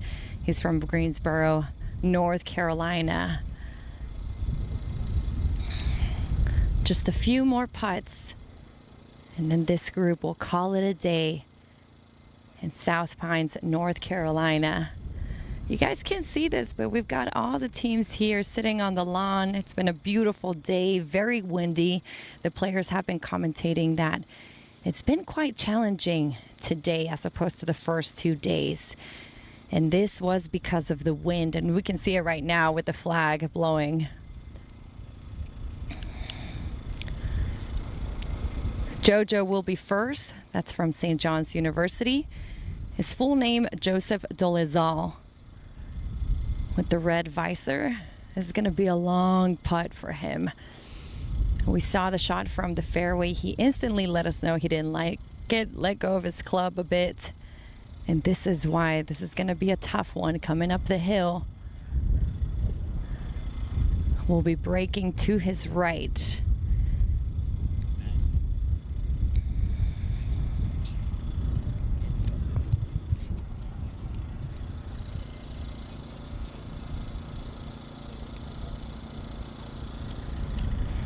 JoJo?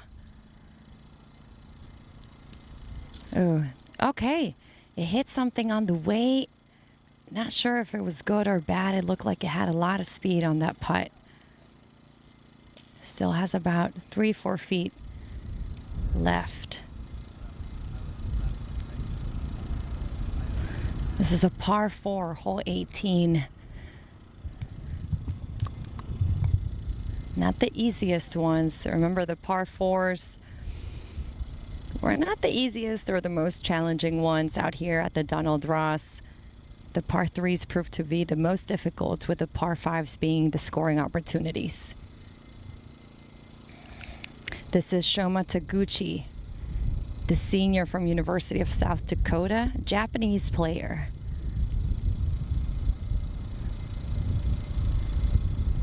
Trying to get that perfect line.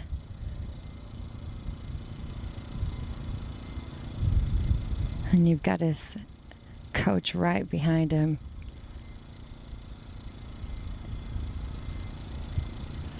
From up here, this looks like it will break left.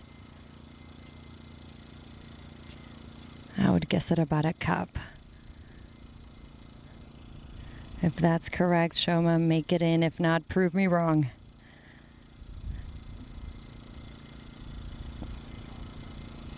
Shoma Taguchi from University of South Dakota.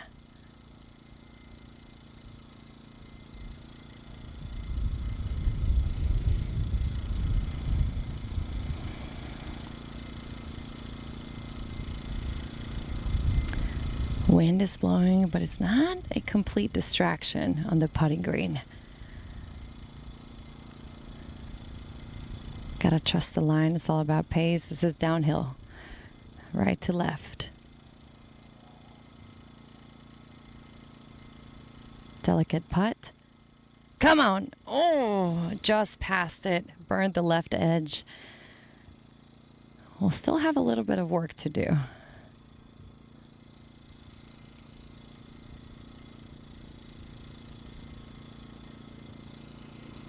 Now VCU, Tanner Cadu, sophomore. Also a downhill putt. Right to left. Checking with coach. Making sure they agree on a line. Coach is giving him a nod.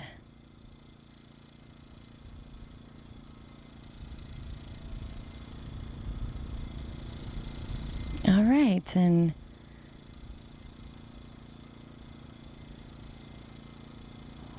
we'll try to see if Tanner can execute what Coach was saying. Oh, missed it low. Both putts didn't give it enough break.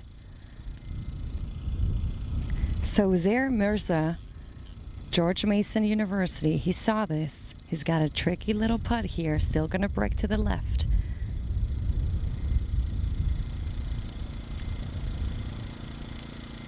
And it's in. Great job by Mirza.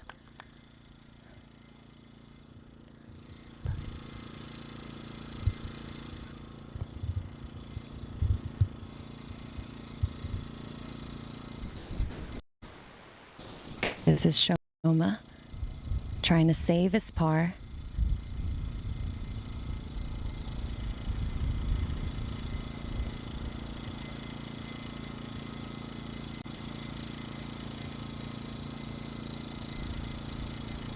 These are the knee knockers, yep.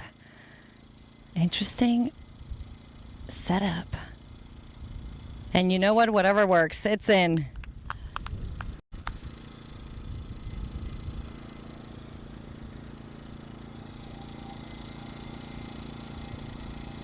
Now JoJo, 4 par. He had a difficult, long putt, and now he's got this 4-4. There we go. Never doubted it.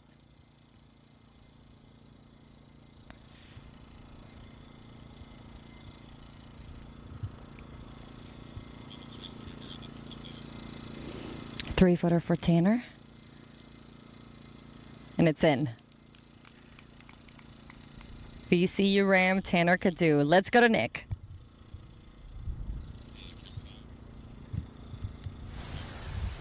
Okay, back with you over here at the par 3 13th 232-yarder. Everybody has found their way to the green and some beautiful chip shots here, and it's been a couple of tap-ins. So Matheson with a tap-in par, Eichenlob with a tap-in par, and a couple more tap-in pars ready to go here.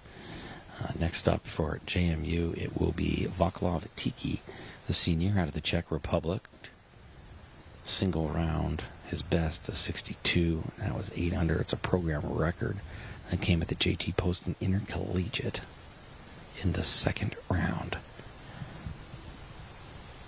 Best 54-hole score was a 204, and it's par for him here at 13. And that just leaves the sophomore from Davenport, Florida. Carson Baez has this left for a par.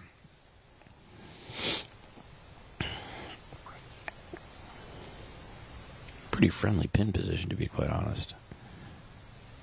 Here's Baez. I love his pre-putt routine. A little exhale.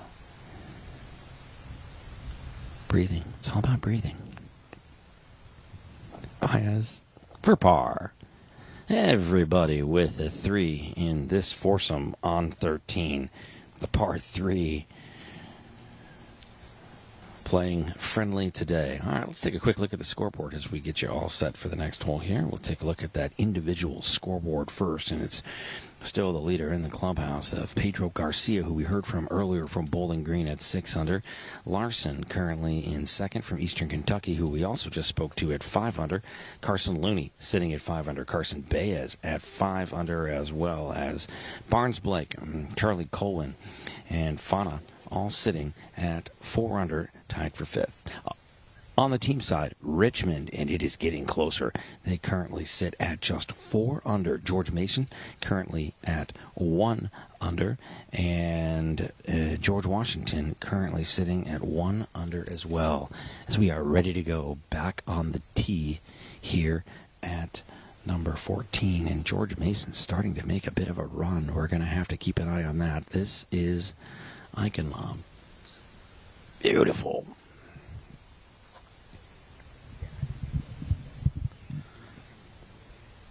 Well, that will fall just down into the middle of the fairway, off to the right-hand side. Not a bad shot there.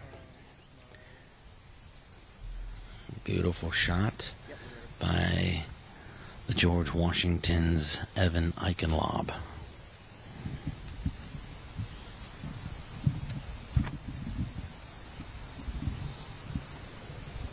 Matheson doesn't like it, comes out of it right away, club out of the hands. I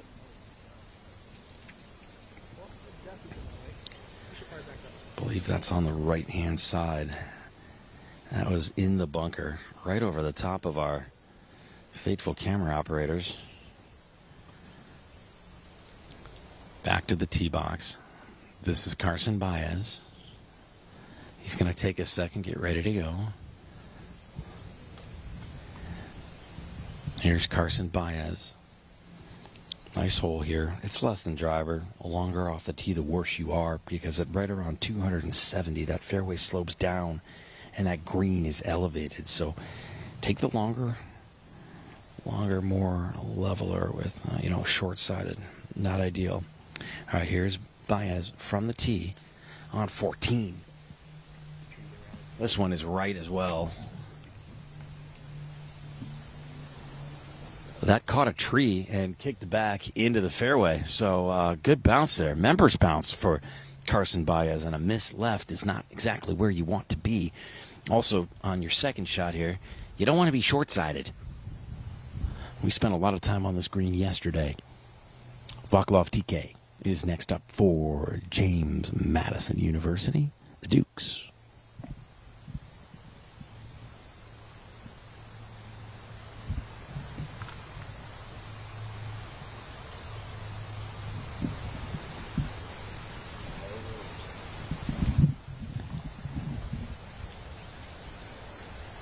Here's Tiki.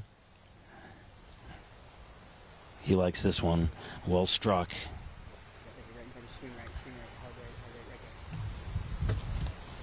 And safely in the middle of the fairway. Position A as we head back over to Sara Diaz on 11.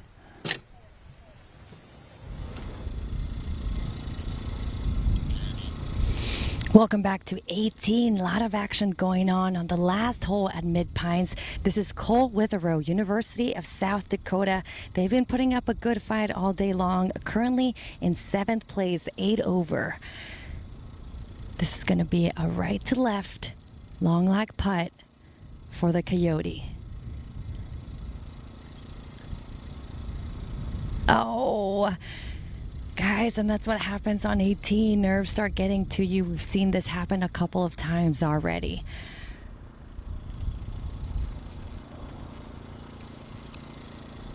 Now Matthew DeFiore,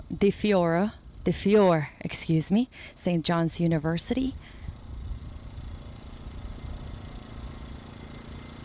Barely touched it. Come on, this is gonna break right to left. Just needed one more roll for it to go in.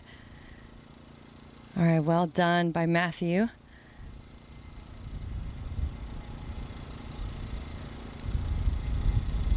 Now for par. Got a few feet left. Gotta make sure this one goes in. Cole Withrow. Well done. Nicely done. Teammates are cheering. And now VCU's Ray Jackson Brimfield. VCU, who currently sits at 6th place, 7 over. 2 shots behind the Tiger Townsend. Nicely done. And look at this, just moments ago, Vaughn McNeese stuck it right next to the hole. This is George Mason University, currently in 2nd place, 3 shots behind Richmond. This would help them so much. Yep. And he does it. Nice birdie on 18. Will they be able to catch up to Richmond? Let's get back to action.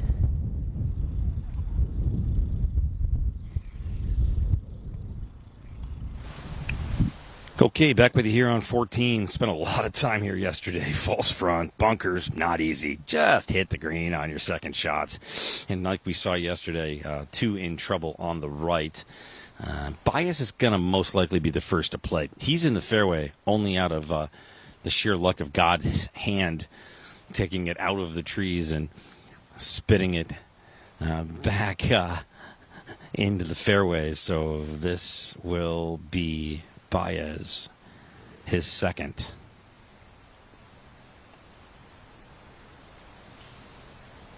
Tough pin on the right. Difficult shot. Baez had started this one out left. That would have been perfect for yesterday's pin position. And this will be fine there. Not a problem. Middle of the green. That's all you need. Just safe, smart, fine, good, grand, great. We're out of here. Back over to where it gets a little bit troublesome now Eichenlob and Matheson in a bit of a precarious spot. So it will be Tiki to play first from the middle of the fairway. He has hit an absolute beautiful shot here. Has about 100 yards in, full wedge.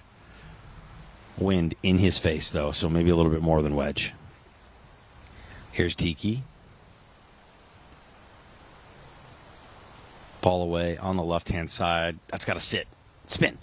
And it will. So right next to where Carson Baez has landed.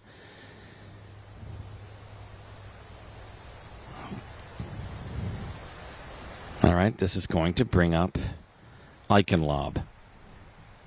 He's just caught the roughed edge of the pine needles where it's been tampered down and a little bit dead grass. So Eichenlob will be next to play.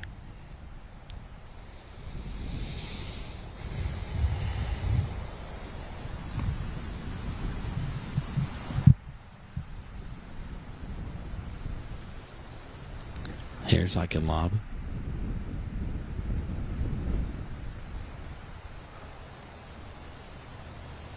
Eichenlob, beauty one. This is great. Right at it. Take a sit. Spin. Okay. Eichenlob with a great shot out of a difficult position. And now we go to Matheson. Lost the play. Seen this before. Tricky spot over here for him, and he just needs some stuff to start going his way. Matheson gets this out. This could be great. Matheson sticks it, spins it back. Whoa, put it on a string. Just stop right there. Don't do it to him. Don't do it to him. Stop. Stop. Stop right there. Oh, goodness. And he's good. Matheson in fine spot, just a little off the green. As they make their way up here to 14th, let's take a look at this very nice hole. This is what it looks like from above.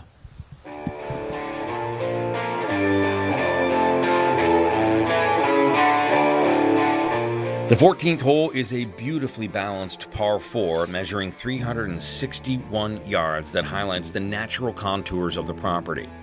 The tee shots play into a fairway that subtly bends through the landscape, encouraging players to find the proper angle into the green. The approach leads to a Ross green protected by bunkers and surrounding slopes that repel slightly mishit shots. It's a hole that rewards precision and thoughtful shot selection.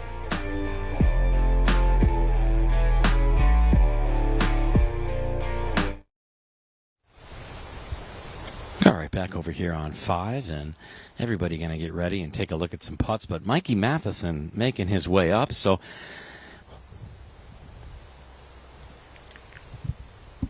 we'll take a sec for everybody to get a quick look here.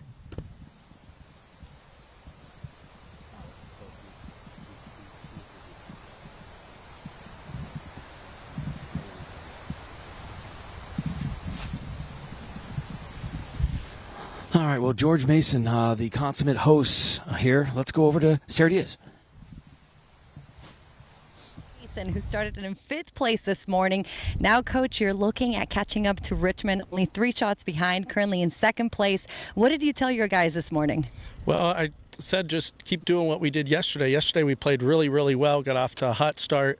The last 9 holes here is pretty difficult, and we gave a few away. So I just said, even if we do the same thing, just keep fighting, don't give up. You never know what can happen, and obviously the conditions today with the blustery winds are wreaking havoc with some of the holes. Par's a good score, so we came out firing and we got off to a great start, and our guys didn't quit. They hit some adversity like most of the teams, and then we finished strong. That's right. We just saw a beautiful birdie by Vaughn, one of your players. So good luck, Coach. This is Greg Pazinski on 18th. Thank you.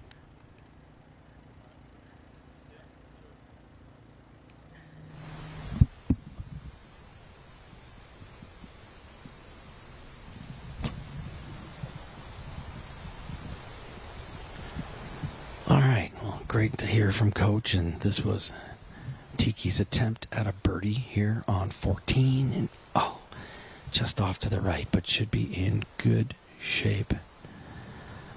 And that should be in a real good position there for a par as we come back out to action. And now it'll be Carson Baez. This is his for a par.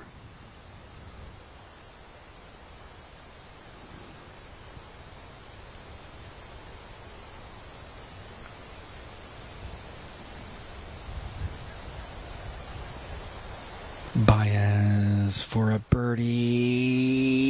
Go.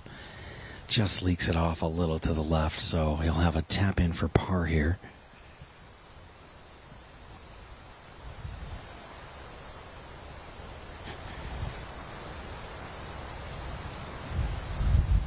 All right, no stress there. One more quick look at it. Little shoulder shrug from Carson Baez. And now here is Matheson for his birdie.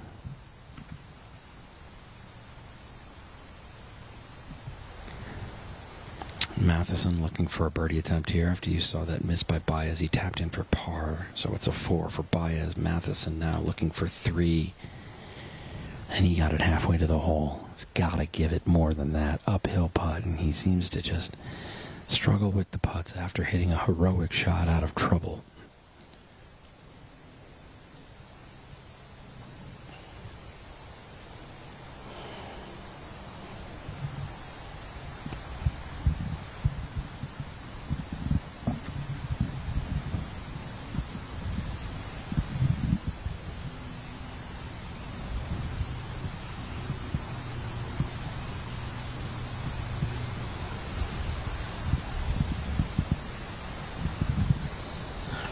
All right, so Eichenlob now is next up.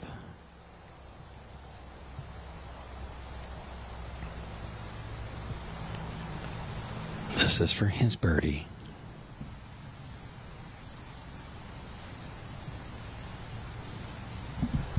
Eichenlob putt is away, and it's just not enough pace. It'll slide off to the left, and a tap in here for Eichenlob for par. So Baez in for a par. Eichenlob in for a par.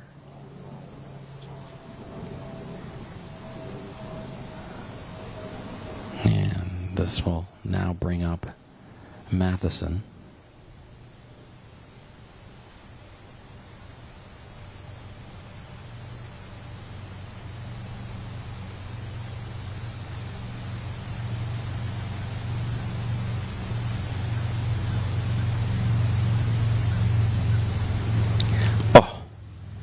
Matheson misses that par, so that is unfortunately a bogey for Matheson here on 14.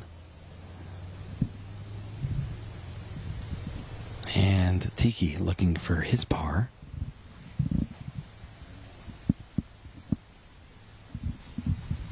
All right, a par for Tiki. All right, well, Sara Diaz and I had a chance to have a little bit of fun, and we're rapidly approaching 18, and I'm decent out of the bunker. I'm decent. I'm a 6 handicap. My godson, however, is an absolute wicked golfer. He's getting ready to play for Jacksonville University next year as a freshman for Coach Mike Blackburn. He helped me out in the bunker a little bit, and then Sara Diaz helped me out a little bit more. Have a look. Sara Diaz with Gizmo on the 18th hole, par 4. A great finishing hole for these young men that are playing in the Babygrande Donald Ross Collegiate. We're at Mid Pines, and Nick, this is going to be a great finishing hole, but also this bunker right here could be the difference between the winning and losing team. Yeah, good news is I'm in familiar territory here from when I play golf. I'm very comfortable in the sand, but yeah, you're not wrong. This fairway slopes if you're standing on the tee from left to right. So players are going to have to try to play it along that left-hand side to get it to slope down into the fairway. Well, the problem is, and you'll see in a moment, that Sunday pin is tucked up against that left side. Now, trees do overhang on this hole, but the miss is gonna be this bunker. Yes, on the last finishing hole, if you want to be aggressive, you have to take into consideration this bunker. You can't be flirting with it too much, but let's see what happens if players do actually get in this hazard. You're a 6 handicap. You're an okay golfer. I'm okay. He's trying to get better. Let's see if we can make this happen. All right. Now the tricky thing for me here in this situation is obviously this lip this lip is there. Yes. Okay, so I got to get it up and over that lip, which can be a little intimidating. This is a favorable miss. This green where that pin is at, though, definitely does slope. Being used to a little bit more fluffiness, I'm going to do the same thing with my feet. I'm going to open up the club like I normally would. Yes. I'm thinking about 1 inch to 2 inches behind it is my contact Yep. point in the sand. Do I want to open this up even further because of the shallowness of it? I think so. You're going to come in a little bit across an angle right here, right? So make sure you do have a wide stand, but make sure you can still feel like you're in a great balancing position so that when you swing, you're still standing on top of your 2 feet. Okay, So, got it. Yep. Let's open it up. Really open it up. Yep.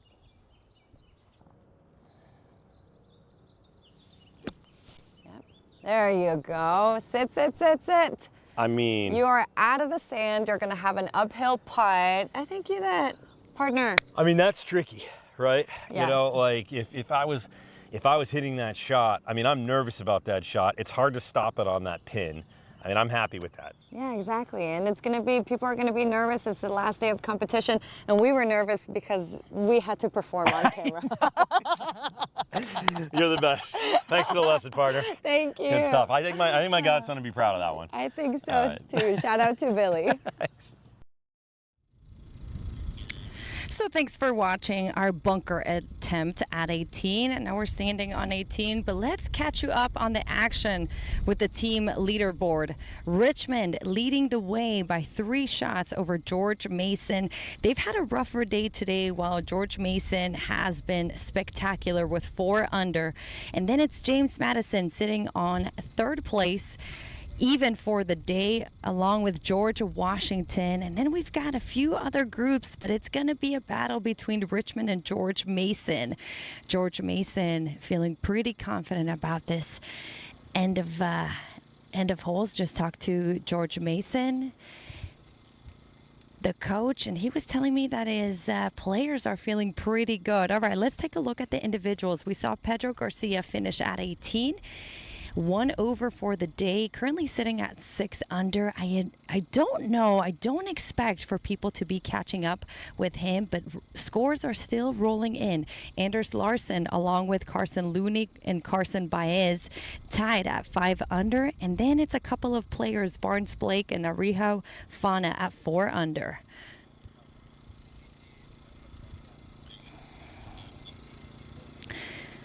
So we're on the green on hole number 18, and actually you can be pretty aggressive to this flag. The ideal target is a flag stick left. What you don't want to do is end up in the front end of the green on the right-hand side, because it's just a very long putt from there. If you're above the pin, this is going to be a very dramatic slope. It's going to break a right to left hard. Most of the players that we've been seeing on these on this 18th green have been missing low of the hole. Now we're seeing a lot of people on this green. The coaches are involved, trying to make the best of the last hole here at Mid Pines. We got a lot of gray and a lot of red going on. I'll tell you who's who in just a bit. Seems like Joe Rawling will be up first. He's the guy in the red with the black hat.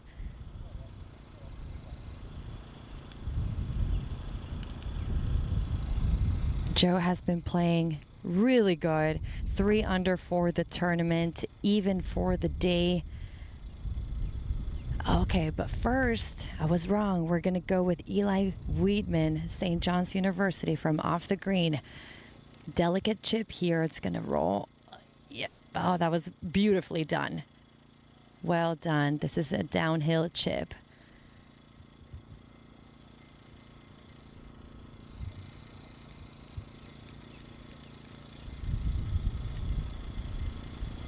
All right.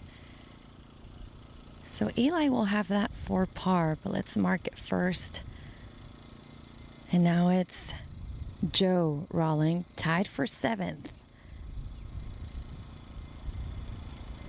Shot 2 under the first round, second round 1 under, and today even. It's interesting. We've been talking to players, and they said that that proved to be the most challenging round, but for Joe, oh, never mind. For Joe, it's been the same. Yeah, even today. 1 under yesterday and 2 under the first round. All right, this is going to break right to left. He got the coach's input already. It's all about the feel. Downhill, he's a lefty. So this is going to be a harder putt for him.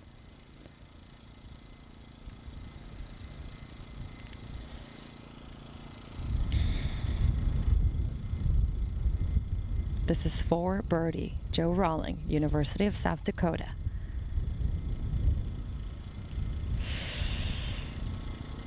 Yeah, low of the hole. Teammates cheering for Joe on my left side.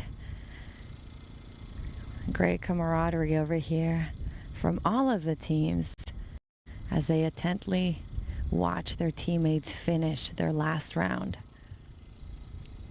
Now Carson Looney, the VCU Ram. Let's see if he took some mental notes from Joe's putt. Gotta give it a chance. Cozying it up there is okay too. This one looks good. Come on, break. Yes! And the team goes wild. And you know what? My mistake. This is David Furr. This is George Mason University. This is why it's so important. George Mason University climbing the leaderboard. 2 birdies in a row for George Mason University.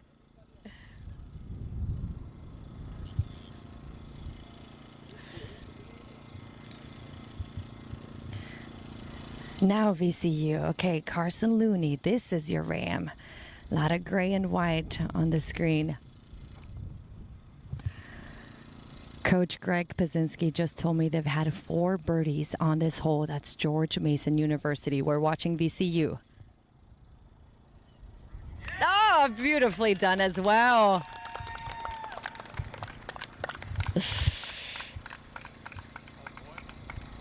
VCU in 6th place. Let's see this birdie again.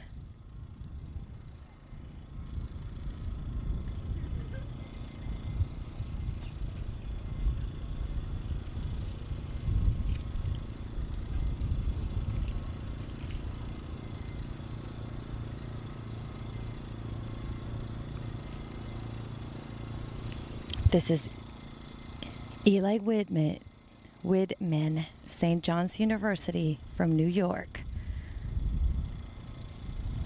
4 par.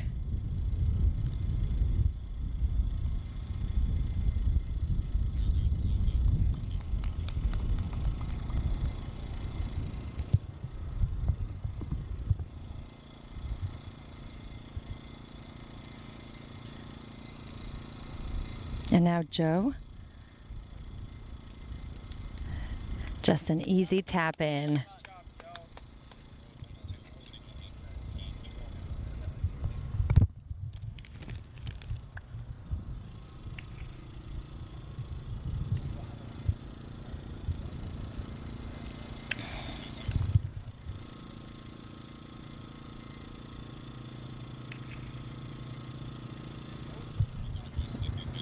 All right, so let's take a look at this pin location. My partner and I, Nick, attempted it, so let's show you what they've been dealing with. Okay, Nick Gismondi with Sara Diaz. If you watched part 1 of this video, I was in a precarious spot in a greenside bunker to the left to what will be a Sunday pin. I hit a decent bunker shot out of that. I mean, I'm good out of the bunker. That one was hard with the lip and the contour of that bunker plus the slope of this green, and there's not a ton of sand in there. I'm pretty happy that this is my par putt after missing my shot into the bunker. And you didn't have your clubs. Didn't have my clubs. We just went and got some clubs off of the pro shop, so Yeah. yes. So I'm okay. I'm like if I'm playing golf with my buddies as a 6 handicap, I'm happy with this Absolutely, shot. yes, That's a absolutely. makeable putt. Yeah, let's make your up and down. Okay. So we've got Bermuda greens. These tend to be warm weather turf, okay? These have grain, all right? So first, the thing that we want to watch out for is where is this grain growing? Yep. Against it, the putt is going to be slower. With it, it's going to be faster. So I like to always look at the putt from all directions. Of course, if you're playing with your buddies, we're playing fast, Yeah, okay? you're moving, But you're moving. competition, you're looking at all these angles. I like to walk to the hole as well so you can feel it on your feet. This one's going to be a right to left. You know, and we want to line you up. So we definitely want to, mark it, make sure it's aligned. I have the perfect marker, by the way. Go. Okay, let's see it. Remember our friend Abby Shoot? Yeah, Well, absolutely. she gave me this really, really cool little mini Jesus. I don't have a professional ball marker in my pocket right now because I'm not playing golf, but Abby, told you. Little mini Jesus, he's coming with me. So we'll use Jesus to guide us on this putt. There you go, bud. The wheel, yes. Hang in there. You take the wheel. All right, so we're going to use the practice right there. I'm looking at this and I'm thinking that this is, first of all, it's uphill. Yep. I'm thinking that this is moving from right to left about, I don't know, just outside the right edge of our cup. Yeah, I would say so. It's going to be a little bit slow. You can see the grain is against us. So I would say, Nick, put a good pace on it, good stroke, and it's going to be, I would say a half. Traditionally, I would put my mark back in my pocket, but we're gonna let little baby Jesus watch this putt right there. All right. All right.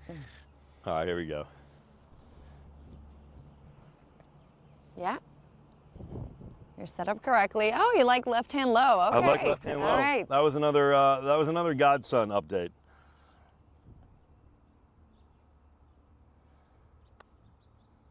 Nice touch. Didn't quite get it there. Yeah, that's more. All that's right. a lot. You need a little bit more. That's a lot slower than you anticipated. That's a lot slower than I would have thought. Let's try that one more time, just for posterity's sake. All right. sake. Visualize it going in, or at least hitting the flag of Babygrande Golf. Was that line right? Yep.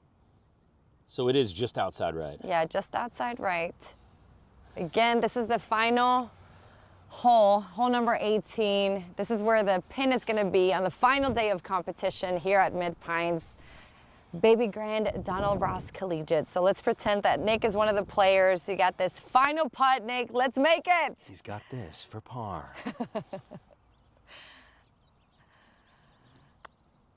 Come on, partner! That's a miss. That's a miss. That's a better putt, though. Okay. And that's a tricky one. Yeah, this is, but I think you did fairly well. Hey, yes, thanks. good Bogey job. on 18. Bogey on 18. Not like I've never said that before.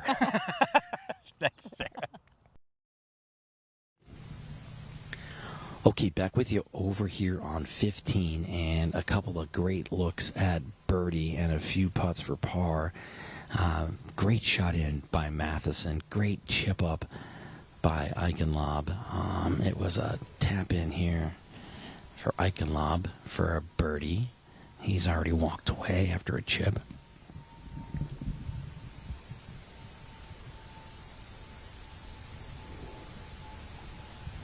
Yeah, so a birdie for Eichenlob after a beautiful chip.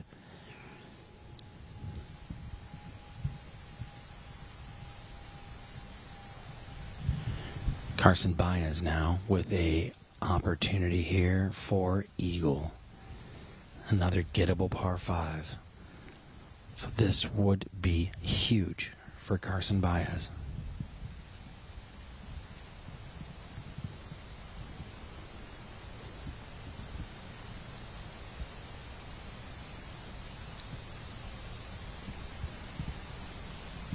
Baez for an eagle. Oh, and he's just come up short. Oh, and he knows it. But it is a tap in here for a birdie.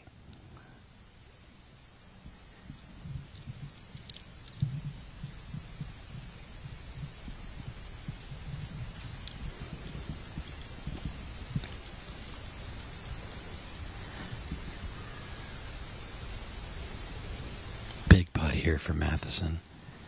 Needs a little something to go his way.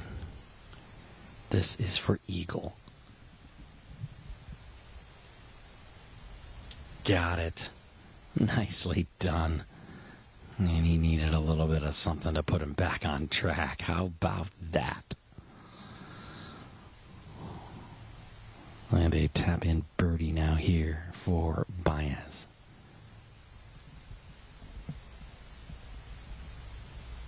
Okay, not a big deal.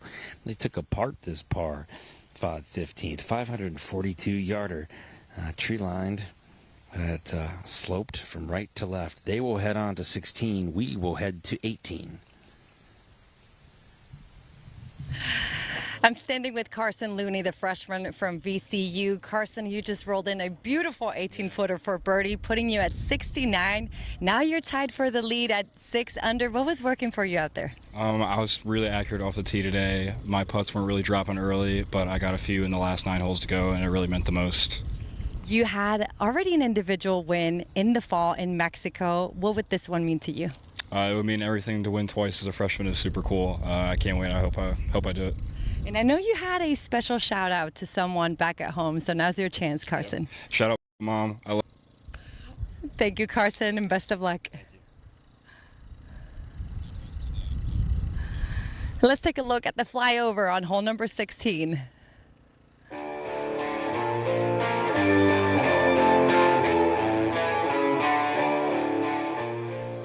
The 16th hole is one of the strongest par 4s on the back 9 at 440 yards.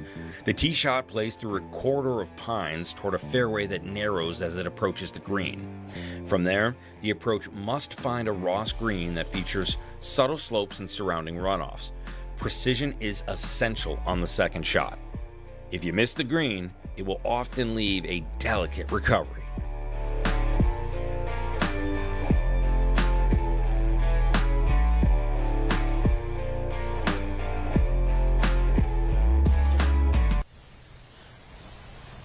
Lob with a birdie on 15. Now here he is on 16. You just saw the flyover. This is his tee shot. Demanding tee shot. You have to stay out of the bunker on the left, and that left side just eats up golf balls. You can lose them there, so get it to that right-hand side. That is beautifully placed. Couldn't have done that any better if you dropped it out there. Lots of trees, and when you get up to the screen, it's a severe false front. So Eichenlaub with a beauty. He is in good shape.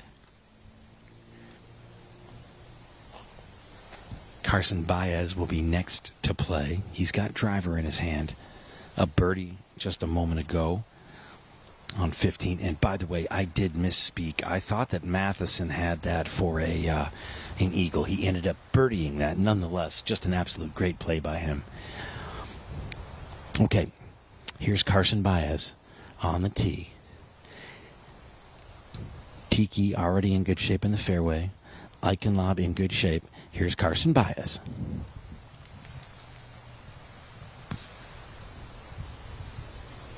Driver stripes it. That should be perfect.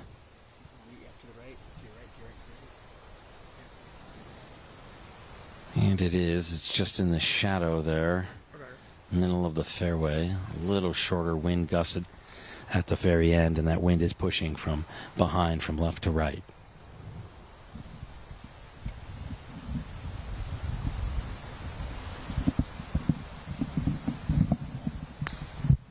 M squared.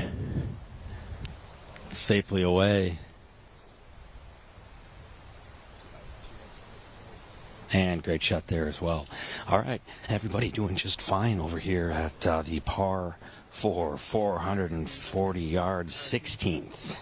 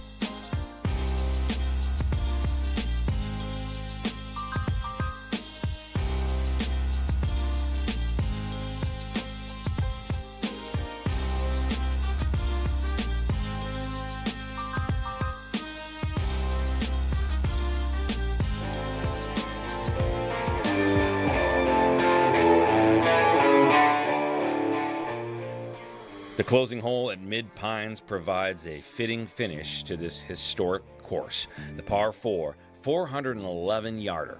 Now, the tee shot must navigate the rolling terrain and find the fairway to set up that final approach. From there, the shot plays into a classic Ross green complex framed by bunkers and natural sand. Subtle slopes across the putting surface reward a well-struck approach while punishing anything slightly offline. It's a strong finishing hole that requires focus all the way to the final putt.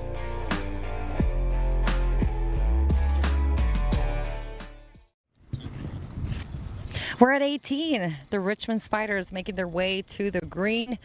We got two really good balls surrounding that pin location. One slightly off the green and then another one that's going to be a little bit of a lag putt. Richmond Spiders currently leading 5 under while these guys make their way. We're going to catch with some more action.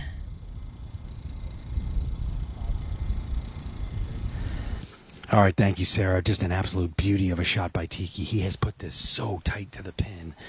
A really good look at a birdie.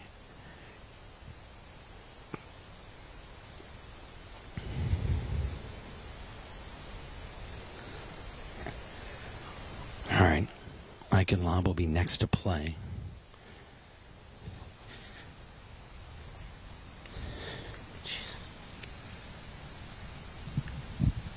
All right, Eichenlaub here. Absolute beautiful drive.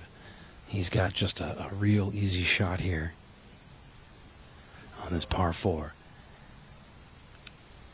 Oh, this one's way up in the air. Eichenlaub is going to love this if it spins. Spin a little bit. Nice shot by Eichenlaub, and he is starting to really turn things on.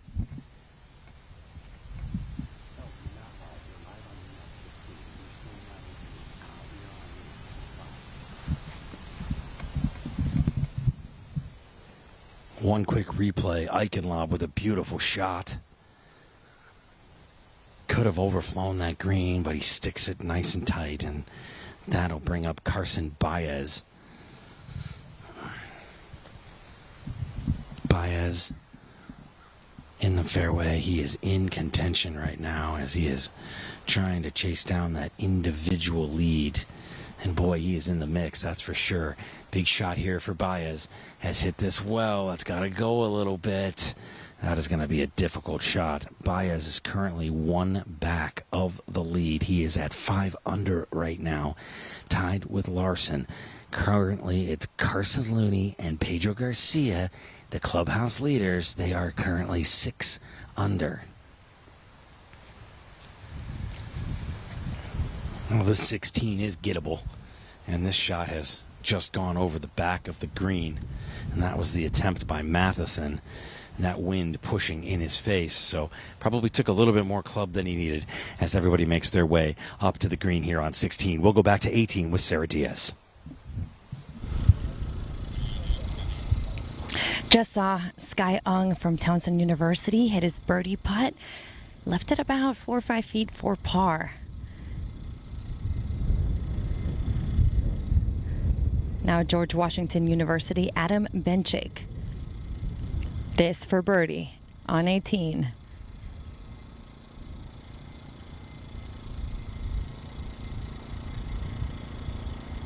Right to left. Wow. Just thinking that this is a very slow putt because all of the players that we've seen from that location just cannot get it to the hole. Thought maybe it was the nerves, perhaps it's the Bermuda grain. Not sure. Now JMU, Ethan Anderson. JMU, who currently sits in 3rd place, 2 under, just 1 shot away from George Mason. This is for birdie. We'll send it to Nick.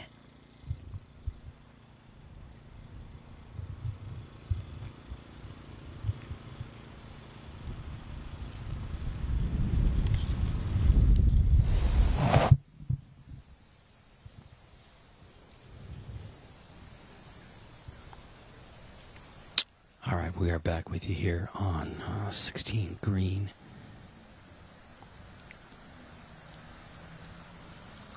couple real good looks at birdie, but things amplifying now for Carson Baez. He has got a legit shot at this individual title, but we're going to go to Mikey Matheson right now from Towson. His shot has just escaped the back of the green to a back tucked pin location. And here on 16, it was 26 paces on from the front, but it is about as back as you could be, and it is just 8 paces in from the right to the left. So Matheson, he's got putter in his hand, and that's a smart choice. A little Texas wedge.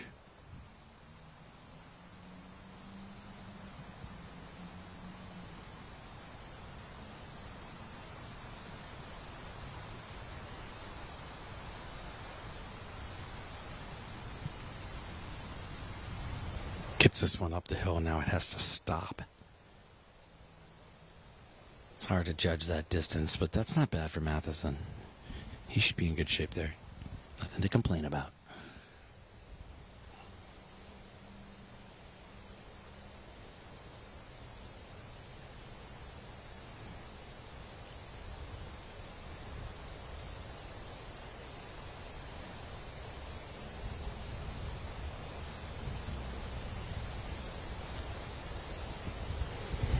All right, this is Carson Baez.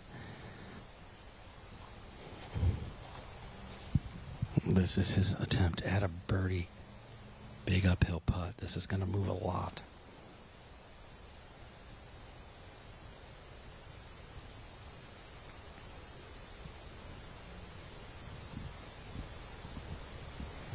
Baez has just got to get this close for a par. He is one shot back of the individual lead. And it is a battle right now for this team leaderboard. We'll get you updated on that in a moment as we come into the closing stretch. We so thank you for your coverage.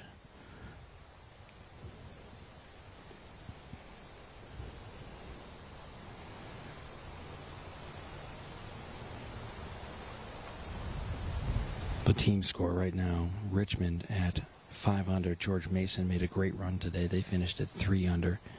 James Madison at 2 under. George Washington even.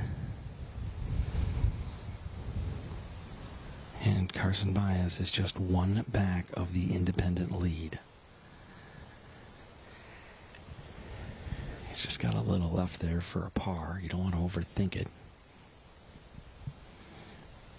All right, so here is Matheson. And this is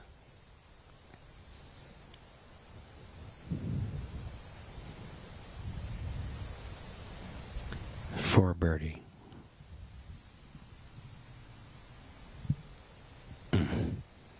Just off to the right, so he'll tap this one in. I'm sorry, that was actually for a par. That would be a bogey.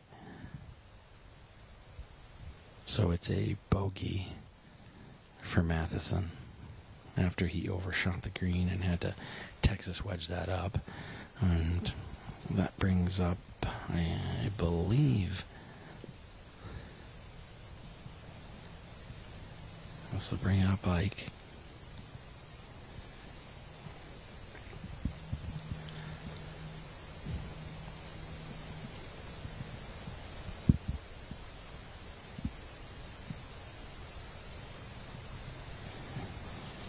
Eichenlaub hit a beautiful shot in here, so this will be for a birdie. Matheson walks away with a bogey after overshooting the green on his second. Third was tough, barely missed 4, tapped in 5. Eichenlaub for a 3. Oof. He's just been too strong on putts all day on the short ones and too soft on the long ones, so he's just finding himself right in between where his pace should be. Eichenlaub is going to put a mark on it. Tiki will be next to play. He had a beautiful shot. Put this to within 4 feet. So he's got this for a birdie here for JMU. Nicely done. Okay, so it's a birdie for Tiki here at the 16th.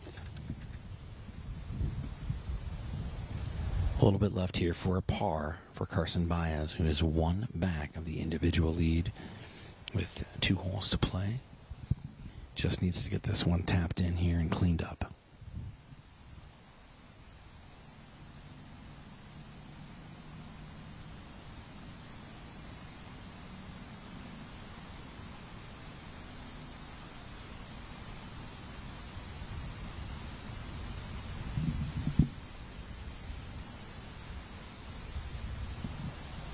Nice par there for Carson Baez to stay just one back of the lead. He is currently at 5 under. 2 players tied at 6 under.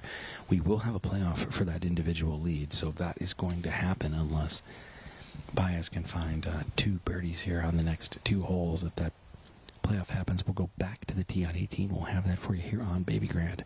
This is for par for Eichenlob. And he's got it. No problem. All right, well, coming up, it's that next one, and we told you about it. Hole number 17 is going to be a fun one. It is a par 4, 391 yards. Let's take a look from above.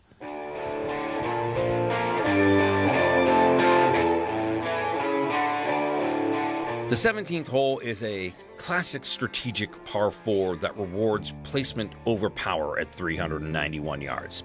The tee shot must find the correct portion of the fairway to create the best angle into the green. The approach plays toward a Ross putting surface surrounded by sand and tightly mown slopes that challenge players who miss their target. It's a hole that demands composure late in the round.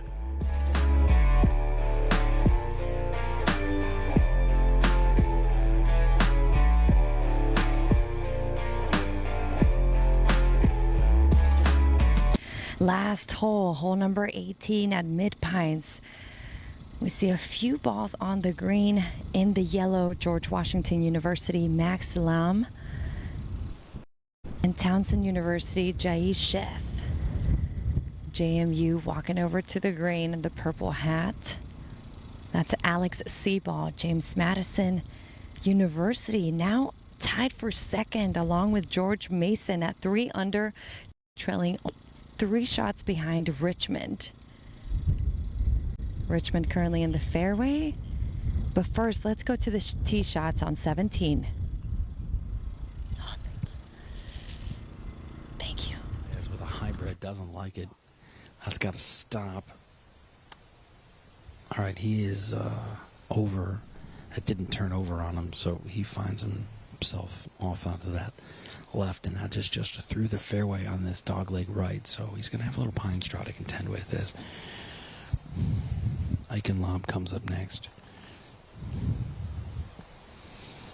It's a 3-wood or a hybrid off the tee, and that's exactly what Carson Baez did. But if you're through the fairway, you're in trouble, and left is dead, and that's sort of where he's found himself. Eichenlob of GW. Curving this one right around the corner. That should be enough to get over that waist that's on the right-hand side. This green is tricky. 2 tiers, pin's going to be tucked. Mike Matheson next to play.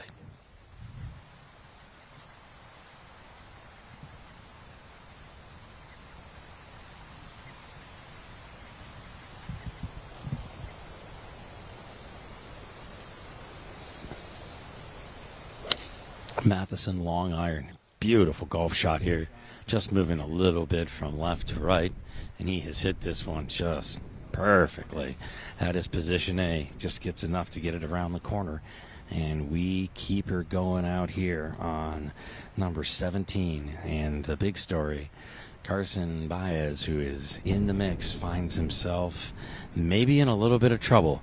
Let's go over now to Sara Diaz out on 18. Sarah?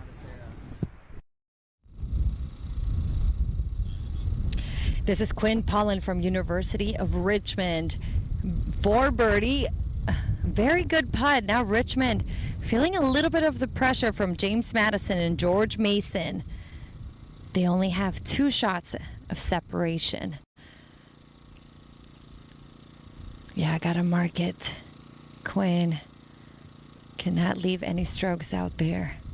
Not when you're this close.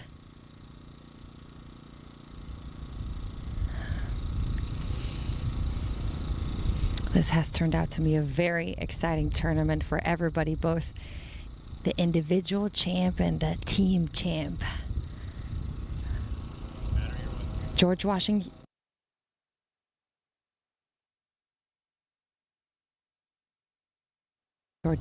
University, currently even, 3 shots behind George Mason. Oh, just missed it. Low of the hole.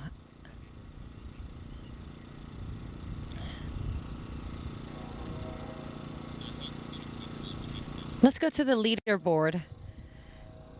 So we had a very exciting, we've been having a very exciting 18th hole. Pedro Garcia finished at 1 over, 6 under, but then we had Carson Looney sneaking in to tie him for the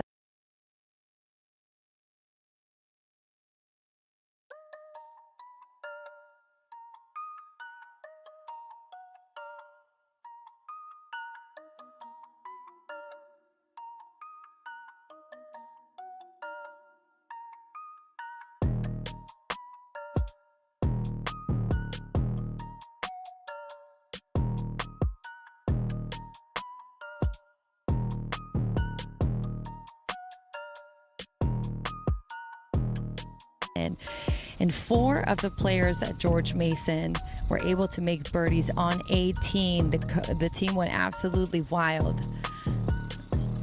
Let's go to Nick. We'll be right back on 18.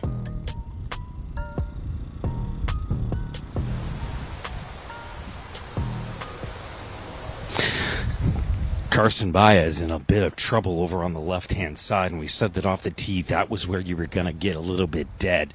He's not fully dead. He's just like, you know, get the paddles, give him a little bit of a jolt here, and he's going to be okay. So he can find a way out of this pine straw. He doesn't. I took a quick look at it as we drove by, and I do believe he's got a play. This green is incredibly difficult, though. I'll tell you what, this might be the most difficult green on the golf course.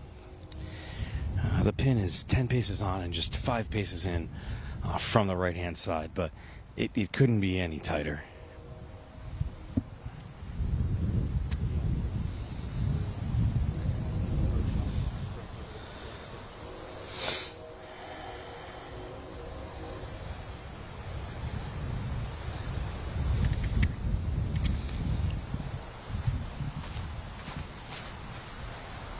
Oh, look here over on the green side at 5, guys, and excuse me, it's been a long day. Camera 5, hole 17, difficult pin that is 5 paces on from the left, and that's just about it. The wind is absolutely pushing right now.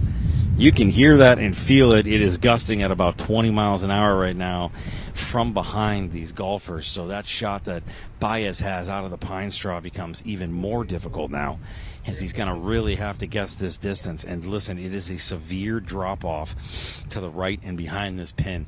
This is no easy golf shot here for Carson Baez, who looks like he's about ready to play. Biggest shot of the day, without question, for Carson Baez.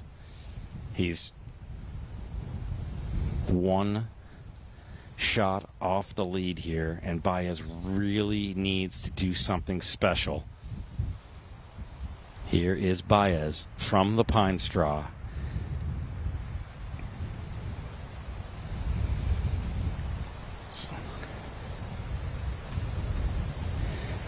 Oh, no.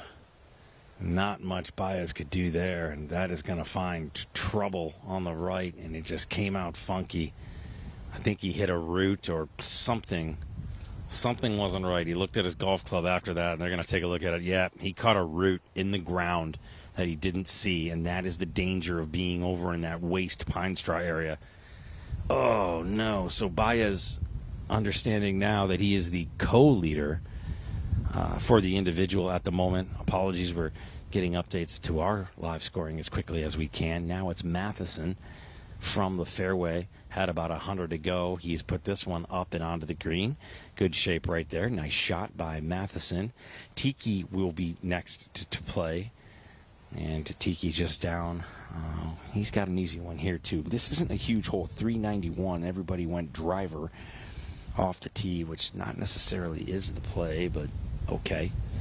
If you can do it, do it. Tiki and Eichenlob both went with the boomstick and were successful. Tiki. Ooh, that's got to go a little bit. Nice shot. Just curved that one in. Beautiful shot by Vaclav Tiki. Love it. And it's going to be Eichenlob next here for GW. And he's got a tricky one here. He doesn't have much room to land this on the green. He's got a little bit of a backstop if he goes past the pin from the angle that he's at. This one's not easy either. It's going to take a little effort.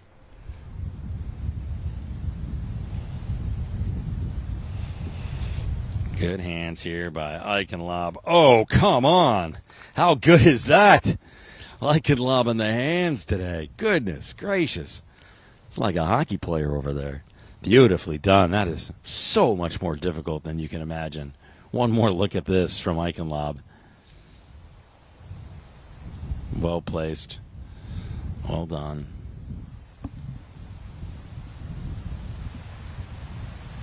Just stop there. Get that shot from behind back.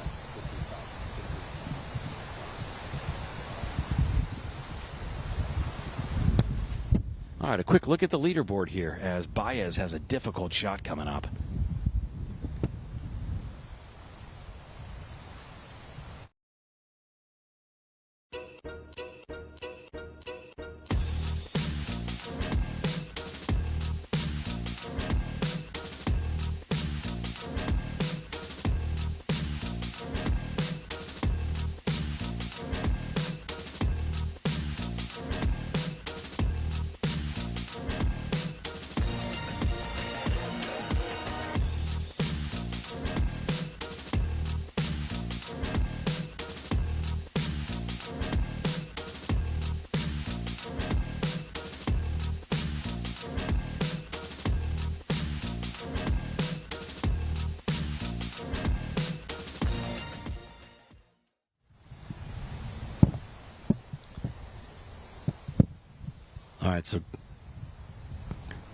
All right, a good look at the leaderboard, and Carson Baez obviously in the mix, and he has got himself a little bit of a pickle currently here on 17. A share of the lead, not detrimental, but you've got to come away with something here. He's in these trees.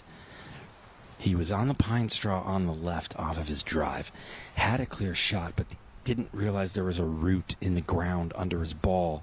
So it came out funky, squirted out to the right, and now he's under these trees. This is his third shot here on 17, and he's got tree trouble.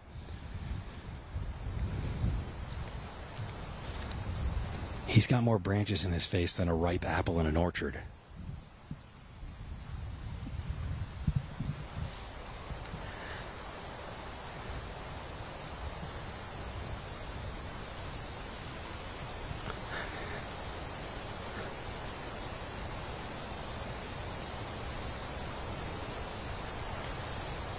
Oh, it's got to sit. Sit.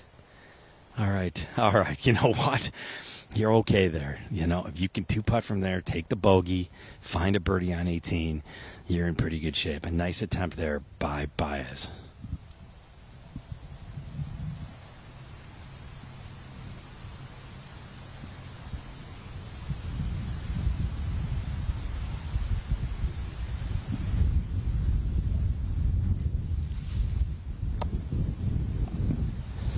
Okay, well, it's going to start to get interesting here.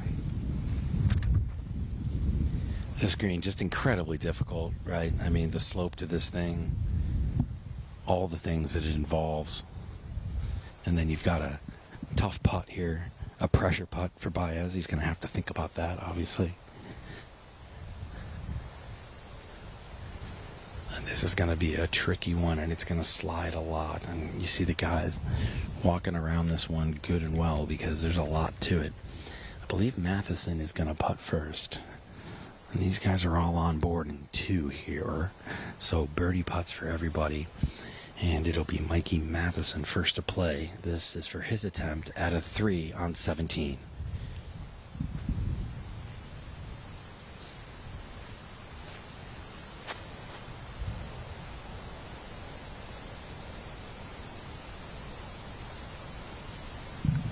Does he have it? Got the roll. Oh, Mikey Matheson has had those all day long, and gosh, he stayed in the fight. I commend him for just really keeping the fortitude, and a tap-in par will feel like a loss after that putt, but pretty good shape for him. Carson Baez with a big one. Let's take one more look at Mikey's putt, though. Matheson, great kid, had a chance to catch up with him, talk to him, spend some time with him. And that putt there just, right on the edge. Great young man, plays for Towson. Great group of young men that organization has, and real fun getting to chat it up with them and their coach over the last couple of days here at Mid-Pines in Pinehurst, North Carolina. Cradle of golf for America. It's always special when you're here walking through these pines and the sand hills and the pine straw and the scrub oak, and you just feel the history and the culture and masterpieces that Donald Ross has painted this landscape with. One of the greatest architects in the history of the game. A man who was born in Scotland and made his way here to the States. And, oh, goodness. He certainly gives you fits, though, on the green. I'll tell you what, these Donald Ross tortoise shells got more undulation in them than my mental game. All right, Carson Baez for a par. This would be miraculous.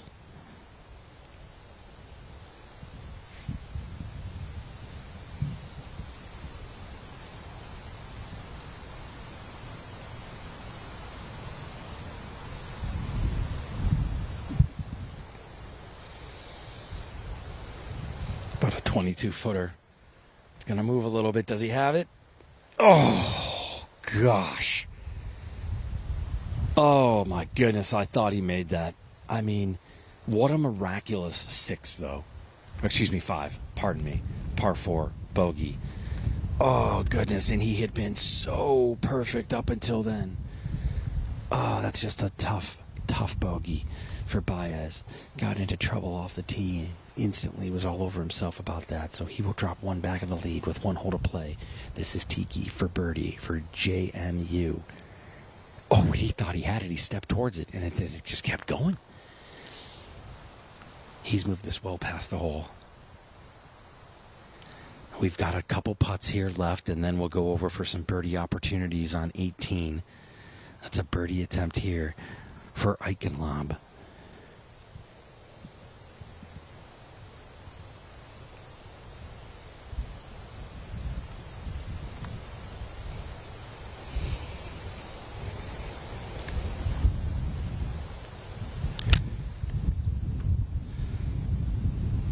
So, Eichenlob has this for birdie after a beautiful chip.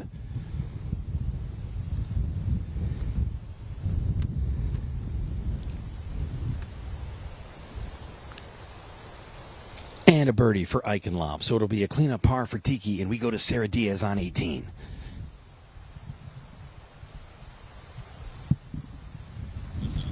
Now Richmond and a birdie opportunity. This will give him an opportunity to create a bigger separation from George Mason and James Madison. And it's in. Well done by Lucas Rizzo Patron, University of Richmond. This is the second to last group until the tournament ends. Now JMU trying to save the par. JMU Michael Hack was outside of the green, chipped it up. He's got a few feet left for par. These are the Bulldogs that have been sneaking in to second place, currently tied with George Mason. We need this. Well done.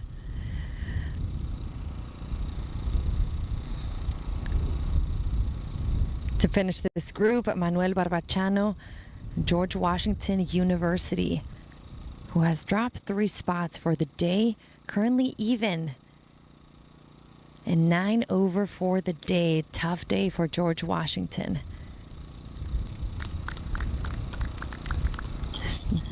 Let's go back to the tee box on 18.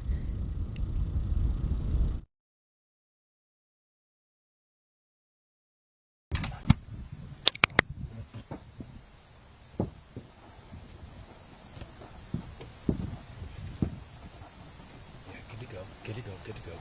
Yeah, come to me. All right, back with you here on 18. This is Lichen Lob. Par 4, 411. Very pretty. Driver is not needed here. And Lichen Lob is not going with it. He's got 3 wood in his hand.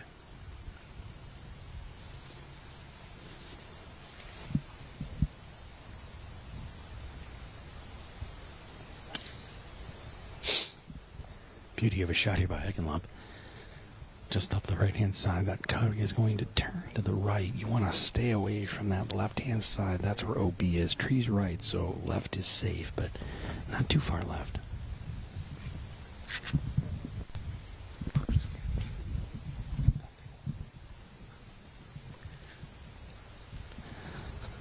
This will bring up Tiki from JMU.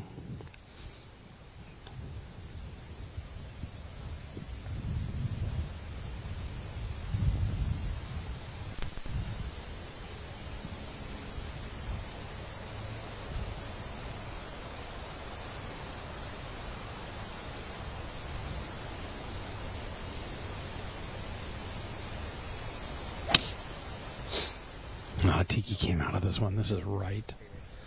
And that is going to be... that'll be a little bit of tree trouble on the right-hand side.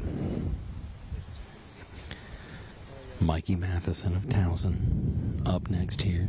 Also going with an iron in his hand. Carson Diaz has a wood in his hand.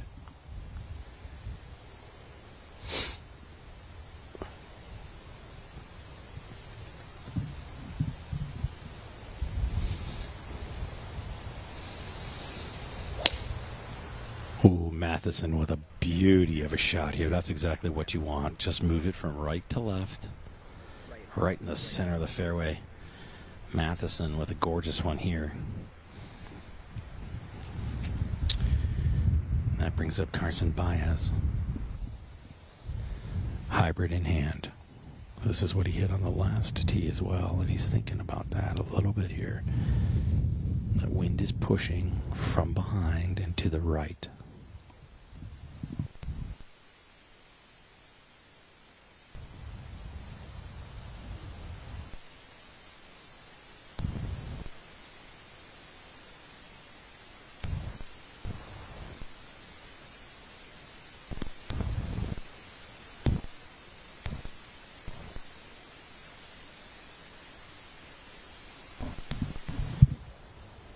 Has hit this one nicely. That's perfect. It's just going to move a little bit from right to left. Exactly what he wanted. Puts himself in the fairway, and he's in a good spot here. Well, while we have a second, let's take a look at what this gorgeous 18th hole looks like from above, as we had some fantastic drone work done by our resident pilot himself, Stan Gilliland. This is 18 from above here on Babygrande Golf.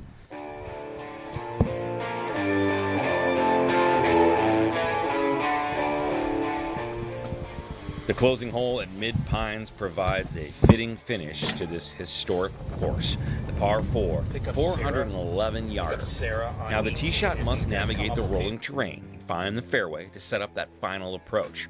From there, the shot plays into a classic Ross green complex framed by bunkers and natural sand. Subtle slopes across the putting surface reward a well-struck approach while punishing anything slightly offline. It's a strong finishing hole that requires focus all the way to the final putt.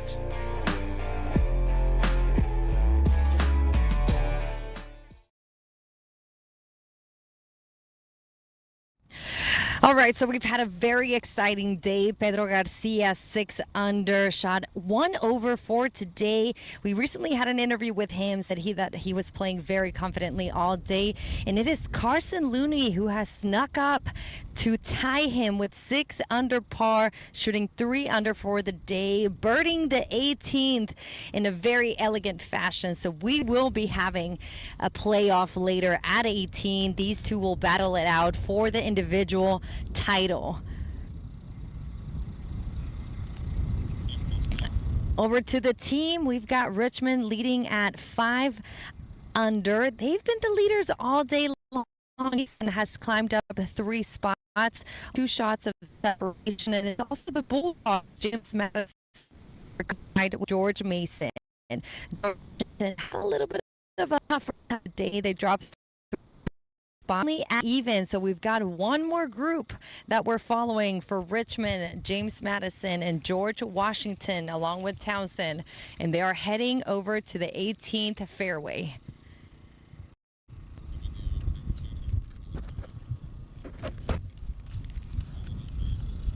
All right, so we've got the last group, George Washington University, Evan Eichenlob, Carson Baez, who's been the leader for University of Richmond, and Vaclav Tichy, James Madison University, along with Michael Matheson, Townsend University. This is a par 4.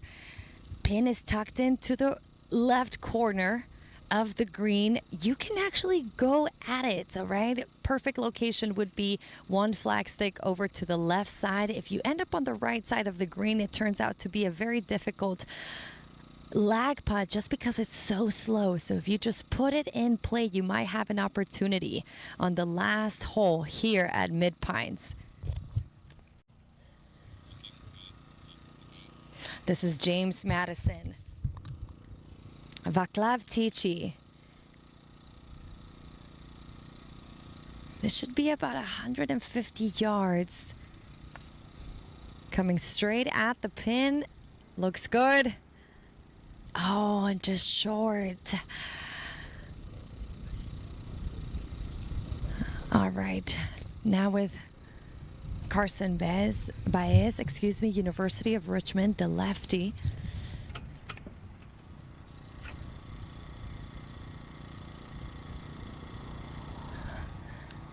He saw what Vaclav did. Let's see if he goes straight at it. Coach Adam Decker standing close by. This is important for University of Richmond. If they want to get out of here with the trophy, they have to hold on to the lead. No mistakes are allowed on the 18th hole from Carson Baez. A lot of pressure for this player.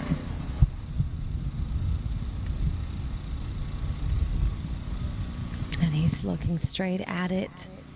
Oh, beautifully done. This is going to be an opportunity for Carson Baez to score a birdie.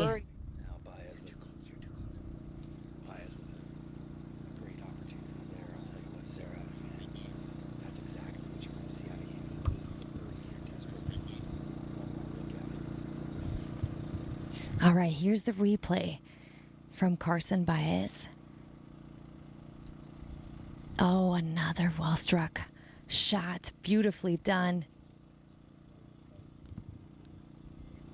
All right, and we've got my partner, Nick, on the green as well. Nick, who has been following the last group.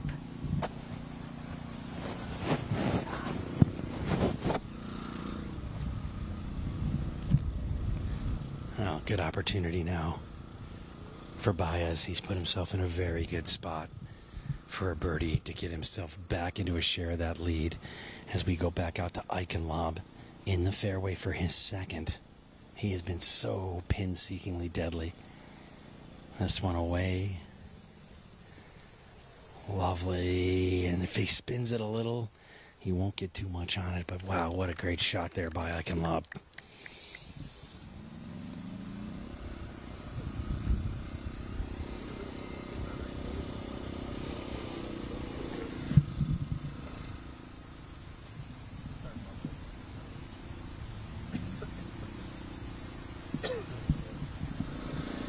right, so these guys will make their way up to the green here.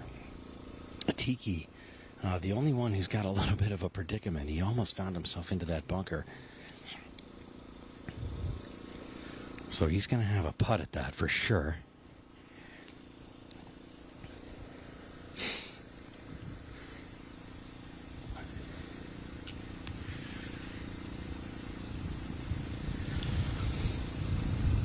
So Mikey Matheson makes his way to the back of this 18th green. Carson Baez has a exceedingly important putt. And it'll be Tiki with a putt added from just off of the green to the left.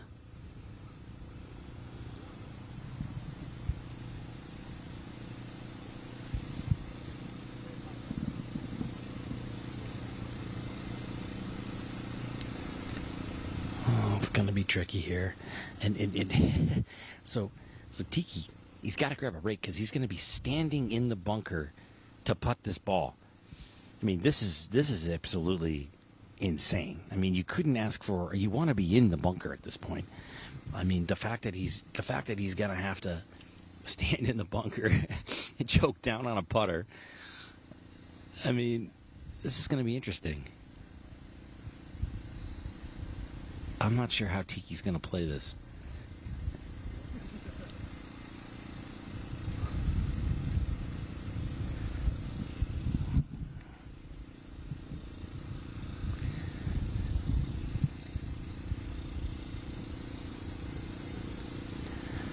All right, so Tiki from JMU has this one here, a putt, but he's standing in the bunker. This is a Texas wedge from the beach.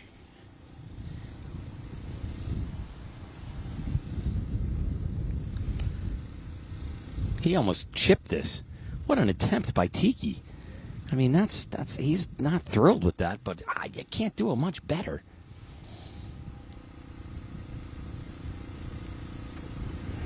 Eichenlaub, I believe, will be next to play. Matheson is in good shape. One more look at this from Tiki.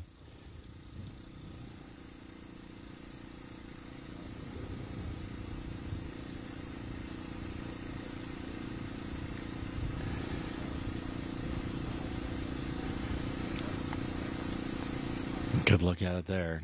About all that Tiki could do.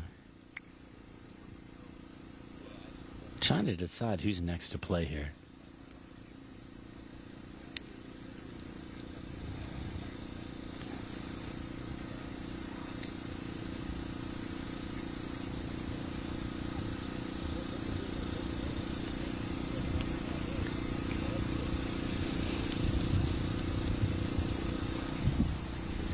Now they're going to really take a good, long, solid look at this one here, guys.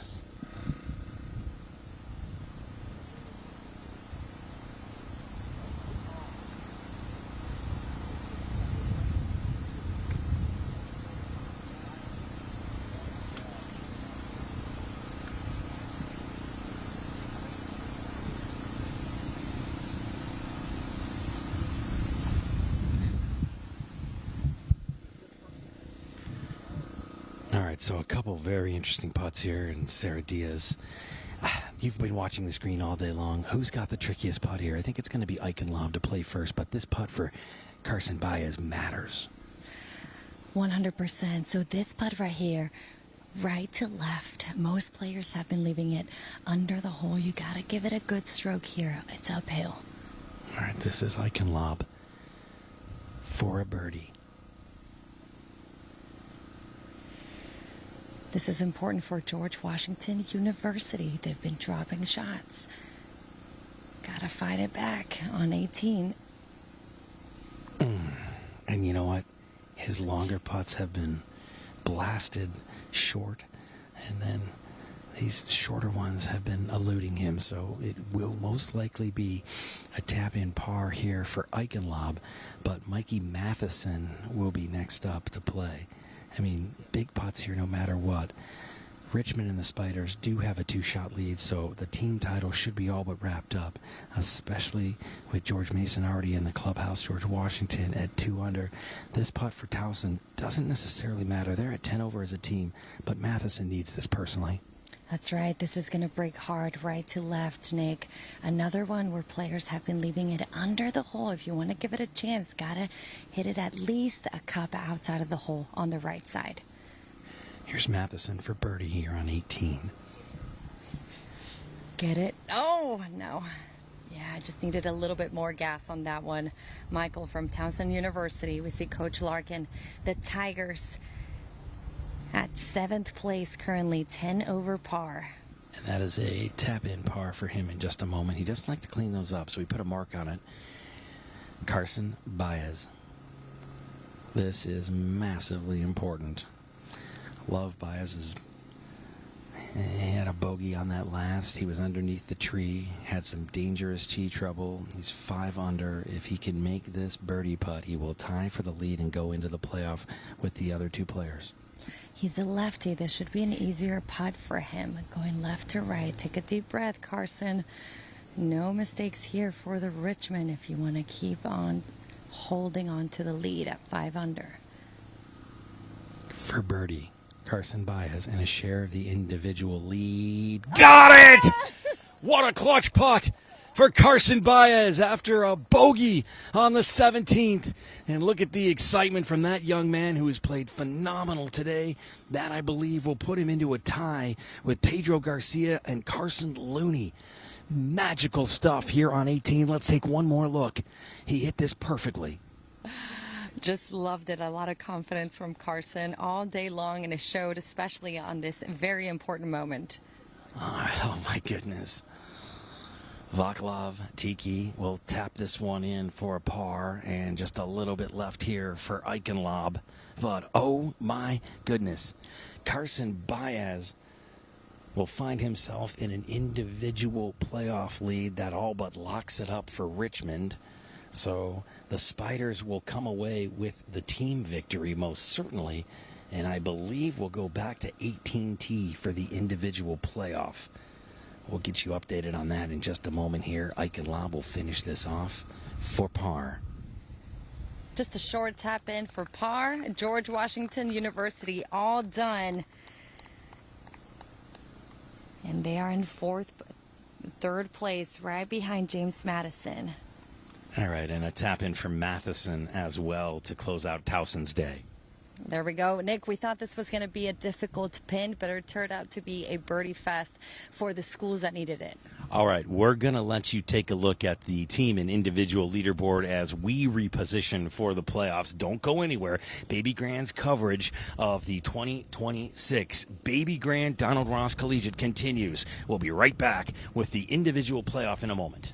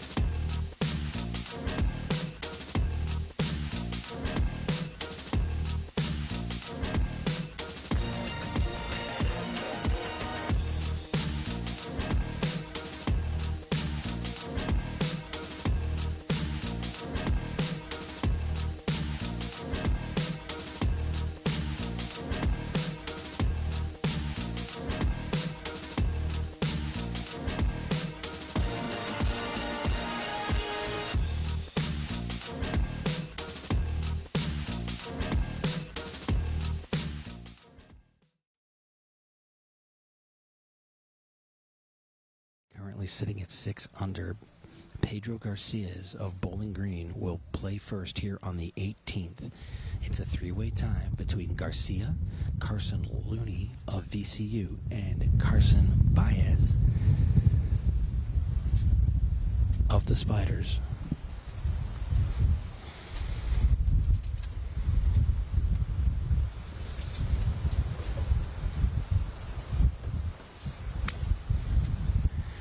Nicely done, well struck. That's going to move a little bit from right to left. Should find the middle of the fairway. Wind pushing from behind right now. So full green light. So Bowling Green and Garcia in good shape. This brings up Carson Looney of VCU.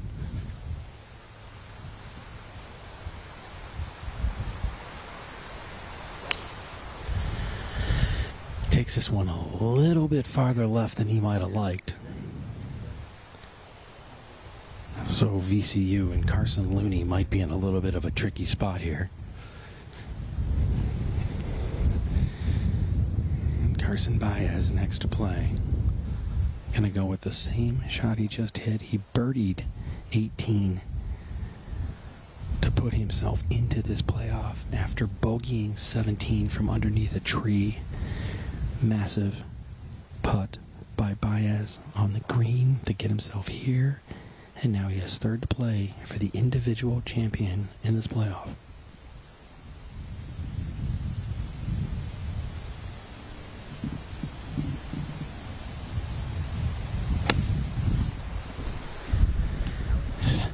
Well, very same shot he hit earlier. We know how that turned out. Nicely done. And they are away here on 18 for the playoff. Let's take a look at this 18th hole from above.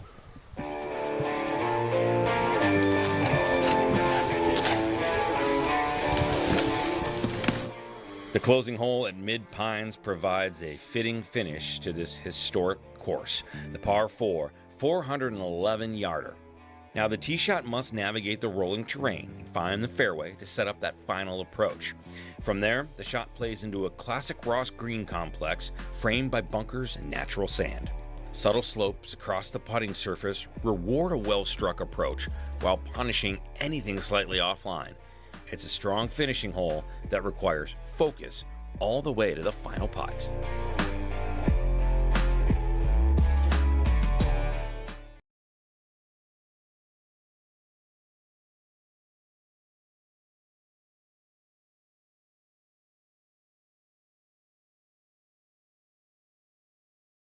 The Spiders, Carson Baez, and VCU's Carson Looney. So the two Carsons are both from Richmond, Virginia, playing for two schools from the same town. These two guys got in the tiebreaker, hitting a birdie or shooting a birdie here on 18. And the way to do that is to stay aggressive at the pin. Pedro Garcia, as you might recall, when he played 18 earlier, and he hit on the green. He hit it on the right side of the green. It's a long lag putt, very slow. So the shot here would be to stay aggressive, not overly aggressive as you have a left bunker to deal with, but you got to stay on the right, their left side of the green. Players making their way over to their second shot.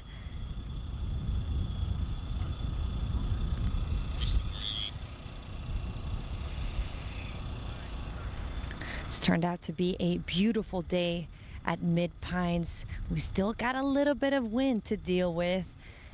They'll have to factor that in as they select their club for their second shot.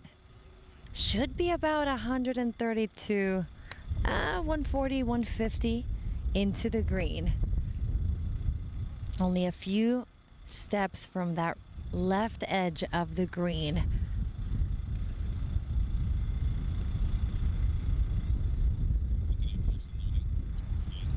We're looking at Carson Looney, the VCU Ram, who shot 3 under today. We interviewed him earlier, sends a big hug and love to his mom who's watching. We got you, Mama.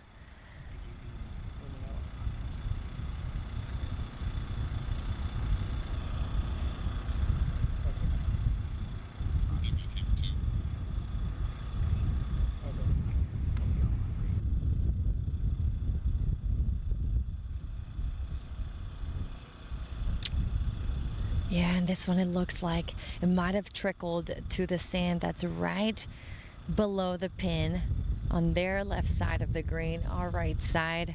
Not ideal for Carson Looney. Let's go to Nick. Carson Baez finds himself in the middle of this fairway.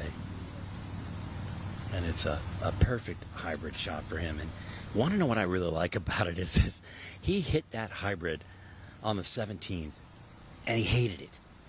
But he's great with that club, found himself in trouble, bogeyed, but then went right back to it on the tee at 18, hit a beautiful shot, got it on the green in 2, and made the birdie putt. This playoff has done the same thing. He's in precisely the exact same position. Maybe the only thing that's changed a little bit here is the wind, and that's just because it's pushing a little bit more from behind and to the left. Baez in the middle of this fairway. Got about 120 left to this pin, and if he can hit one really good more iron shot of just over 100 yards and snuggle this up to the pin, he would cap an incredible victory here at Mid Pines Golf Club for the Babygrande Donald Ross Collegiate. This is Baez of Richmond from the fairway, his second. Boy, he's going to step off it. He's got to get out of his head here. Now, he's got his coach right next to him, and his coach has just got to talk him, just calm him down here. There's no reason to overthink this shot. It's the exact same shot he just hit 10 minutes ago. Now is not the time to let the 6 inches between your ears be a difference in your club selection.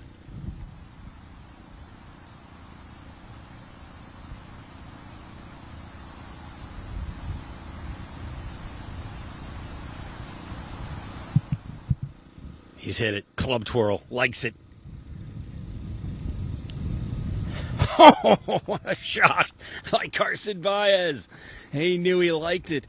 Spun the club right from the hop, and he has put himself in position for a birdie again here on 18. One more look.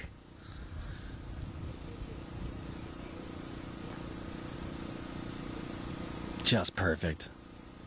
Stopped it right on a dime, and now out to the fairway. Pedro Garcia hit a beauty of a long drive here, and oh my goodness, what a shot! Unbelievable by Garcia. Puts this one tighter to the pin than where Baez was, and it is going to be a 2-putter here for a potential birdie, and if they both make it, we go back to the tee. One more look at this shot by Pedro Garcia. He was the leader for much of the day and has absolutely stuffed one here on 18, as has Baez. Carson Looney of VCU will have an attempt at it here, but he is just short of the bunker. And this is going to be a little bit tricky here for Looney. This is really a two-man race now, Sarah. Absolutely, and you have Coach Hill.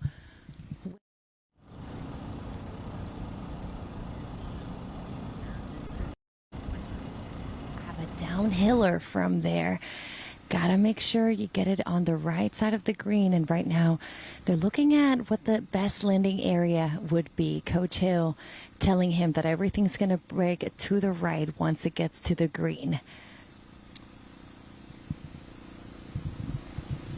How about these two shots? Oh, I'm so excited, Nick. I'm getting goosebumps. The crowd is cheering behind us. Two great shots. How about, Pedro's approach after seeing Baez hitting it that close? Unbelievable. How hard is that to do? Very hard, You gotta give him the pressure, but to be able to do that on a playoff hole is truly unbelievable. All right, I gotta ask. What do you think happens with those two birdie putts? Are we going back to the tee on 18th? I say we have two birdies and we go back to 18. Yes, sir. Let's make this exciting. They are cutting into our partying time, Sarah Diaz. We need to start charging overtime here. All right. Looney from VCU, his best attempt at it. And you know what? That's a great chip. He'll have that left for a par. Yeah, 100%. That was not an easy shot after seeing, that those two guys have birdie opportunities. So that'll be a downhill putt for him. He's not completely out of it yet. Let's just see what these two other guys do. Now they're going to take a good long look at this from both sides. One of the things that I've noticed, I've been with Baez all day today. He's very, very routine based. He does not switch up his putting routine from the walk to the timing to the deep breath after every single one of his shots, that exhale. This is rinse and repeat. Yeah, exactly. Even when we saw him in the fairway and he stepped off of it, perhaps because of the wind, you would have thought that maybe he was nervous, but he was able to execute that approach shot perfectly. It is going to be Looney, I think, to play first. Nick, this has been, I think, the most exciting event this spring season. Without question, the folks at George Mason doing a wonderful job putting it on. Big shout out to them while we have the time for the hospitality this week. And, of course, to everybody here at Mid-Pines and in the North Carolina area. It's just such a pleasure being here. You can just feel the history when you're in Pinehurst. Yeah, absolutely. You've got Pinehurst number 2, which was designed by the Scottish-American course designer Donald Ross, who also designed this course, very similar in the way that they laid out, but of course Pinehurst number 2 being the one that everybody recognizes. So it's gonna be Looney on VCU to play first, and this is a little bit of a bridesmaid situation here. Came in tied, sat in the clubhouse for a while at 6 under. So did Pedro Garcia of Bowling Green University, and the Falcon had to sit on his perch, and it looked like it was going to be a two-man playoff until it was Baez. Like a spider. They are the Spiders in Richmond. Exactly. Their team has come away with the win, but man, he crept back in and has now made himself in contention here to send this to another playoff. But first, it's Looney with his putt for par in the playoff on 18 for the individual leader. This is going to be left to right. Gotta give it a good stroke. It's all about pace here. Oh, and it just burned the right edge. Left it a little bit low. Needed a little bit more of a break. That is tricky, and that unfortunately will be a bogey. He will be eliminated now from the individual competition. So it's 2 birdie putts for Garcia of Bowling Green and for Baez of Richmond. So you have to think, if Carson Baez wins from University of Richmond, they would take the individual title as well as the team title. Tell me about this putt, Sarah. All right to left. You gotta give it a chance. Most players that have been on that side of the green, they've been leaving it low, but they already had a chance to see this green and the pin placement. So hopefully they took some mental notes and they are ready. There's the breath.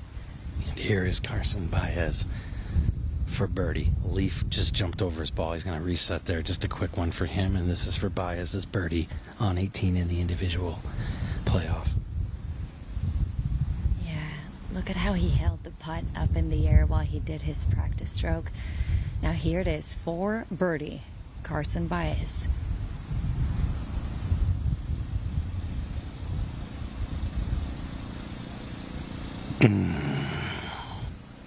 It's just slipped by, just a little too strong. Yeah, like I said, missing it low, you gotta give it a chance. Now Pedro is going to have a little bit more of a straighter putt.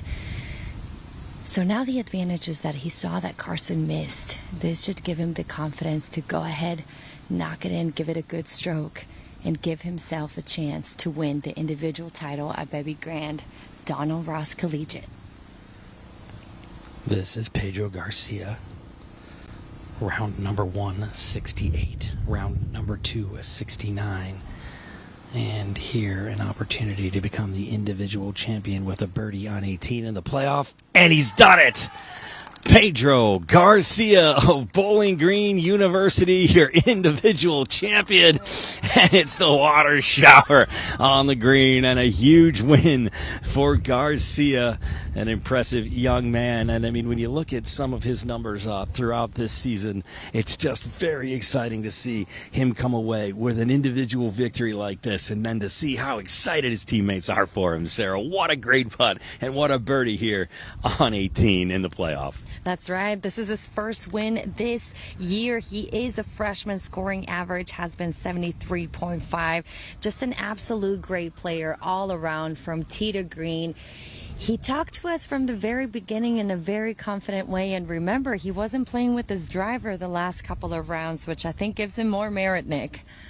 All right, well, we're going to take a look at those leaderboards one more time as we get set to speak with both of those players that finalized in that playoff. First of all, these individual leaderboards for you. Your champion is Pedro Garcia of Bowling Green, and we'll have an interview with him here in just a moment. Stay with us on Babygrande Golf.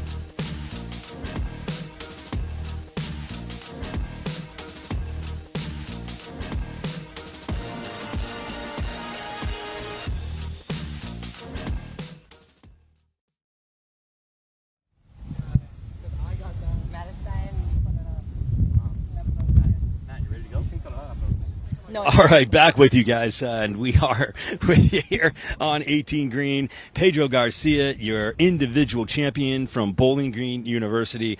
First of all, Pedro, congratulations. Just take me through what it was like to have to sit and wait for that to finish off. You were the leader in the clubhouse for a good little while there. Yeah, I'll be probably like about 2 hours. So when I finish, I just went there, chill out a little bit, like 30 minutes.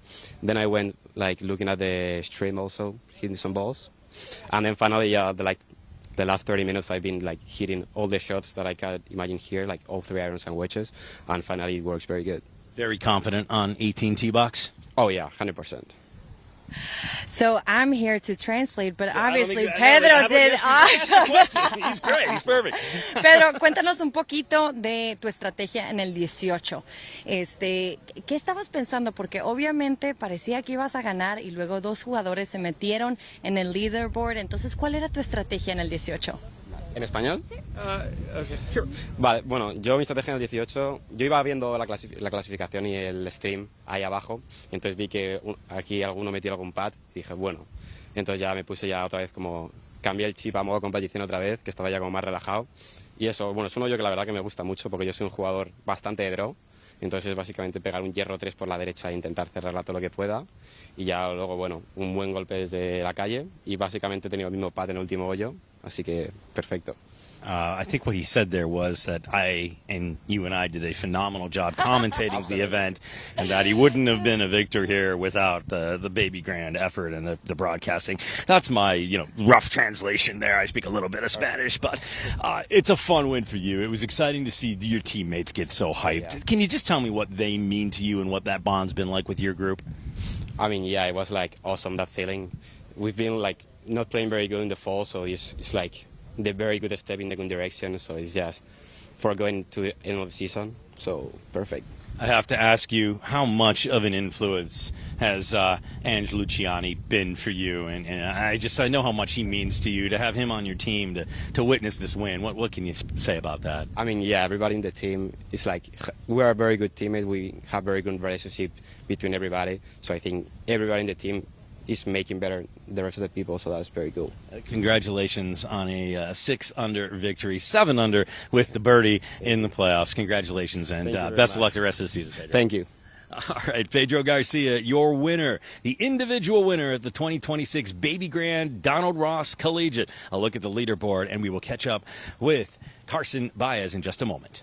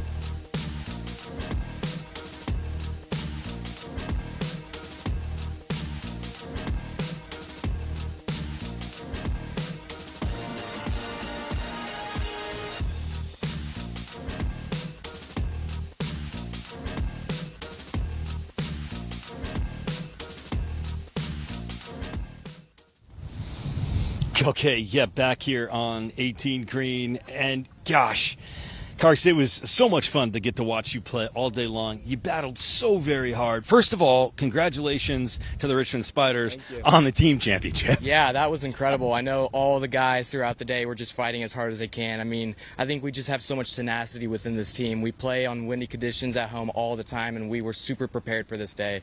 And we just went out and tried our hardest, and yeah, got another team win. And you know, I just tried to do my thing all day because I knew I had to be contributing to it, and I knew down the stretch that I had a job to do as well for myself. Carson, let's go back to 17. Did you know that at that time you were tied for the individual lead? Yeah, I knew exactly where I was all day. I used to never be a leaderboard watcher, and then I started watching leaderboards probably in the last year because it just taught me you have to be knowing where you are at all times. You have to be able to know when to pull the trigger, right?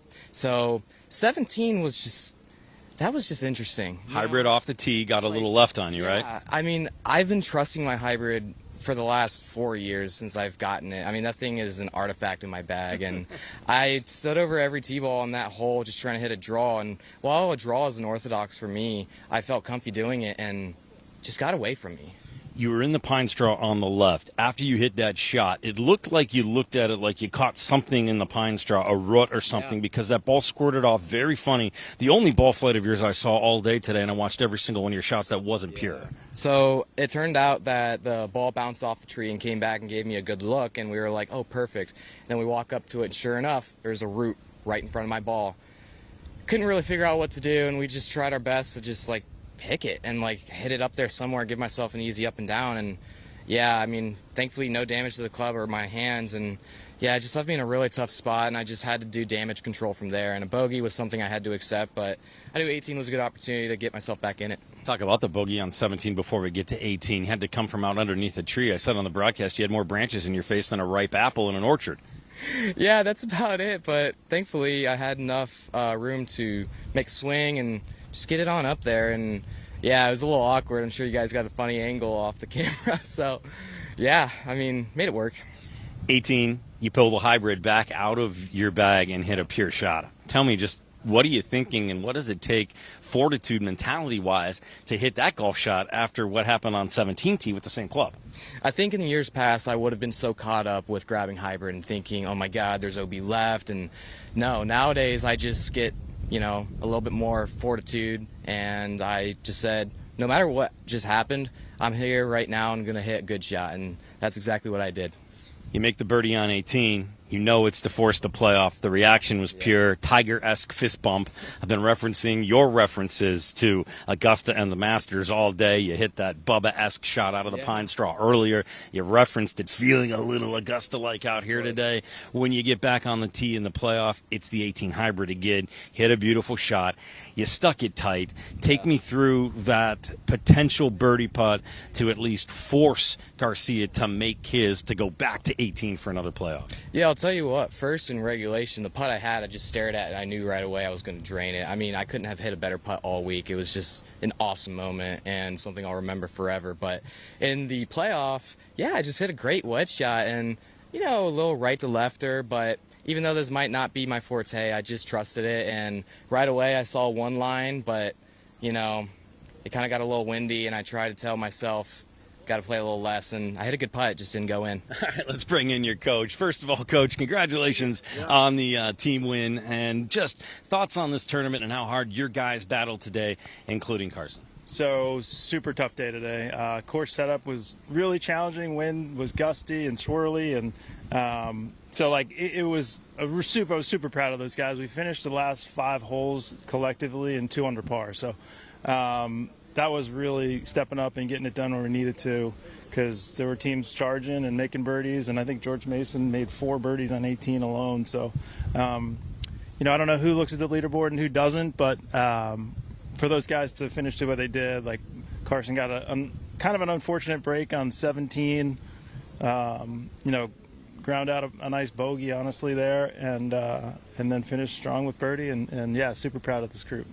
All right. Well, listen, congratulations on the team win. Congratulations on the effort down the stretch. Been an absolute pleasure watching y'all, and best of luck the rest of the season to both of y'all and the team. Thank you so much. Mom, Dad, love you guys. Hope you see this. Awesome. Thanks so much. Appreciate you guys being here. All right, let's take a look at the highlights from the tournament, and then Sara and I will wrap things up from Mid Pines Golf Club in Pinehurst. This is some of the action from the last couple days.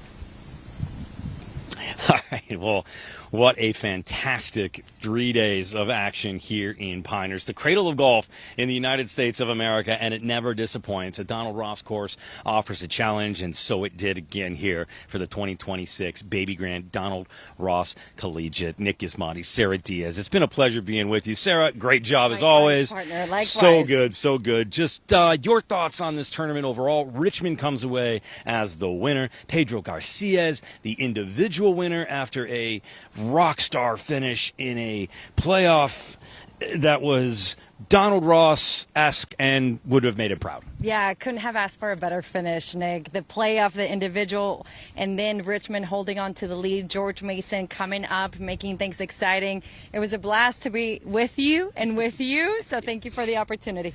All right, listen, this will wrap up our coverage from the Babygrande Donald Ross Collegiate from Mid-Pines Golf Club in Pinehurst, North Carolina. Thanks for being with us over these 3 days. If you missed any of the action, you can catch it all on YouTube. If you're not subscribing, make sure you do that right now. Go ahead and click that button. We will have that for you on replay. Go show your friends and talk about it. If you missed any of the interviews or the features, go to our social media. That's where you can find it, and it lives there. Nobody better at content than all of us here at Babygrande Golf. Thank you so much for being with us. It's Richmond and the Spiders who come away with the team victory, and Pedro Garcia, the Falcon from Bowling Green, with the individual win on a birdie on the playoff hole on 18. For our entire crew and all of us here at Babygrande Golf, from my partner Sara Diaz and Chichi Grande, I'm Nick Gismondi saying thank you so much for watching. So long and good night from Pinehurst.